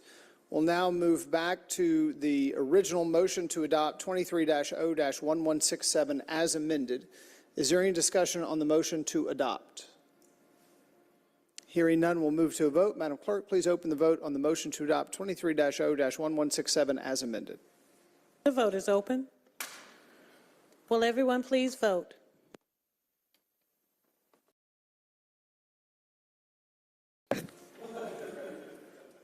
The vote is closed. 13 yeas, 1 nay. 13 yeas, 1 nay. The motion to adopt carries. Councilmember Juan. Thank you, Mr. President. I'd like to just explain my vote. I think I was pretty clear before that, but I'm supportive of the honor. I think it's the appropriate thing to do, strictly on procedure, and I hope that no one will twist what my nay vote into any sort of disrespect for Mr. Tate, any other civil rights leaders, or the community. I just wanted to make sure we followed our process. But I'm pleased with the result.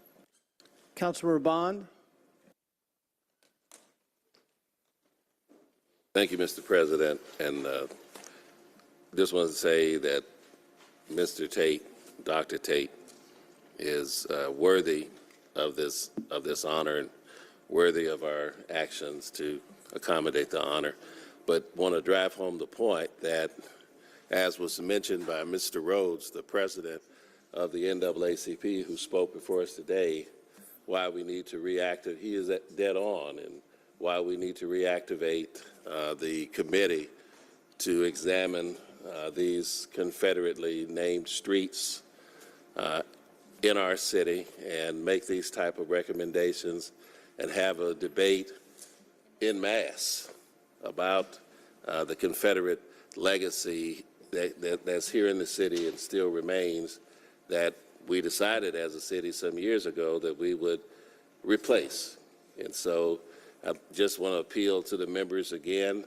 It is a three-member committee of 3 council members And I'm in desperate need of two accompanying council members. I could conduct the meetings by myself. Well, Councilwoman Boone has volunteered. Who else? Anybody? Oh, and okay, Councilmember Lewis. So we have the three members, but I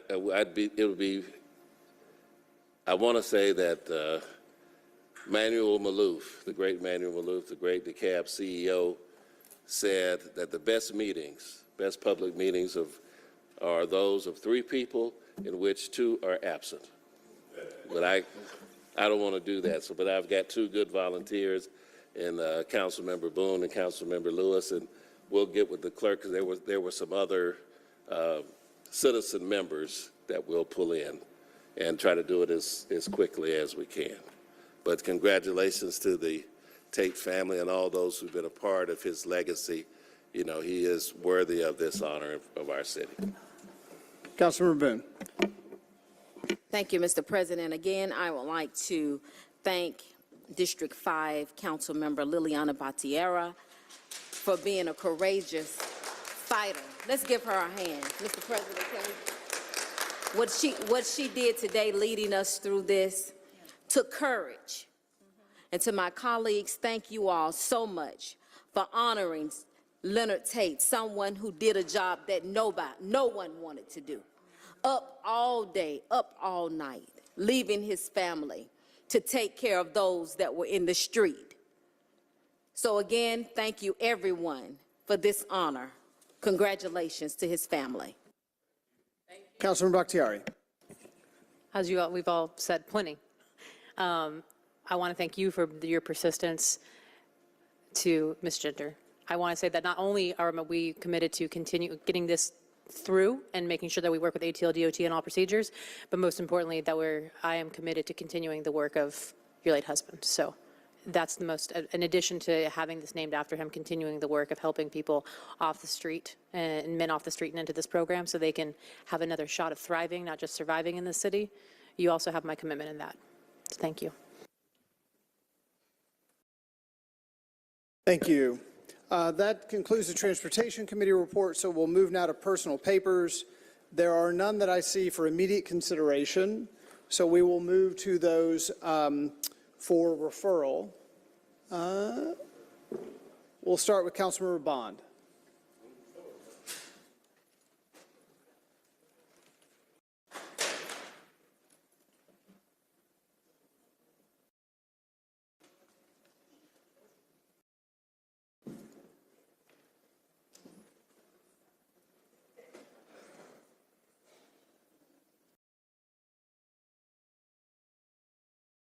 Thank you, Mr. President.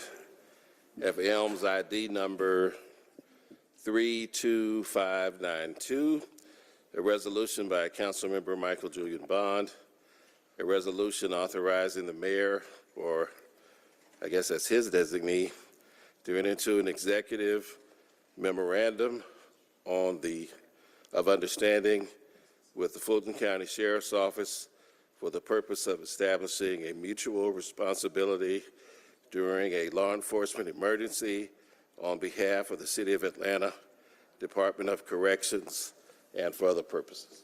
Elms ID 32592 will be referred to the Public Safety Legal Administration Committee.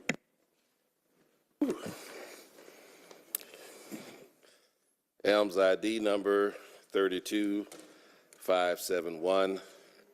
I have a resolution by Michael Julian Bond, Keisha Waits, Antonio Lewis, Andrea L. Boone, Jason Winston, Jason Dozier, Matt Westmoreland, Amir Faroki, requesting that the Fulton County Tax Commissioner to no longer sell tax liens that are recorded by the Department of Revenue on behalf of the City of Atlanta to private entities and for other purposes. Elms ID 32571 will be referred to the Finance Exec Committee. That completes my papers. Thank you, Mr. Bond. Mr. Westmoreland.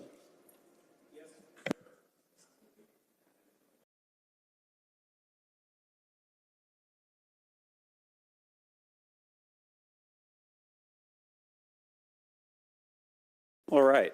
Thank you, Mr. President. Elms number 32590, resolution by Councilmembers Matt Westmoreland, Andrea Boone, Alex Juan, Liliana Bakhtiari, and Keisha Waits, authorizing the City of Atlanta to donate a total amount not to exceed $10,000.00 to the Atlanta Legal Aid Society pursuant to Section 6-306 of the City of Atlanta's Charter to support gender-affirming name change project partnership, authorizing the mayor or designee to enter into any necessary agreements to effectuate the donation, and authorize the chief financial officer or his designee to make all payments from the accounts listed herein and for other purposes. Elms ID 32590 will be referred to Finance Exec Committee. Elms 32588, resolution by CMs Westmoreland, Boone, Bakhtiari, Waits, and Juan, authorizing the City of Atlanta to donate a total amount not to exceed $20,000.00 to Black Emotional and Mental Health Collective pursuant to Section 6-306 of the City of Atlanta's Charter, pursuant to provide up to 25 scholarships for Black mental health and healing justice peer support training for the City of Atlanta's transgender and gender expansive youth, authorizing the mayor or his designee to enter into necessary agreements to effectuate the donation, authorizes the chief financial officer or his designee to make all payments from the accounts listed herein and for other purposes. Elms ID 32588 will be referred to the Finance Exec Committee. And I just need to make a correction. 32590 should actually be referred to CDHS, not FEC. 32589, resolution by Westmoreland, Boone, Juan, Bakhtiari, Waits, authorizing the City of Atlanta to donate a total amount not to exceed $25,000.00 to Destination Tomorrow Atlanta pursuant to Section 6-306 of the City of Atlanta's Charter to support LGBTQ plus youth mentoring pilot program in the City of Atlanta, authorizing the mayor or his designee to enter into any necessary agreements and to effectuate the donation, and to authorize the chief financial officer or his designee to make all payments from the accounts listed herein and for other purposes. Elms ID 32589 will be referred to the CDHS Committee. Elms number 32604, an ordinance by Councilmember Matt Westmoreland to amend the City of Atlanta Code of Ordinances so as to insert the words criminal history status in various code sections referencing non-discrimination and listing the bases upon which discrimination is prohibited and for other purposes. Elms ID 32604 will be referred to the Public Safety Committee. 32603, a resolution by Councilmember Matt Westmoreland urging the United States Congress to embrace the goals and provisions of the Treaty of the Prohibition of Nuclear Weapons and to make nuclear disarmament a centerpiece of the national security policy of the United States and for other purposes. Elms ID 32603 will be referred to Finance Exec.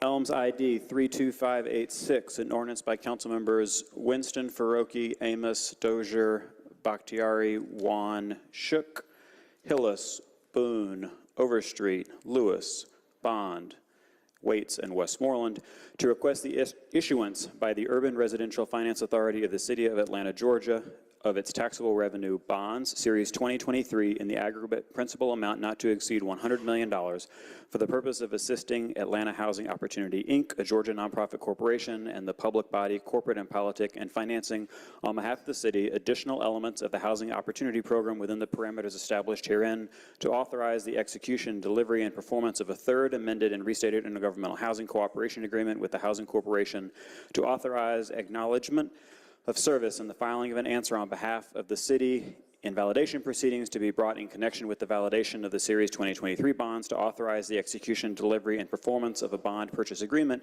and continuing disclosure agreement in connection with the sale of Series 2023 bonds, to approve relevant portions of a preliminary official statement and final official statement, to authorize certain related actions, all in connection with the Housing Opportunity Program financed through the Finance Authority's issuance of the Series 2023 bonds and for other purposes.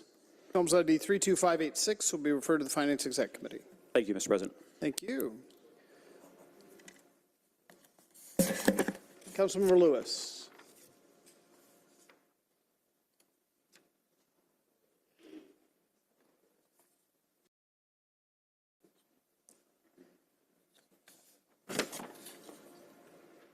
Thank you, President. And Elms ID 32584, an ordinance by Councilmember Antonio Lewis, signed by Councilmember Matt Westmoreland, Councilmember Michael Julian Bond, and Councilmember Keisha Shawn Waits. An ordinance to waive Chapter 2, Article 5, Division 1, Section 2-910, grant application to ratify the City of Atlanta's submission of an application on behalf of the City of Atlanta for the United States Conference of Mayors on behalf of the City of Atlanta in an amount of $175,000.00 for their Police Reform and Equitable Justice Grant Program. 1F awarded be utilized to support the Atlanta Police Department's implementation of the Police Athletic League and its programs in order to strengthen police community relations and build trust between the Atlanta Police Department and its community it serves and for other purposes. Elms ID 32584 will be referred to the Public Safety Committee.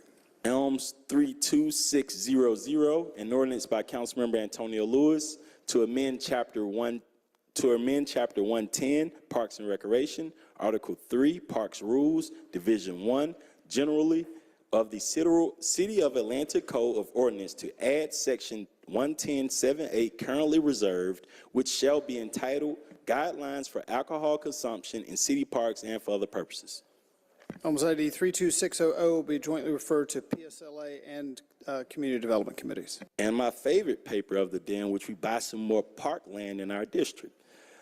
Elms ID 32506, signed by Councilmember Matt Westmoreland, Citywide Councilmember Keisha Shawn Waits, Citywide Councilmember Michael Julian Bonds, and Councilmember Jason Winston, authorizing the mayor or his designee or the chief procurement officer or his designee on behalf of the City of Atlanta to acquire from the Conservation Fund 4 parcels comprising of approximately 46.9 acres of real property located within South River Forest at the following address: 2475 Pryor Road, Atlanta, Georgia 30315, and at Mount Zion Road Southeast, with the following Fulton County parcel ID numbers: 140062 LL0833, 140069 LL0646, 140069 LL0596, and 140069 LL0596 for development as a park at a total purchase price not to exceed $1,657,178.99, authorizing the mayor or his designee or the chief procurement officer or his designee on behalf of the city to execute all documents necessary to acquire the property, authorizing acquisition, due diligence, closing costs, signage, sign stabilization, and other site developments, costs to be paid from the Park Impact Fee South account, amending the 2023 General Government Capital Outlay Fund budgets in the Department of Parks and Recreation and Departments of Finance Parks South Service District by transferring to and from various accounts, listing, waiving Section 21541D of Article X of the Procurement and Real Estate Code of the City of Atlanta Ordinance and for other purposes.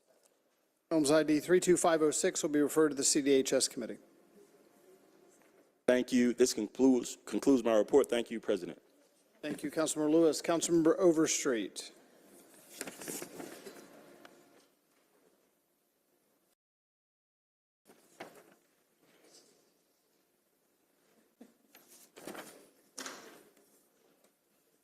Thank you, President Shipman. I only have one paper.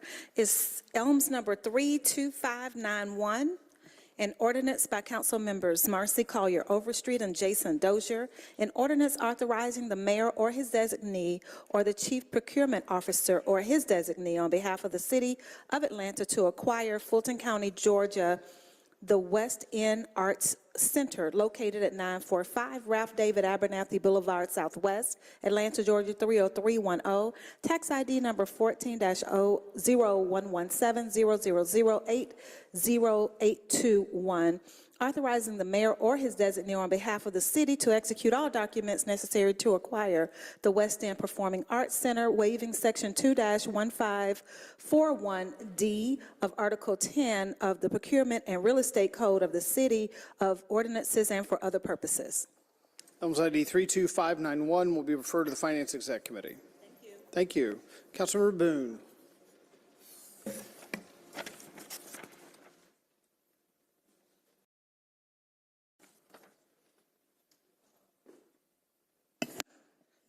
Thank you, Mr. President. Elms number 32462, a resolution by Councilmember Andrea Boone, a resolution requesting the mayor or his designee to install traffic calming devices on LeConte Highway Southwest and for other purposes.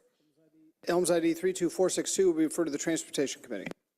A resolution, Elms ID number 32598, a resolution by Councilmember Andrea Boone, a resolution requesting the Commissioner of the Atlanta Department of Transportation or his designee to initiate the process with the Federal Railroad Administration to establish a quiet zone at the railroad crossing on Westland Boulevard, Burton Road, Northwest in the Collier Point neighborhood for the hours of 10 p.m. to 5 a.m. and for other purposes. Elms ID 32598 will be referred to the Transportation Committee. ELMS ID number 32585, an ordinance correcting ordinance 23-01175 adopted by the Atlanta City Council on April 17th and approved as per Charter Section 2403 on April 24th by transferring the appropriate positions currently assigned to any office or department under the executive branch to the mayor's office of equity, diversity, and inclusion, and for other purposes. Elms ID 32585 will be referred to the Finance Exec Committee.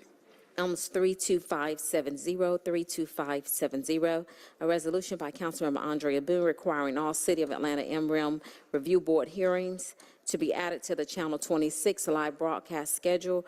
Regular scheduled board hearings which are in conflict with any city committee meeting, public hearing, or any city mandated meeting shall be recorded by Channel 26 and added to the archives for viewing and for other purposes. Elms ID 32570 will be referred to the Public Safety Committee.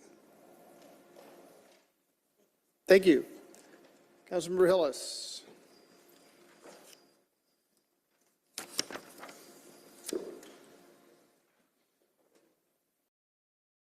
First item is ELMS 32582, resolution by council members Dustin Hillis and Mary Norwood requesting the mayor or his designee to make the intersection of Arden Road Northwest and West Pine Valley Road Northwest an always stop controlled intersection, to request the Atlanta Department of Transportation to install stop signs at the intersection and for other purposes. Elms ID 32582 will be referred to the Transportation Committee. ELMS ID 32560, a resolution by Councilmember Dustin Hillis correcting Resolution 22R4701 adopted by the City Council on December 5, 2022 and approved pursuant to City Charter Section 2-403 on December 14, 2022, authorizing the city to enter into agreement SPS 1230076 with Icon Holdco, Inc. for the office of the City Solicitor's Case Management System by correcting the company name listed therein and for other purposes. Elms ID 32560 will be referred to the Public Safety Committee. Items, thank you. Thank you. Councilmember Juan.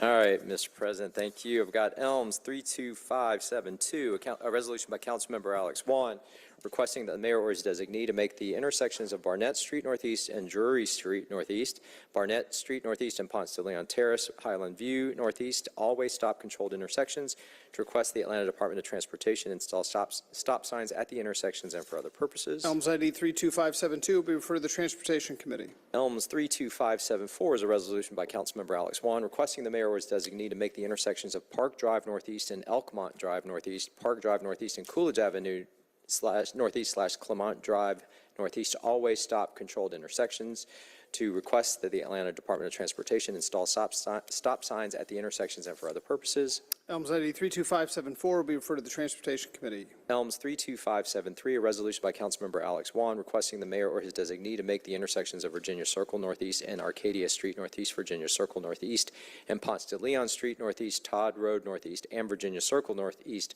always stop controlled intersections, to request the Atlanta Department of Transportation install stop signs at the intersections and for other purposes. Elms ID 32573 will be referred to the Transportation Committee. ELMS 32575, a resolution by Councilmember Alex Juan requesting the mayor or his designee to install traffic calming devices on Adair Avenue Northeast between North Highland Avenue Northeast and Todd Road Northeast and for other purposes. Elms ID 32575 will be referred to the Transportation Committee. Resolution by ELMS 32578, a resolution by Councilmember Alex Juan requesting the mayor or his designee to install traffic calming devices on Armand Road Northeast between Lindbergh Drive Northeast and Cordova Drive Northeast and for other purposes. Elms ID 32578 3257-8 will be referred to the Transportation Committee. Elms 32579, a resolution by Councilmember Alex Juan requesting the mayor or his designee to install traffic calming devices on Malante Drive Northeast between Lindbergh Drive Northeast and Cordova Drive Northeast and for other purposes. Elms ID 32579 will be referred to the Transportation Committee. Elms 32577, a resolution by Councilmember Alex Juan requesting the mayor or his designee to install traffic calming devices on Todd Road Northeast between Virginia Circle Northeast and Virginia Avenue Northeast and for other purposes. Elms ID 32577 will be referred to the Transportation Committee. Elms 32576, a resolution by Councilmember Alex Juan requesting the mayor or his designee to install traffic calming devices on Virginia Circle Northeast between Ponce de Leon Place Northeast and Barnett Street Northeast and for other purposes. Elms ID 32576 will be referred to the Transportation Committee. Elms ID 32503, an ordinance by Councilmember Alex Juan to authorize the Chief Financial Officer to amend the fiscal year 2023 general fund budget in the amount of $500,000.00 and to transfer to and from appropriations in the amount of $500,000.00 to cover a portion of the costs at the water damage occurrence on December 24th, 2022, and for other purposes. Elms ID 32503 will be referred to the Finance Exec Committee.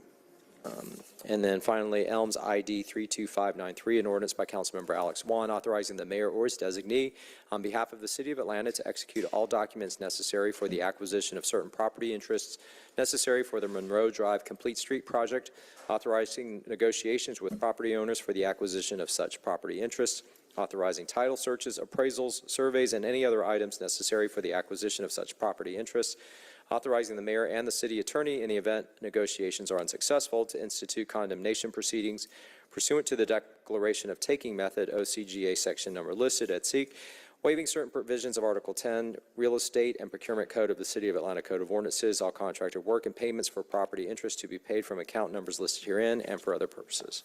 Elms ID 32593 will be referred to the Transportation Committee. Thank you. That's it, Mr. President. Thank you. Councilmember Dozier. Oh, you don't have anything. Do you have? No. Councilmember Amos. Sorry about that.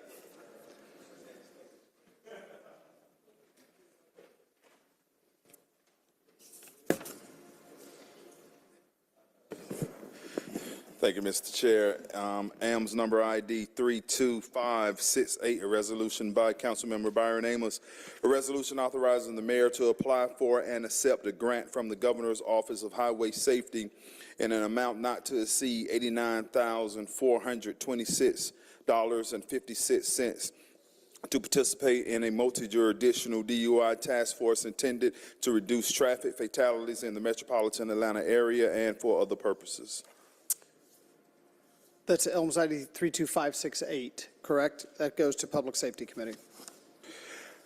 AMS number ID 32547, a resolution by Councilmember Byron Amos, a resolution authorizing the reemployment of the City of Atlanta Fire Rescue Department retiree James McLemore as First Deputy Chief for an annual salary not to exceed $166,781.00 pursuant to Section 3-505B for the Charter of the City of Atlanta and for other purposes. Elms ID 32547 will be referred to the Public Safety Committee.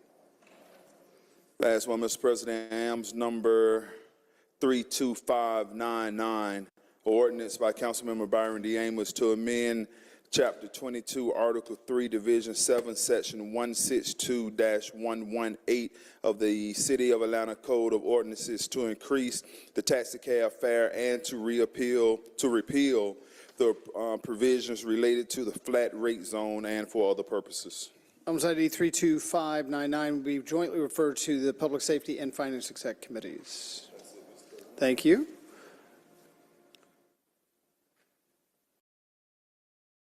Councilor Bakhtiari.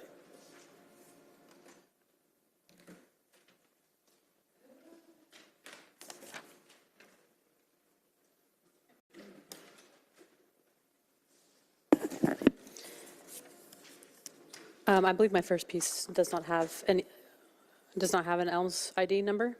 So the first one is a resolution by Councilmembers Liliana Bakhtiari and Matt Westmoreland authorizing the City of Atlanta to donate a total amount not to exceed $75,000.00 to Neighbor in Need to support emergency home repairs for legacy residents in order to help prevent displacement and for other purposes.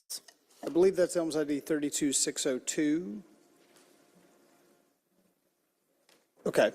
All right, well, we'll jointly refer to that to the Finance Exec and CDHS committees. Thank you. Elms ID 32601, a resolution by Councilmember Liliana Bakhtiari, Jason Dozier, and Jason Winston, authorizing the City of Atlanta to donate a total amount not to exceed $75,000.00 to Hope Atlanta to support efforts to avoid displacement, homelessness, and hunger, and for other purposes. Elms ID 32601 will be jointly referred to CDHS and Finance Exec committees. Thank you. Elms ID number 32438, a resolution by Councilmembers Liliana Bakhtiari, Jason Dozier, and Antonio Lewis, requesting the Atlanta Police Foundation provide quarterly in-person reports to the Public Safety and Legal Administration and Finance Executive Committees and for other purposes. Elms ID 32438 will be jointly referred to the Public Safety and Finance Exec committees. Thank you so much. Thank you. Councilmember Faroki.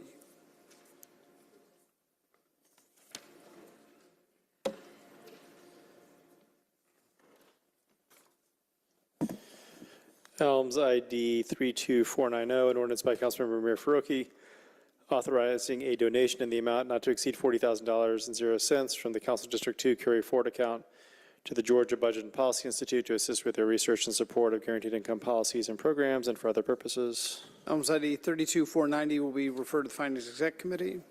Elms ID 32554, a resolution by Councilmember Amir Faroki, authorizing the mayor or his designee to apply for reimbursable grant funding from the United States Department of Transportation, charging and fueling infrastructure discretionary grant program for both community charging and fueling grant funds and alternative fuel corridor grant funds for electric vehicle charging infrastructure deployment across strategic locations in the City of Atlanta and for other purposes. Elms ID 32554 will be referred to the Transportation Committee.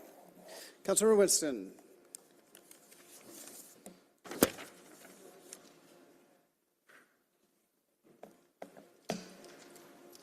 Thank you, Mr. President.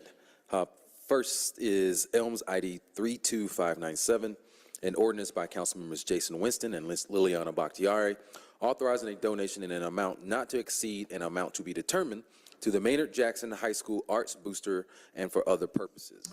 Elms ID 32597 will be referred to the Finance Exec Committee. Elms number 32581, a resolution by Councilmember Jason Winston, a resolution requesting the mayor or his designee to make the intersection of Eden Avenue Southeast and Walker Avenue Southeast an all-way stop control intersection, to request the Atlanta Department of Transportation to install stop signs northbound of the intersection and for other purposes. Elms ID 32581 will be referred to the Transportation Committee. Elms 32583, an ordinance by Councilmember Jason Winston to allow a sidewalk waiver payment in the amount of $10,919.54 to be deposited into the District 1 Sidewalk Trust Fund for SD-22-030, 1075 Mercer Street, and for other purposes. Elms ID 32583 will be referred to the Transportation Committee. Elms 32580, a resolution by Councilmember Jason Winston, a resolution requesting the mayor or his designee to make the intersection of Sidney Street Southeast and Loomis Street Southeast an all-way stop control intersection, to request the Atlanta Department of Transportation to install stop signs at the intersection and for other purposes. Elms ID 32580 will be referred to the Transportation Committee. Elms ID 32555, a resolution by Councilmember Jason H. Winston, authorizing the City of Atlanta to donate American Rescue Plan Act funds to National Association of the Minority Contractors, NAMC, as a subrecipient to facilitate the on-site delivery of the energy efficiency audits and interventions components of the Weatherized ATL program pursuant to Section 6-306 of the City of Atlanta's Charter in a total amount not to exceed $1,800,500.00, authorizing the mayor or his designee to enter into a donation agreement with NAMC, which shall detail the actions of NAMC to achieve on-site delivery and energy efficiency audits and interventions components of the Weatherized Atlanta program, to authorize the chief financial officer to make all payments from the accounts listed herein and for other purposes. Elms ID 32555 will be jointly referred to the City Utilities and CDHS committees. Elms ID 32556, a resolution by Councilmember Jason H. Winston, authorizing the City of Atlanta to donate American Rescue Plan Act funds to Social and Environmental Entrepreneurs, SEC, Inc., as the fiscal sponsor of Sustainable Georgia Futures as subrecipients to facilitate the outreach, intake, education, and customer service components of the weatherized ATL program pursuant to Section 6-306 of the City of Atlanta's charter in a total amount not to exceed $254,000.00, authorizing the mayor or his designee to enter into a donation agreement with C and SGF, which shall detail the actions of SGF to achieve the outreach, intake, education, and customer service components of the weatherized Atlanta program, to authorize the chief financial officer to make all payments from the accounts listed herein and for other purposes. Elms ID 32556 will be jointly referred to the CUC and CDHS committees. And lastly, Elms ID 32557, a resolution by Councilmember Jason H. Winston, a resolution authorizing the City of Atlanta to donate American Rescue Plan Act funds to GreenLink Analytics as a subrecipient to facilitate the data processing, analysis, and reporting components of the weatherized ATL program pursuant to Section 6-306 of the City of Atlanta's charter in a total amount not to exceed $225,000.00, authorizing the mayor or his designee to enter into the donation agreement with GreenLink, which shall detail the actions of GreenLink to achieve the on-site delivery of energy efficiency audits and interventions components of the weatherized Atlanta program, to authorize the chief financial officer to make all payments from the accounts listed herein and for other purposes. Elms ID 32557 will be jointly referred to City Utilities and CDHS committees. Thank you, Mr. President. Thank you. Councilor Winston.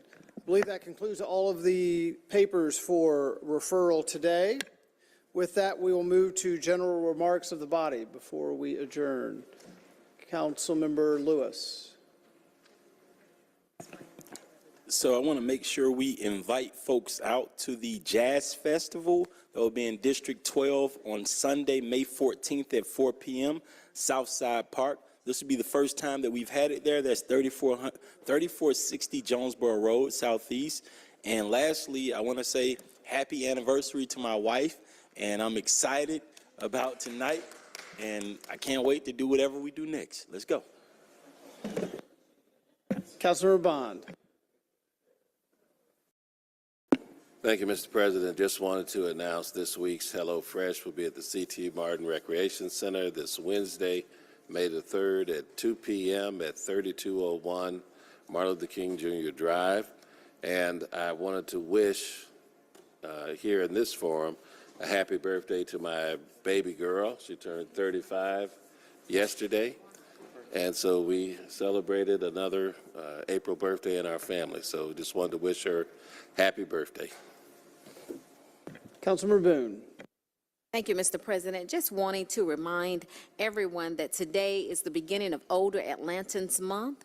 Please partner with the Mayor's Office of Constituent Services to host a senior event in your area this month. Our seniors help build this city, so we want to make sure that they have a huge celebration. This is the beginning of Older Atlantans Month. Thank you. Thank you. Councilmember Dozier. Thank you, Mr. President. I'll keep my remarks brief, but I just want to extend a big thank you to all of you, my wonderful colleagues, for reaching out to me and expressing condolences. For those of y'all who don't know, my mother, my one and only mother, I'm her one and only child, suffered a heart attack 2 weeks ago. Had to be flown into Piedmont, Atlanta, where she spent the last 2 weeks. I've been there just about every single day the last 2 weeks. She had to have open heart surgery. And just want to thank you all for just reaching out to me in this time of need, for lack of a better term. So thank you. The good news is she will be released tomorrow. So I'll be there with her as she is discharged to get her settled back at home. But I just want to say thank you to my colleagues. Thank you to our community members for reaching out and supporting me and my family at this time. So thank you. Councilor Amos. Yes, sir. I have very quick reminders. The Mayor's Office of Nightlife will be hosting a training day on tomorrow at the Bold Monk Brewery at 6 p.m. Also want to remind everyone that's in the Bankhead Martyr Station corridor area, there's a master planning, it's virtual, focus group for redevelopment on this coming Thursday at 6 p.m. And then also the neighborhood of Center Hill, we are coming your way. The Office of District 3 will be doing Walk With Me this Wednesday at 6:30, so we will be in your neighborhood. And last but not least, because we meet the day after, I just want to wish everyone a happy Mother's Day. because we will not meet until the day after that, so. Councilmember Bakhtiari. Yes, thank you. I just want to announce that our monthly Coffee with the Council member, it will be taking place this Sunday, May 7th, from 11 a.m. to 1 p.m. at My Coffee Shop in Eastlake. The address is 2642 Memorial Drive Southeast. Again, that is this Sunday, May 7th, from 11 to 1. Come talk to me about whatever you would like. I apologize that we took off the month of March. My father-in-law also has been in the hospital, so we had to spend weekends with my family, but we are back this month, so please come out, discuss any issues you have, ask me any questions. As always, I want to be accessible, so thank you. Councilmember Bond. I apologize, Mr. President. I failed to mention the passing of Dr. Henry A. Gore. He'll be funeralized this Friday out at the Beulah Missionary Baptist Church out on Clifton Road. When Dr. Gore, not only was he a giant religious figure, he was my math professor at Morehouse College. He was such a brilliant mathematician that he could demonstrate that 1 + 1 actually equals 3. And he used to demonstrate that formula for us in class, so I just wanted to acknowledge his passing. It's a great Morehouse man. Thank you. Any other remarks? Hearing none, we'll move to the adjourning roll call. Madam Clerk. Council President Shipman. Here. Council members Michael Bond. Here. Matt Westmoreland. Keisha Shawn Waits. Jason Winston. Amir Faroki. Byron Amos. Jason Dozier. Liliana Bakhtiari. Alex Wan. Howard Shook. Mary Norwood. Dustin Hillis. Andrea Boone. Marcia Collier Overstreet. And Antonio Lewis. Hearing no objections, we will stand adjourned.